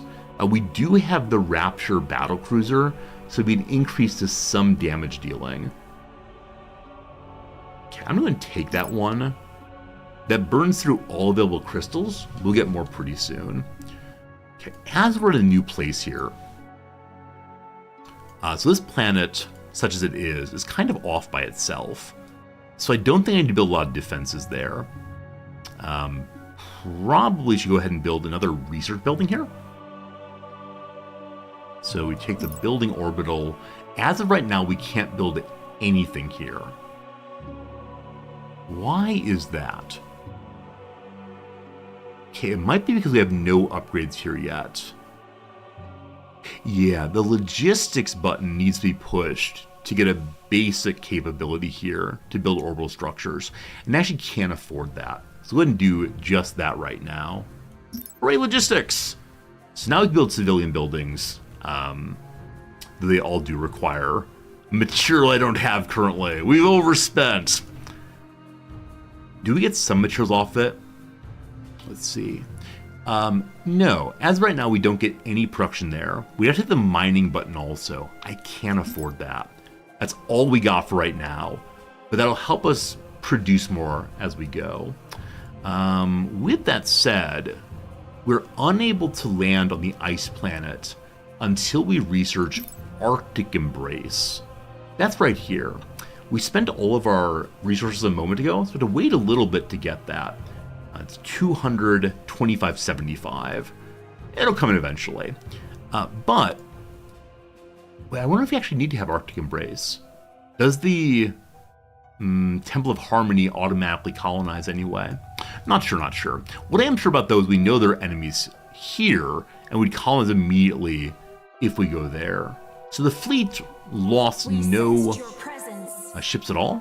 I have no idea if they're damaged. How do I see that? As we go through these, we can see that that's the enemy ships. I apologize. Here we are. Here we are? No. There, Al-Qaeda. So as we go through, we see we have taken some damage. And antimatter is going back up. But the other numbers seem not to be going up. So maybe we have to dock up at home to heal. What does the Unity will? And then we can head out to this asteroid and take it as well. Now, I suspect it's the case that a fine player of this game would be expanding much more aggressively than I am. Logistics upgrade complete. With logistics upgrade done on Al-Qaeda here, which many of you are calling IKEA, which I love, it is now possible to build here. I have what I need, possibly, for the Ice Planet upgrade. I do. Hooray. Because we're not going to fight there immediately, it's not important enough for me to put in the first bit of the queue. I'm hoping no one comes and attacks my precious, precious planet here. What does it take to make these extractors?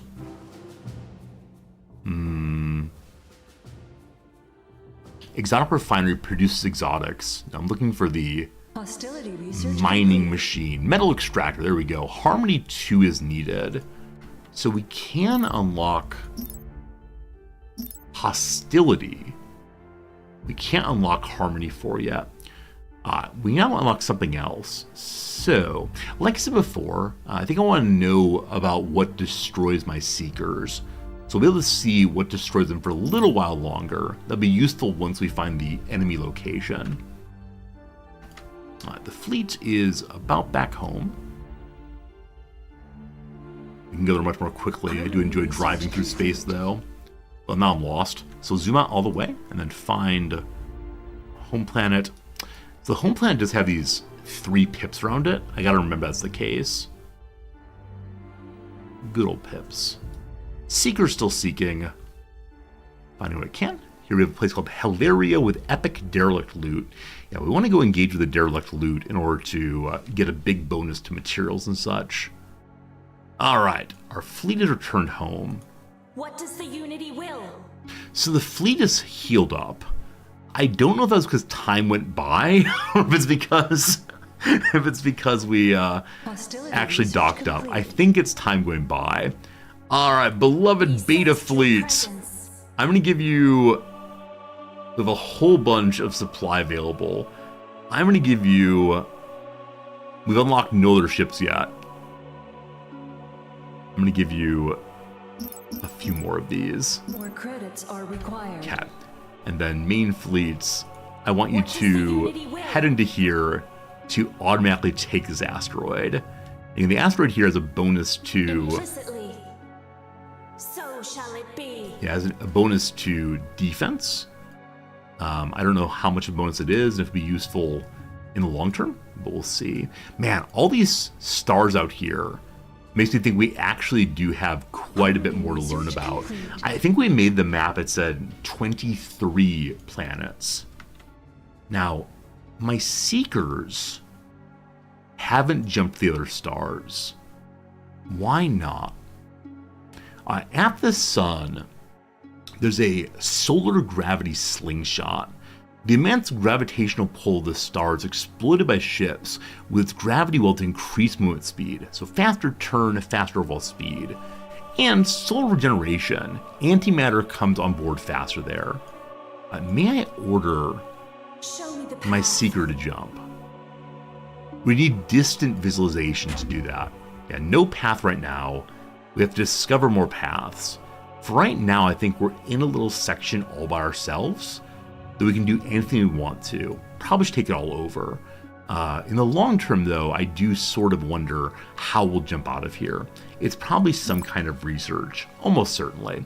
We can look for distant visualization, and I'm not seeing it. So it's probably on the friendly side instead. It is. Jump Guide psionics become more skillful at perceiving very remote locations, allowing ships to jump to distant star systems. Yeah, we need to have this right here in order to jump to farther away places. Is that a rush? Probably. Because it's probably important to get to the other star systems before the enemy can do so. Why on earth do we have so many research points in hostility, but so few in harmony? We have 4 there, unless I unlock this, but only 1 in harmony. I thought I built a harmony research building. That though seems possibly untrue. This is the fleet. No, it's not. Where's the fleet? Act. The fleet is moving to Tartaria, where it has enemies to engage. I believe that's a seeker ship. This is a seeker ship also.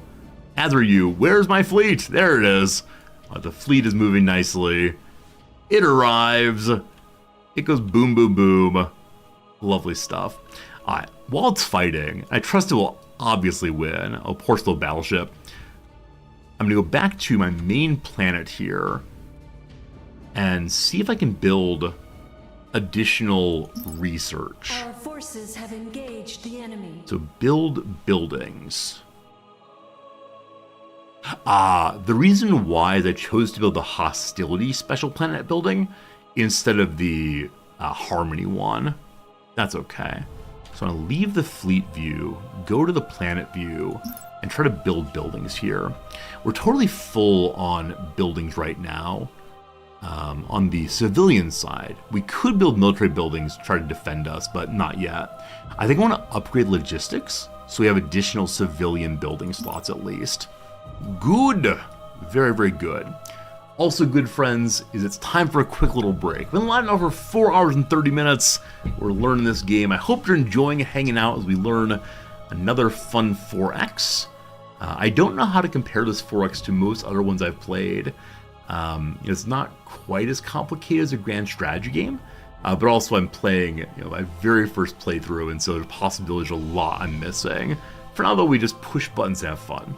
Speaking of which, time to push the crossword button. Back to the game in 3 minutes. For now, thanks for hanging out. Thanks for watching the stream. I appreciate you all very much. It makes me feel like I'm making a difference in the world when you all come along. Alright, feature of some tanks. Feature of some tanks. I know the across here, tolerate is abide. So it's a B of some sort of tanks. So you can have military tanks, of course. You can have like tanks of water. You can have hot water tanks and so on. I have no idea. Bulletproof something maybe. Otter relatives. Otters, seals, not sure. Common milkshake mix in. With an R, I have no idea. Oregano. We'll get it soon. Seltzer lead-in, probably Alka-Seltzer. I don't think I've ever used Alka-Seltzer. I've had plenty of tummy aches that probably benefited from it. A drink that might come with a spoon straw. The ever popular Icy. I miss Slurpee so much. A Manhattan neighborhood home to Essex Market in brief. This is the New Yorker puzzle. It's about New York. I have no idea. Hair Love voice actress Ray. So I know that Issa Rae is often in the puzzle. I assume it's that. A thing that might be tied up. Like a business deal you can tie it up. A phone line can be tied up also. Now, if some things are wrong, then phone line would not fit still. Never mind. It's really something. It's really something. An existent, an item. No clue.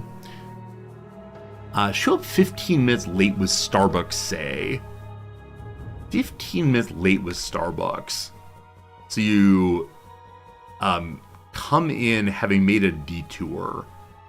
Shameful behavior. Comprehend is grasp. Word on the street. Word on the street. I mean, gossip, obviously. Cultural beliefs, generally. Literally, like a stop sign. Rumor has it. Very good. Went public with. Shared, expressed. Not sure. Blink in the Last Dragon film. Still no idea on that one. Like sharp cheddar cheese, no idea. Insurrection, silhouettist walker. Why is milk here? What a nursing pad absorbs. I assume it's milk, but I'm not sure what else it would be. To the top then, Oscar or Emmy? Oscar or Emmy? Yeah, I suspect these words were chosen so we focus on award ceremonies. Okay, of the Downs, I'm unsure on Cond. Got taken for a ride in a way. Like, it could be Ubered instead. Lifted. Not sure. They're statuettes. So it is the case they want me to think about awards, actually. All right, hairstyle then circles the head. Some kind of braid. What though, I don't know. Maybe a full braid. Not sure on that one. Japanese porcelain. I've got no idea on that. Possible game design credential. Game design credential. Something degree, an art degree. So you can draw pretty pictures. Blank baby. Actung baby. Sour baby. A bit of rain gear is, I guess I said tarp earlier. Poor baby. There we go. A blank Lossless skincare brand I do not know. A glowing part of some menorah sweaters. Oh, you put LEDs into the sweater. Got it. Cheap shots. Possibly a B movie, maybe. People to whom Nevada's spirit mounters Avi Kwa Ame. The Mojave people, possibly. Last one for now. A chain letter. Chain letter.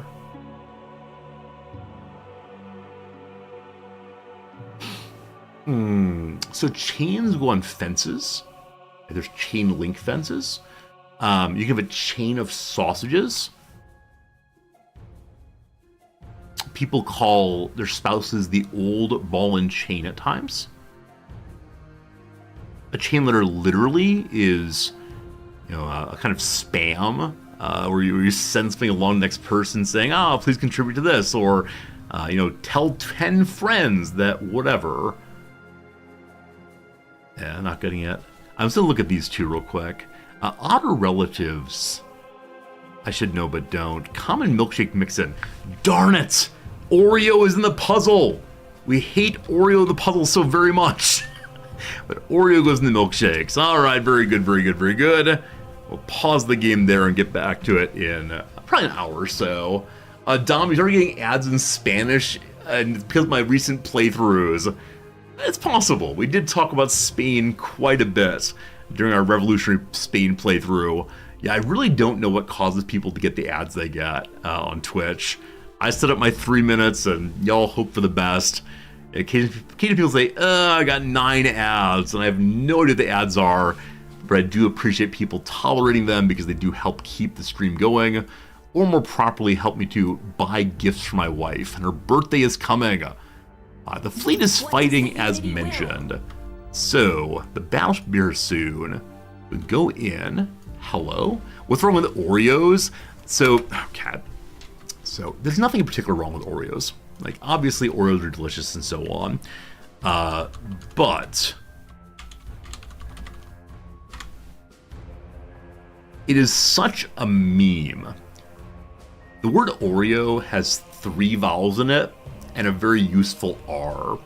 And so there's a Twitter account that is now gone, unfortunately, of is Oreo in the New York Times puzzle. And they count how many days since last Oreo. But regularly, Oreo is in the New York Times crossword puzzle.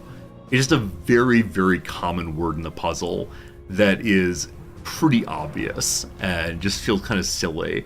The word eel is also in the puzzle regularly. 2 vowels and a common consonant. So that's all it is. All it is just the word's used regularly enough that one gets tired of seeing it.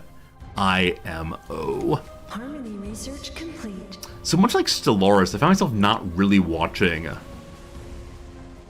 You're not really watching the fights too closely. Eventually, we're gonna get absolutely destroyed, and I'll wonder what has happened. For example, we're seeing the enemy fleets also.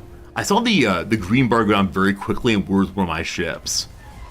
But going pretty well. Now, in case we only have 8 fighters, I do wonder whose health bar we're seeing. Is it just one fighter, the one in worse condition? Not sure. We lost 1 fighter, though. That's too bad. Logistics upgrade complete. We can make more buildings on our capital now if we want to. I think the game feels, at this point, more RTS-y than Grand Strategy. But that may be due to my own ignorance of what's going on. Whichever way, we have taken ourselves a new, beautiful asteroid. We want to increase the logistics so we can build anything there. It's StarCraft, Warcraft, and space. Visionary, I think you're absolutely right. I think when I approach games like this, I always think, this is going to be like Stellaris. But you're totally right. It is much more like StarCraft and space, which is fun. Like, definitely an interesting way of playing. Hey, Kungan, have I tried Manor Lords on Twitch? I have played Manor Lords on Twitch. When it first released into 1.0, we played it for 2 weeks, I think. It was a great bit of fun. We plan to go back to it at some point. I just can't play it all the time. Friends, we've met some minor factions. So it's 1.2 reveal. We currently have 2 points. You warned me that Sin's an RTS? I'm not saying it's wrong as an RTS. It's just a matter of need to get into RTS mode, where I'm a little more focused on, Paradox Grand Strategy mode. We played it most recently. It's fine though. I'm enjoying learning. I'm enjoying having a good time, but it's a different frame of mind. Thorn says that Oreo is the 7th most common 4-letter answer in crosswords. What's the most common 4-letter crossword answer? I'm going to say eels, E-E-L-S, but that might be wrong. According to the website, what's the most common 4-letter answer in the crossword? I'm going to go right here. Area. Yeah, again, it's a bunch of vowels. Alright, we found the pirates! If we want to, we can get ourselves some boarding crew, which will allow us to take control of enemy ships. As of right now, we're able to take over ships with the power of mind control, I believe. Oh, the second reveal. Yeah, the second reveal costs more. So we have to wait till we're full on points again. Yeah, I'm going to save my current point, wait till we have 2 points, then say hello to the other minor faction. Now, I say the other, I do wonder if there are more than 2, or if 2 is the most you ever have in any playthrough. Okay. You can reveal with influence, or you can discover from scouting. Fascinating. I should have known that. I just didn't, though. Okay. Basic shield production. Everybody gets more shields. We love everyone getting more shields. And civilian side, we can now colonize ice planets. So we'll head there next, I think. Okay, Temple of Pilgrimage. We already have this, I thought. We start with this. Maybe not, though. Psi is spell power. Most abilities in item scale with Psi. Okay, so it's like the antimatter works more effectively. I see. How much do pies cost here? You only know the Pirates of the Caribbean. Boo! Ban! Boo! I like it very much. Alright. I want to learn about culture. So I'm going to unlock the Temple of Communion thing and see how culture works. I'm guessing it's the case that asteroids do not have culture. Like, not to speak too ill of them, but... I don't see any population or anything. I don't see a culture marker at all. We'll figure it out. Maybe that's diplomacy. Who knows, who knows. The fleet's in halfway decent shape. The Maledictus has lost a small amount of health.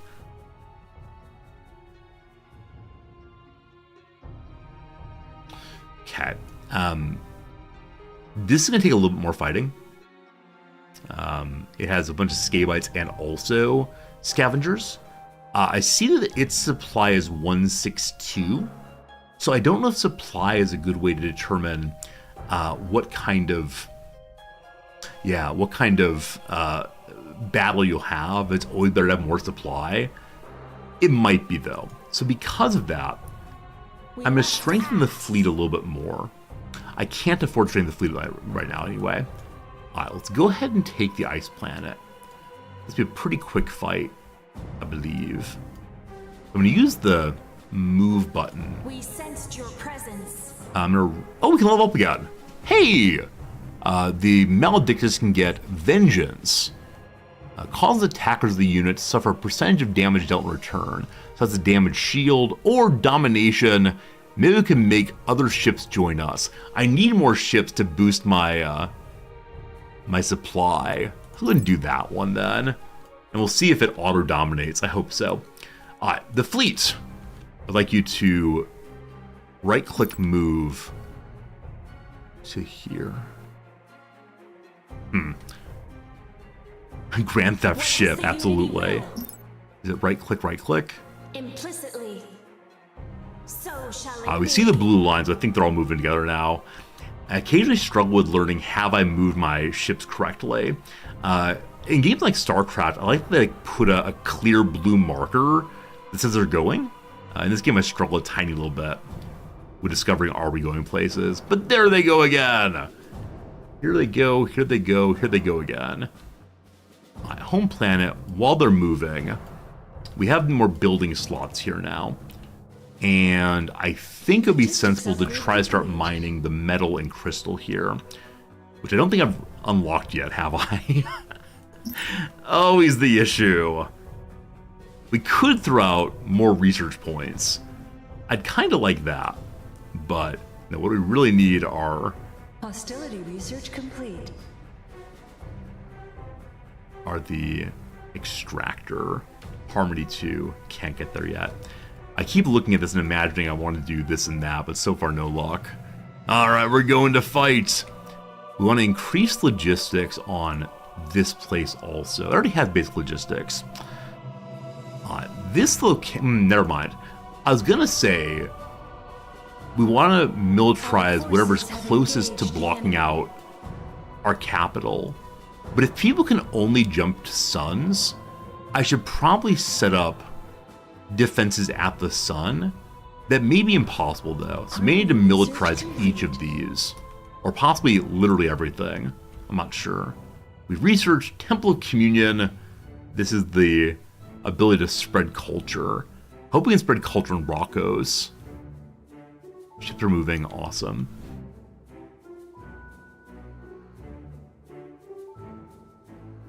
Okay, so this is what they're currently fighting. 103 supply versus 66 supplies. We like that quite a bit.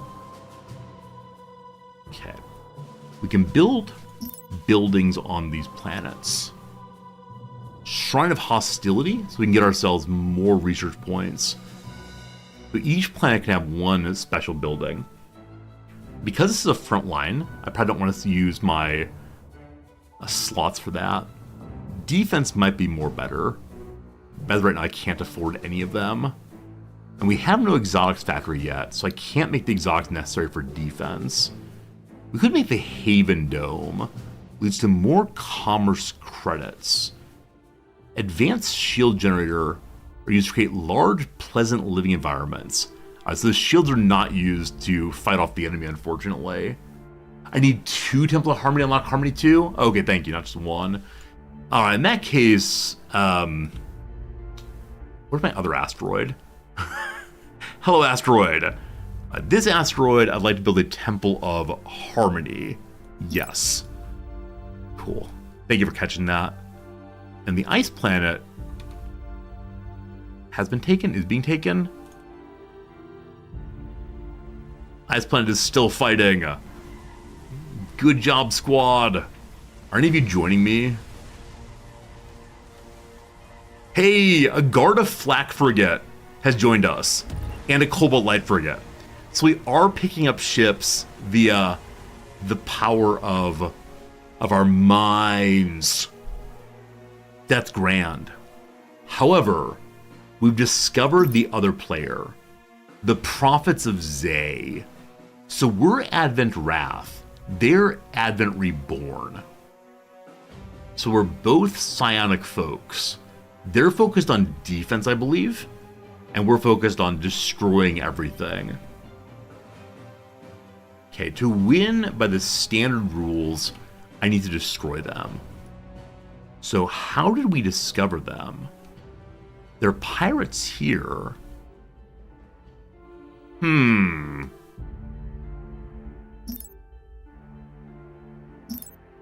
we learn how we discovered them? Did they maybe meet our pirates and the pirates told us about them? Or they jumped into this territory and I'm like way behind on research. I expect I'm way behind on research regardless, but still. Alright, Temple of Pilgrimage. That's the one that helps us to call in more quickly. Divination, surveying is cheaper. I've done no surveying so far, so that might be good. The Sanctum Unlock. Material wealth deemed to be accessed by the Advent is mandated, good lord, to be delivered to the centralized point for repurposing. The planets are cheaper, commerce income goes up. Commerce, so confusing. Inspired architecture. Terran commerce credit income rate goes up. So Terran planets only. The Haven Dome. Oh gosh, I have no idea, folks. Cultural propagation works better. Unity Awakened. Get more unity. What is unity? What on earth is unity? I'm so confused. Okay. I guess I'd like to gain some unity. That seems nice. There are too many kinds of mana for me right now. I'm just kind of confused. But that's okay. We're able to engage the minor faction. So we have 2 points. We have to finish level 1, bring to level 2. I'm going to reveal there, folks. Who else is here with us? It's the Jiskun Expeditionary Force. It's made up of the best explorers and pathfinders that Vatsarai Dark Fleet has to offer. They've elected to remain neutral, offering information and advanced colonization support technology to other influential powers while pursuing their own mysterious goals. So their level 1 ability is Colony Seed Nanites. Versatile nanites bred by the Jiskun Expeditionary Force to allow any capital ship to colonize a planet at an augmented level. So when you colonize via capital ship, not via our special building, it's the new planet starts leveled up a little bit. Cool, I guess. Cool, and the gang. Okay, so we can see that these are ours. We're currently fighting for Rakos. I think Must act. I would like to unlock more ships. Now we're seeing 12 of these, 1 of these. Hey, we can level up again. Let's put a 2nd level on Vertigo, as it weakens enemies attacking us. So what would I like to unlock? Probably a cruiser of some sort. They all require higher hostility levels, though. We're allowed to unlock hostility 2 if we have more credits. I could sell metal to get credits. So 1 metal... Oh, interesting. The metal market and the crystal market are distinguished. I thought this was engaging with different people. Like, the left one would be the pirates, the right one the explorers. 1 metal to 1.5 credits. Okay. I don't know how much I need, but that's some. Okay, we can now unlock Hostility 2 to get the ship I'd like, possibly. We have 2 Harmony points now. I need to have 4 in total. Watch this some more. The bombardment continues. Only 1 enemy ship left. Oh! So the Prophets of Zay have a seeker vessel here, which means they've been able to jump through suns. Fascinating. Fascinating. Planet item ready. We can now Harmony research complete. build the Harmony building, which will allow us to... Is it an upgrade? I already had one of these. If I go back to my... We sensed your presence. If I go back to my capital... There's a hotkey for that I can't remember, though. If I go back to the capital, are we allowed to upgrade our Shrine of Harmony now?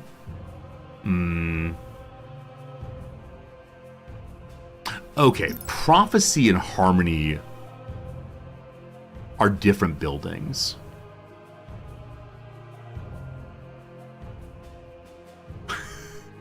I'm so lost. I have no idea I've unlocked recently.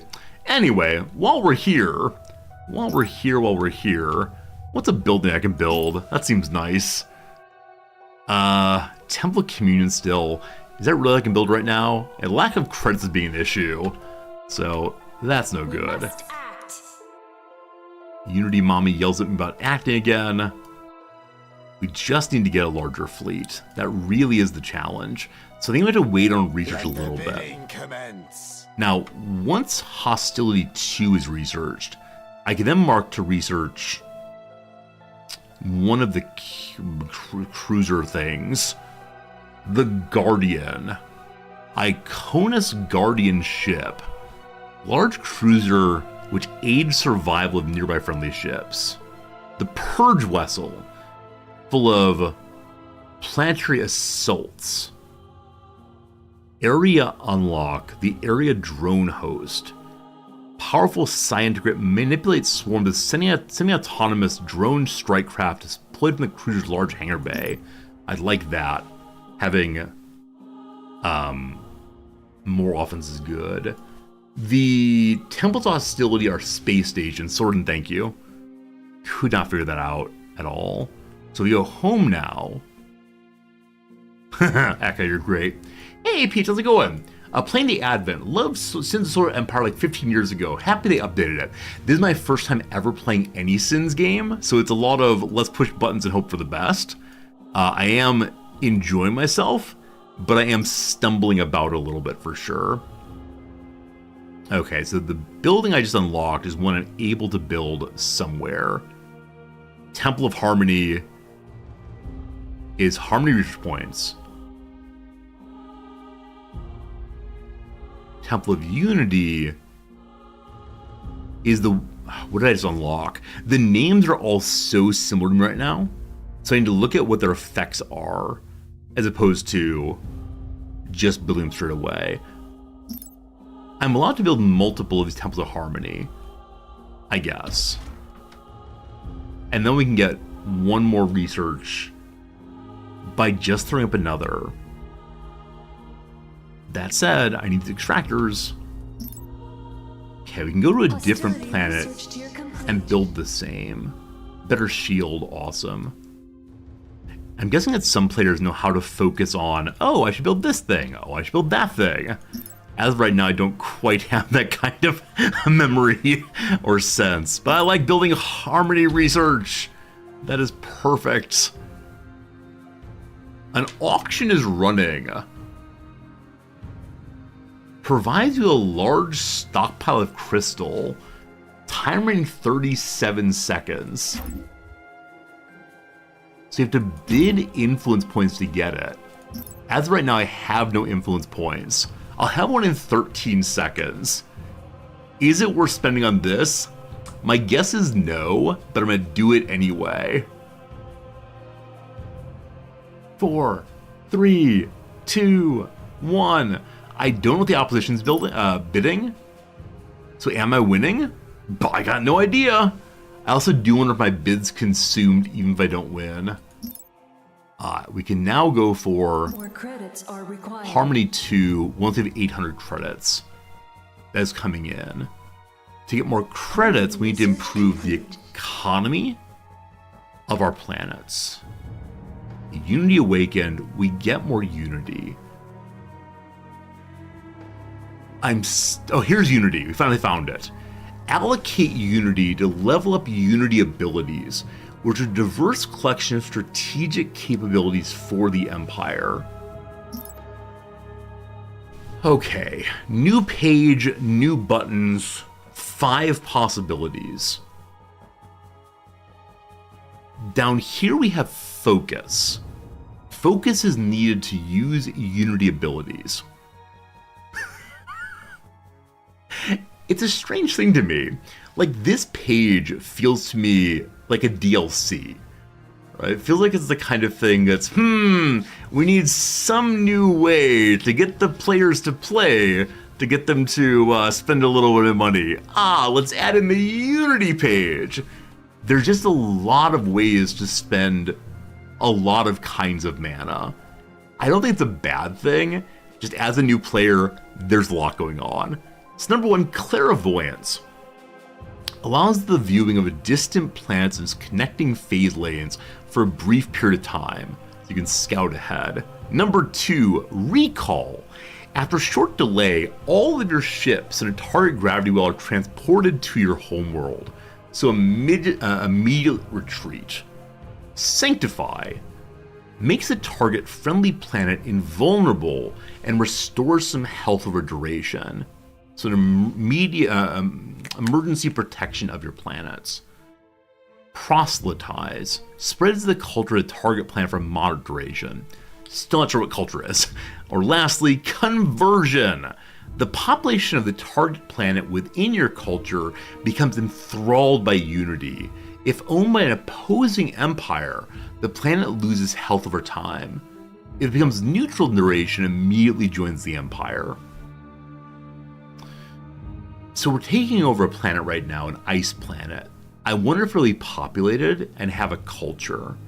Now, culture might only be planets that are owned by opposing forces, and we don't really know where those are yet. So I'm about to go into a big fight, so I think it makes sense for us to have the emergency recall ability. We'll see, we'll see, we'll see. The auction prize belongs to you. Hey, we won the auction by spending 1 point.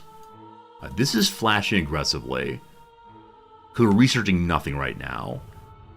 We need to get 800 credits. We'll get that in a very long time, unless we sell more crystals. Is that a good idea? Who knows? We need 800. There we go. We can now research tier 2. Okay. Where's my ice planet? It's right here. Are we still fighting for that ice planet, or is it mine? When I go in... Civilian structure complete.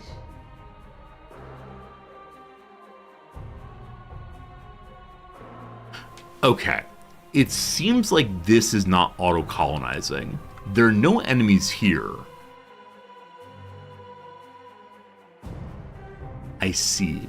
So it doesn't auto-colonize one jump away. That said, this planet does not have the auto...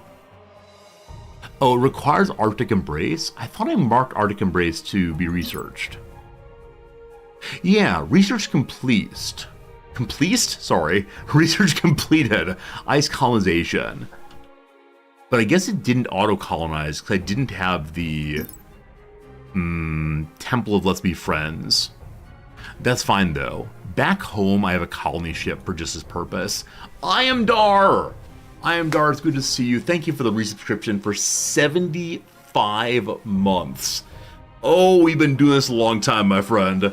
America called. Have I found any oil out here yet? I have not. That said, our very last Hearts of Iron 4 playthrough was,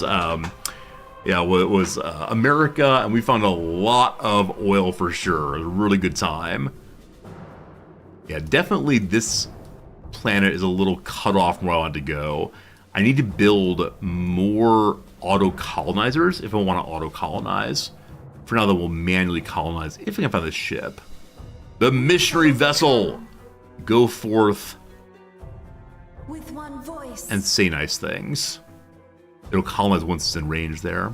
Civilian structure complete. Alright, we built ourselves a... What are you? Temple of Harmony! More harmony points, more good. Hostility research complete. The fleet is currently What does the unity will? healing up. I need the fleet to jump into this area in order to get a whole bunch of nice resources. That said, the fight there is going to be a total about a 192 supply. Our supply is only 120 right now. Did we finish researching our new military vessel? We did. So we can start making the area drone host to have swarms of drone strike crafts. Is that a good thing? I do not know. We could also unlock other corvettes. I want to put my top down. This is a small, quick hybrid ship capable of storing and transferring antimatter. Alright, so it can move antimatter around if need be. As of right now, I think I have only one ship with antimatter. It's also a fast attack ship capable of impairing enemies' ability to hit targets with weapon. So it has a, what's it called? Like a disarmament weapon. Forces the enemy to sign a treaty. Let's go do the Tempest. Lily armored, but lots of Wrath missiles. We like Wrath. That's the kind of player I am. Nothing but Wrath. Okay. There's so many ships. As a advanced player of a game, I can imagine really enjoying having a ton of possible ships. As a new player, I am absolutely overwhelmed. The drone host has 3 strikecraft squadrons. Let's go make 5 of these ships to get 15 little friends. That's good. Okay, this is flashing at me. No charge available on domination. Its cooldown is 88 seconds. I bet that means it's currently in cooldown. Is that true? I have no idea. Vertigo's ready to cast, though. Our flagship has tremendous power, and gosh, we love it. While we're waiting, Tataria here is one of the 2 ways to jump to my home planet. Joins the Unity. So I'd like very much to... we have a new planet colonized. That's one that has ice planet. We'll look in a moment. Another seeker vessel here. Another enemy among us.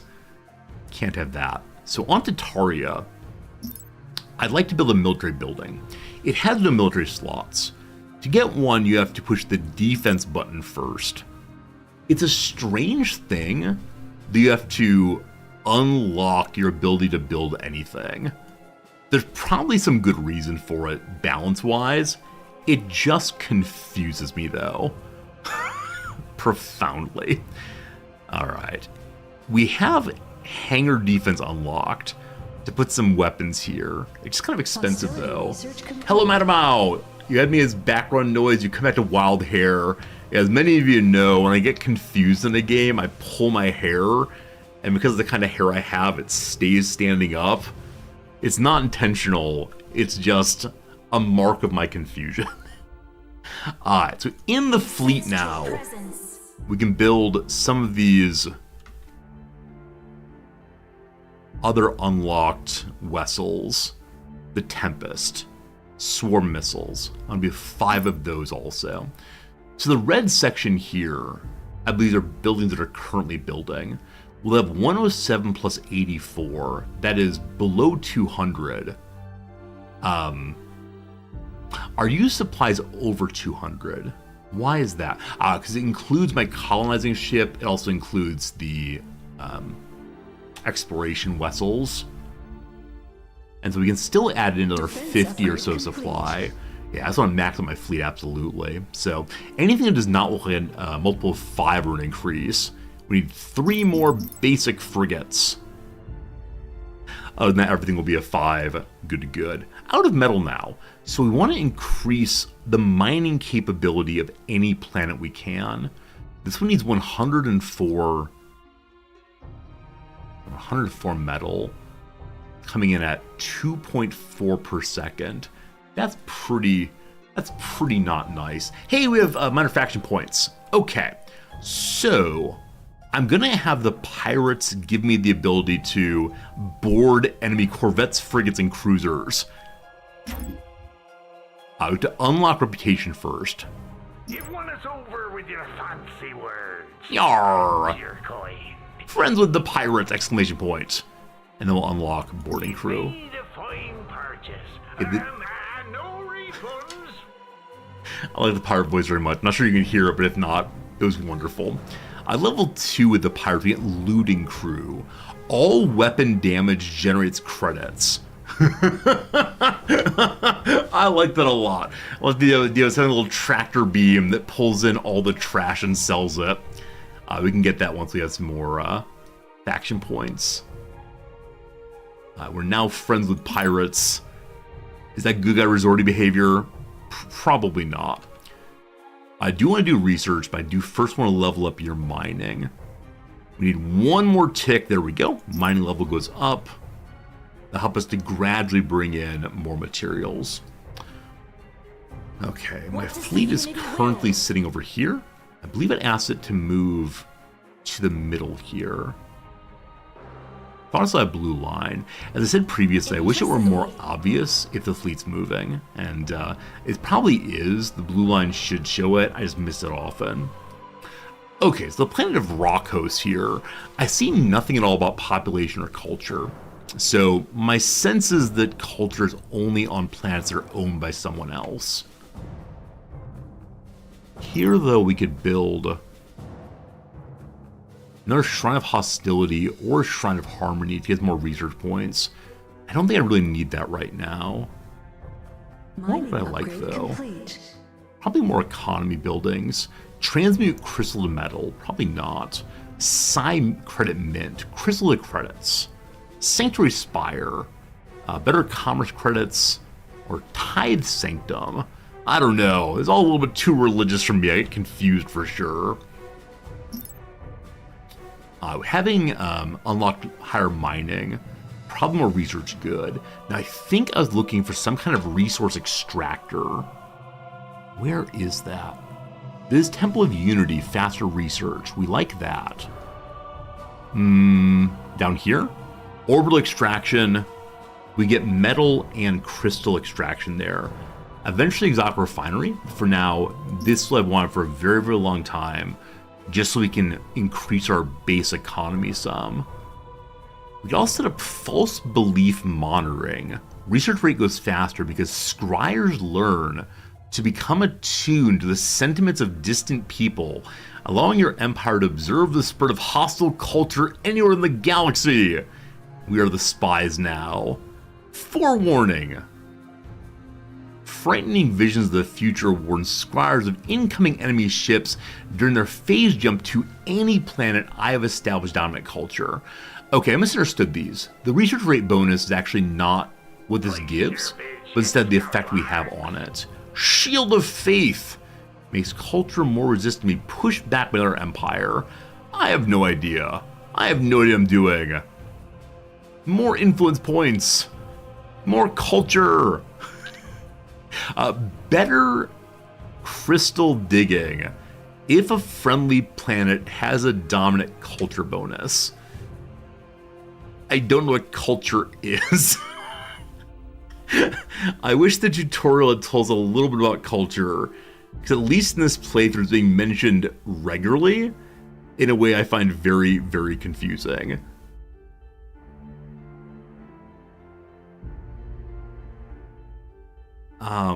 Gosh. I know what influence points are, so I'm going to take that one. On the military side, what does this do? Higher experience. Veteran adepts and anima telepathically share the memories of battle and ritual communion with new capital ship and Titan crews. Allow them to start with experience. That seems huge once I start making capital ships. Next time, place a bid. That requires exotics, though. Alright. I missed an auction. Wow!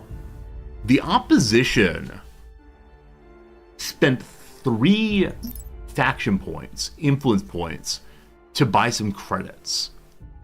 I would have never been able to win that. My cap's only 2. Hey, Vera, what's up? Okay. We can... You have to have 3 influence points to go to the higher level with the pirates.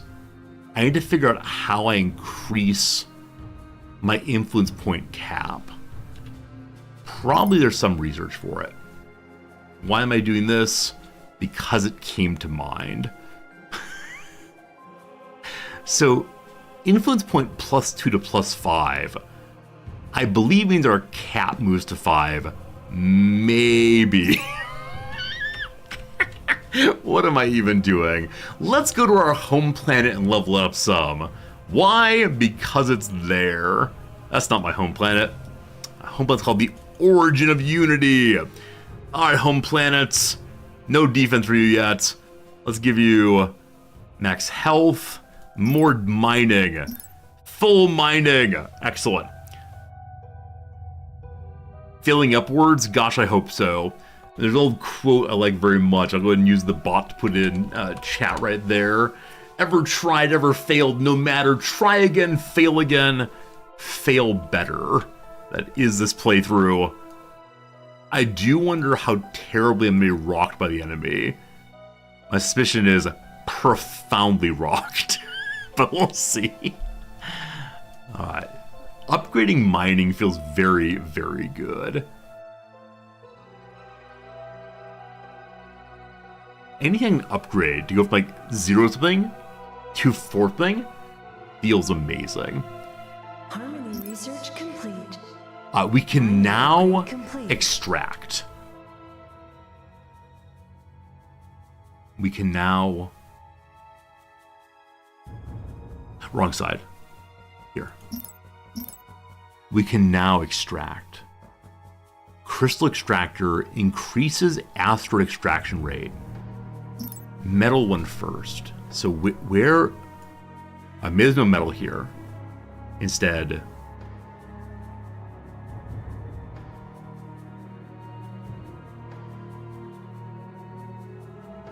Oh, okay, when you click it, it automatically places itself. It doesn't need to be placed manually. Got it. So I want both kinds of extractors here simply to help the asteroids be dug more quickly. I think. Those of you who have played this game, how long does a mission or map tend to go? Because we've played 25 minutes of the game, but I know I've been paused for a huge amount of time. Like, I recognize I'm learning, so I'm pausing way more often than an experienced player would. But those of you who've like played this, is it a couple hours, a couple days? What's it tend to be? Starting experience goes up on capitals. Not yet. We can build the crystal extractor now, and so again, at our capital area, we have even more materials coming in. Mining's up all the way now. It cannot go up anymore. That is that. We will want to have military stuff here. I'm just too poor. It's 1 to 2 hours minimum, a few hours at least. Okay, cool. I don't mind that at all. I really don't mind long playthroughs of anything. I just like knowing roughly what it is. Complete. Okay, we built our extractors. Awesome. How's the fleet looking? We sensed your presence. That's weird to say. And since you can finish a map in a session, yeah, my sessions tend to be like 4.5 to 5.5 hours, but a lot of it is pausing and blathering, of course. I tend not to play off stream anything, which I realize is not a good way to live. Okay, so this thing here is a bonus to antimatter. We like bonuses to anything right now. It's still capped at 2. So I misunderstood. Never mind. Still being researched. Everything's good. Why am I here? I'm here because the fleet's here. What does the Unity will? I don't know what the Unity wills. Please stop yelling at me. Are all of the research required to unlock more fleet supply. yeah, are all of the faction voices so aggressive? I feel like we're being yelled at by our own faction leader. Or aren't we the faction leader? Being yelled at by someone, I don't like it. I feel like I'm being scolded. They're all aggressive. All right, we need to mute the angry voice possibly. I'd like to increase my supply. So this increases supply to 500.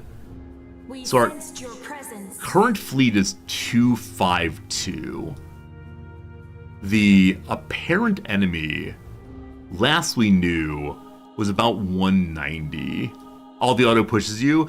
I get that. They don't want you to dithering and so on. It's sensible enough. But it does feel a little bad, What does the honestly. Unity will? One more ship to go. I feel like the economy is getting stronger than before. Is that true? I do not know. I don't know what buildings to build. I'm just confused. The place we're heading to, it is that's my home. It is just an asteroid. So we don't need to unlock any other kind of planet for right now. What are you? Culture distance up. Yeah, again, culture's confusing. Friendly planet, dominant culture, get more mining. I like mining. I like mining a lot. Okay. Fleet is ready. We sensed your presence. Is everyone in the fleet here? Well, I don't see any ships moving, so We must fleet friends, What It does is the Unity time. will? please don't die. Time to take over So a shall it be. derelict. And at that point, we'll need to unlock, go to somewhere else probably. I'd like to unlock defensive structures also. Hangar defense unlock. Seems good. Missile weapon damage seems good. Lots of unlocks. Moving into phase space. Pushing buttons. Pushing buttons. Look at them all go. It's rush hour in the phase lane. Battleship on way also. Got some Tempest vessels behind. Hostility research complete. We finished researching greater supplies. We could go to 500 now if we want to. I'll need to replace the ship I've lost. Here we are! Shouldn't have jumped in my Disciple vessel solo. Forces have engaged the enemy. Welcome everyone. I'm just gonna watch the colors go pew pew pew. Oh, it's a nice feeling. What do they have here? Heavy cruisers, light frigates, Gardas. As the battleship arrives, I wonder if they'll try to take over anything. It has no charges currently. Cooldown at 88, so I wonder if it immediately cast on somebody. 72 fighters now and 24 bombers. Feels pretty good. Malediction level 3. Hostility research complete. Excellent pushing. Sure, we're going to win this thing. The asteroid will not be immediately propagated, will it? Propagated, colonized. It will not. So do I have a missionary ship back home? Harmony research complete. Hello, home. Okay. Need to actually go to it to see. If I had a colony ship, it would be waiting at this planet. Yeah, so the colony ship is not destroyed in the process of colonization. So it'll be ready to go in once we've finished that battle there. Whoops. We shall overcome. Yes, We missionaries. understand. You moving? I think it's moving. Let's see. It's a moving. That's good. Lots of points again. So I want to militarize each of these 3 locations. We'll start with this one in the middle. Pataria. Build for you. Laser defense platform. Hangar defense. Beam defense. Defense. Hostility research complete. Get one of each you made. They consume more than a military slot. Very well. And then here we can unlock additional extractors. Nice. Okay, we can't afford any research right now for a want of credits. That said, we have a ton of metal. So I know we can make a building that converts metal into credits. We are pulling in more credits than anything else. But I do wonder if we're spending it more aggressively also. Whichever way, I want to sell metal. Seems nice. I really shouldn't be ignoring the big fights. So I do clearly see now that Maledictus has leveled up again. Last bit being destroyed. Man, our shields are holding so well. Your biz, you scallywag. Derelict loot is being taken now. And if we want to, we can use influence points to get a cache of credits. 1,500 credits. I'll go and bid. I have 5 bidding points. Wow. I knew we leveled up. I didn't realize we'd filled up.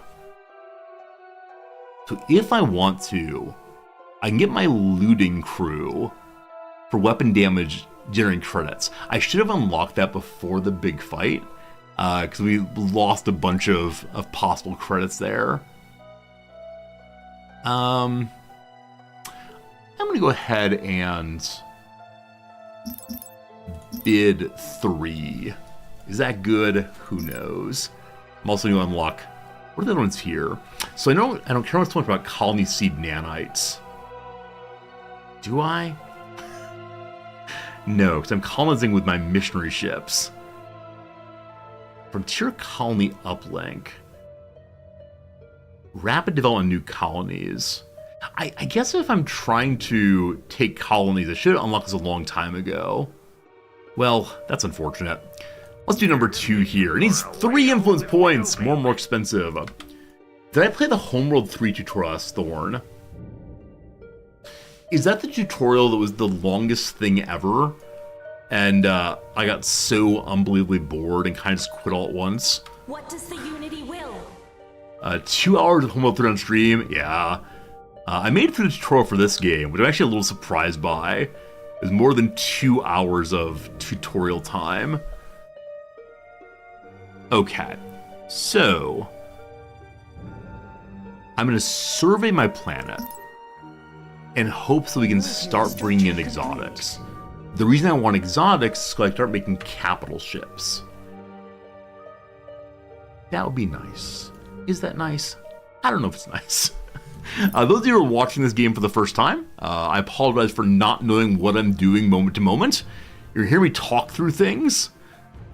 Are they important things? I don't know.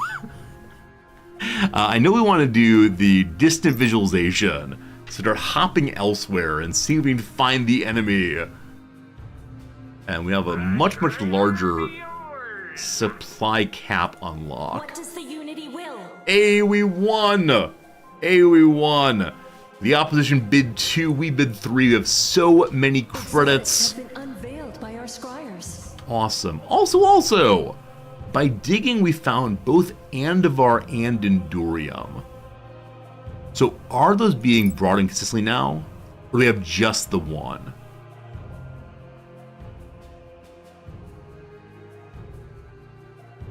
I think we have just the one of each. Now, is that enough to build a new capital ship? We have one Endurium, one Andivar. We need one more Andivar to build the Progenitor Mothership. Oh boy. Does he have to have just the right thing? We're allowed to go digging again. More credits. I'm gonna dig all as much as I possibly can. Getting capital ship seems important. Was that an overspend? Probably. This is another game where it feels like multiplayer might get a little insane. I could easily imagine players Civilian structure complete. having an exactly perfect build order, possibly. What did you build here? What's that? More extractors. Okay, we want even more of those as you can build more. If we had credits, we could build more metal extraction. So I know if we build the increase to economy, we get a little bit more credit economy coming in. And I've been struggling on that right now, so I think credit economy on every planet could be huge. Okay, this flashed at me, so we can now go to You've won us over level 3. Soon we'll have our looting crew. Your coin. That'll be good. That's right. That will be good. Those are the words I say. Okay. We have points to upgrade your economy. Credit income from, I think it was like 1 to 3. So different planets have different bonuses. Because this place is a stable debris field, it gets a lot of credit income immediately.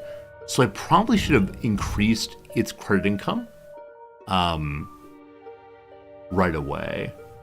Derelict loot created, we have 3 Kalinide.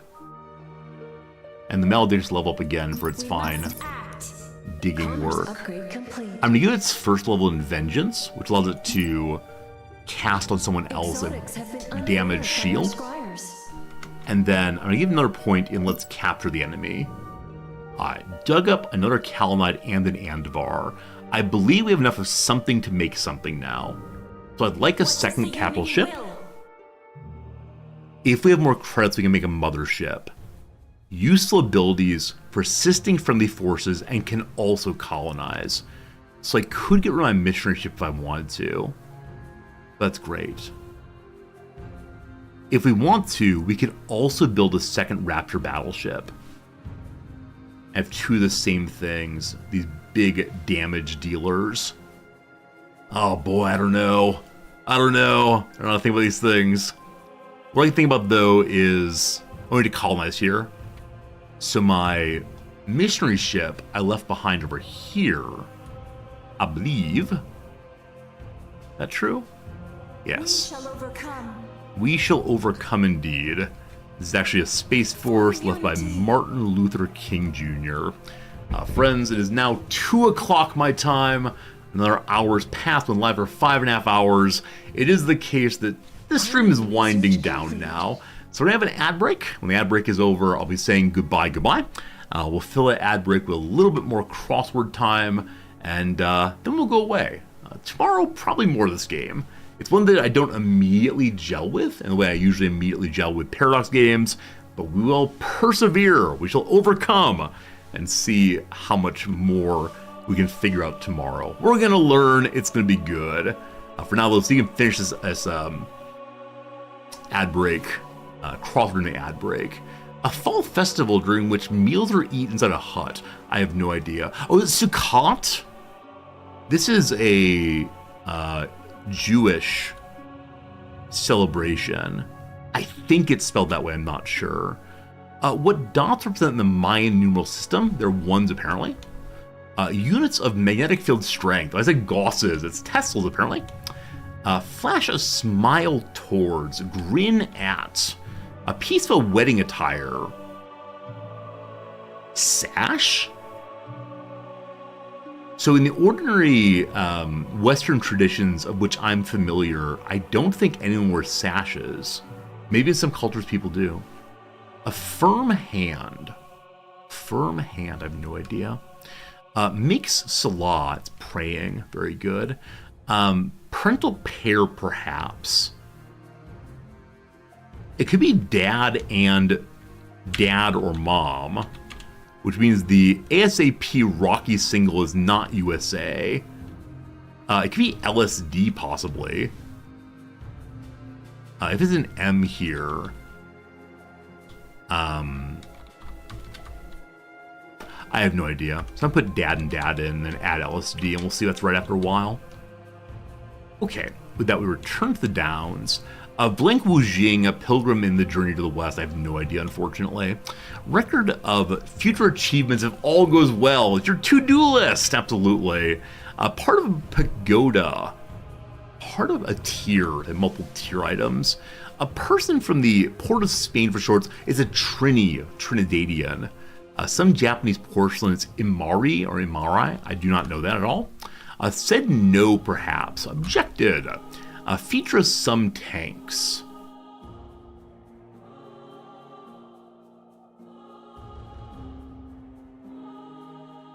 Bull-tin bra. Something might be wrong there. Back to it in a moment. Otter relatives. Probably minks. So I think it's Sukkot with 2 Ks. Good. Manhattan neighborhood home to Essex Market. Los Los. No idea. Thing that might be tied up. Loose ends. So milk has been wrong the whole time. Show up 15 minutes late with Starbucks, say.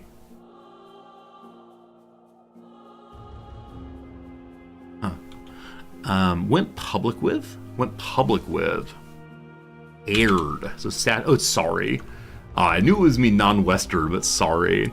A Blink in The Last Dragon? No idea. Like sharp cheddar cheese, it's aged. Insurrection, our tools were rudimentary, yet we pressed on still wettest? No idea. Alright. Hairstyle that encircles the head. A halo braid. So Sha Wujing, apparently. Chain letter. An initial necklace. Like IMR. Built-in bra. It's a tank, like a tank top, a kind of shirt. I thought about other kinds of tanks immediately. Built-in bra, there you go. What nursing pad absorbs? I said milk. Did it absorb the teat? That feels very incorrect. Firm hand. Firm hand. A firm could be like a group of lawyers or some kind of office. Something gal? Ooh. Show up 15 minutes late with Starbucks, say. I mean, rode in, possibly? Okay. I've added nothing in a moment here. Let me look through again. Blank and The Last Dragon. What kind of names could possibly fit there? Raya. It's probably a vowel to make firm hand work. Firm hand's a clever clue. I like it. So if it's pa, a paralegal. There we go. Paralegal. Show up 15 minutes later at Starbucks to roll in, apparently. And this one, nursing pad absorbs a leak. A leak. All right, something is wrong somewhere. All the boxes are full, but what? All right, what's wrong? What is wrong? I misspelled legal. Oh, thank you. There we go. Thank you. Hey, there you go, team. A crossword puzzle done on the stream. I want to know what this insurrection silhouette is. This is our last bit of knowledge for the day. All right. So insurrection, our tools were rudimentary.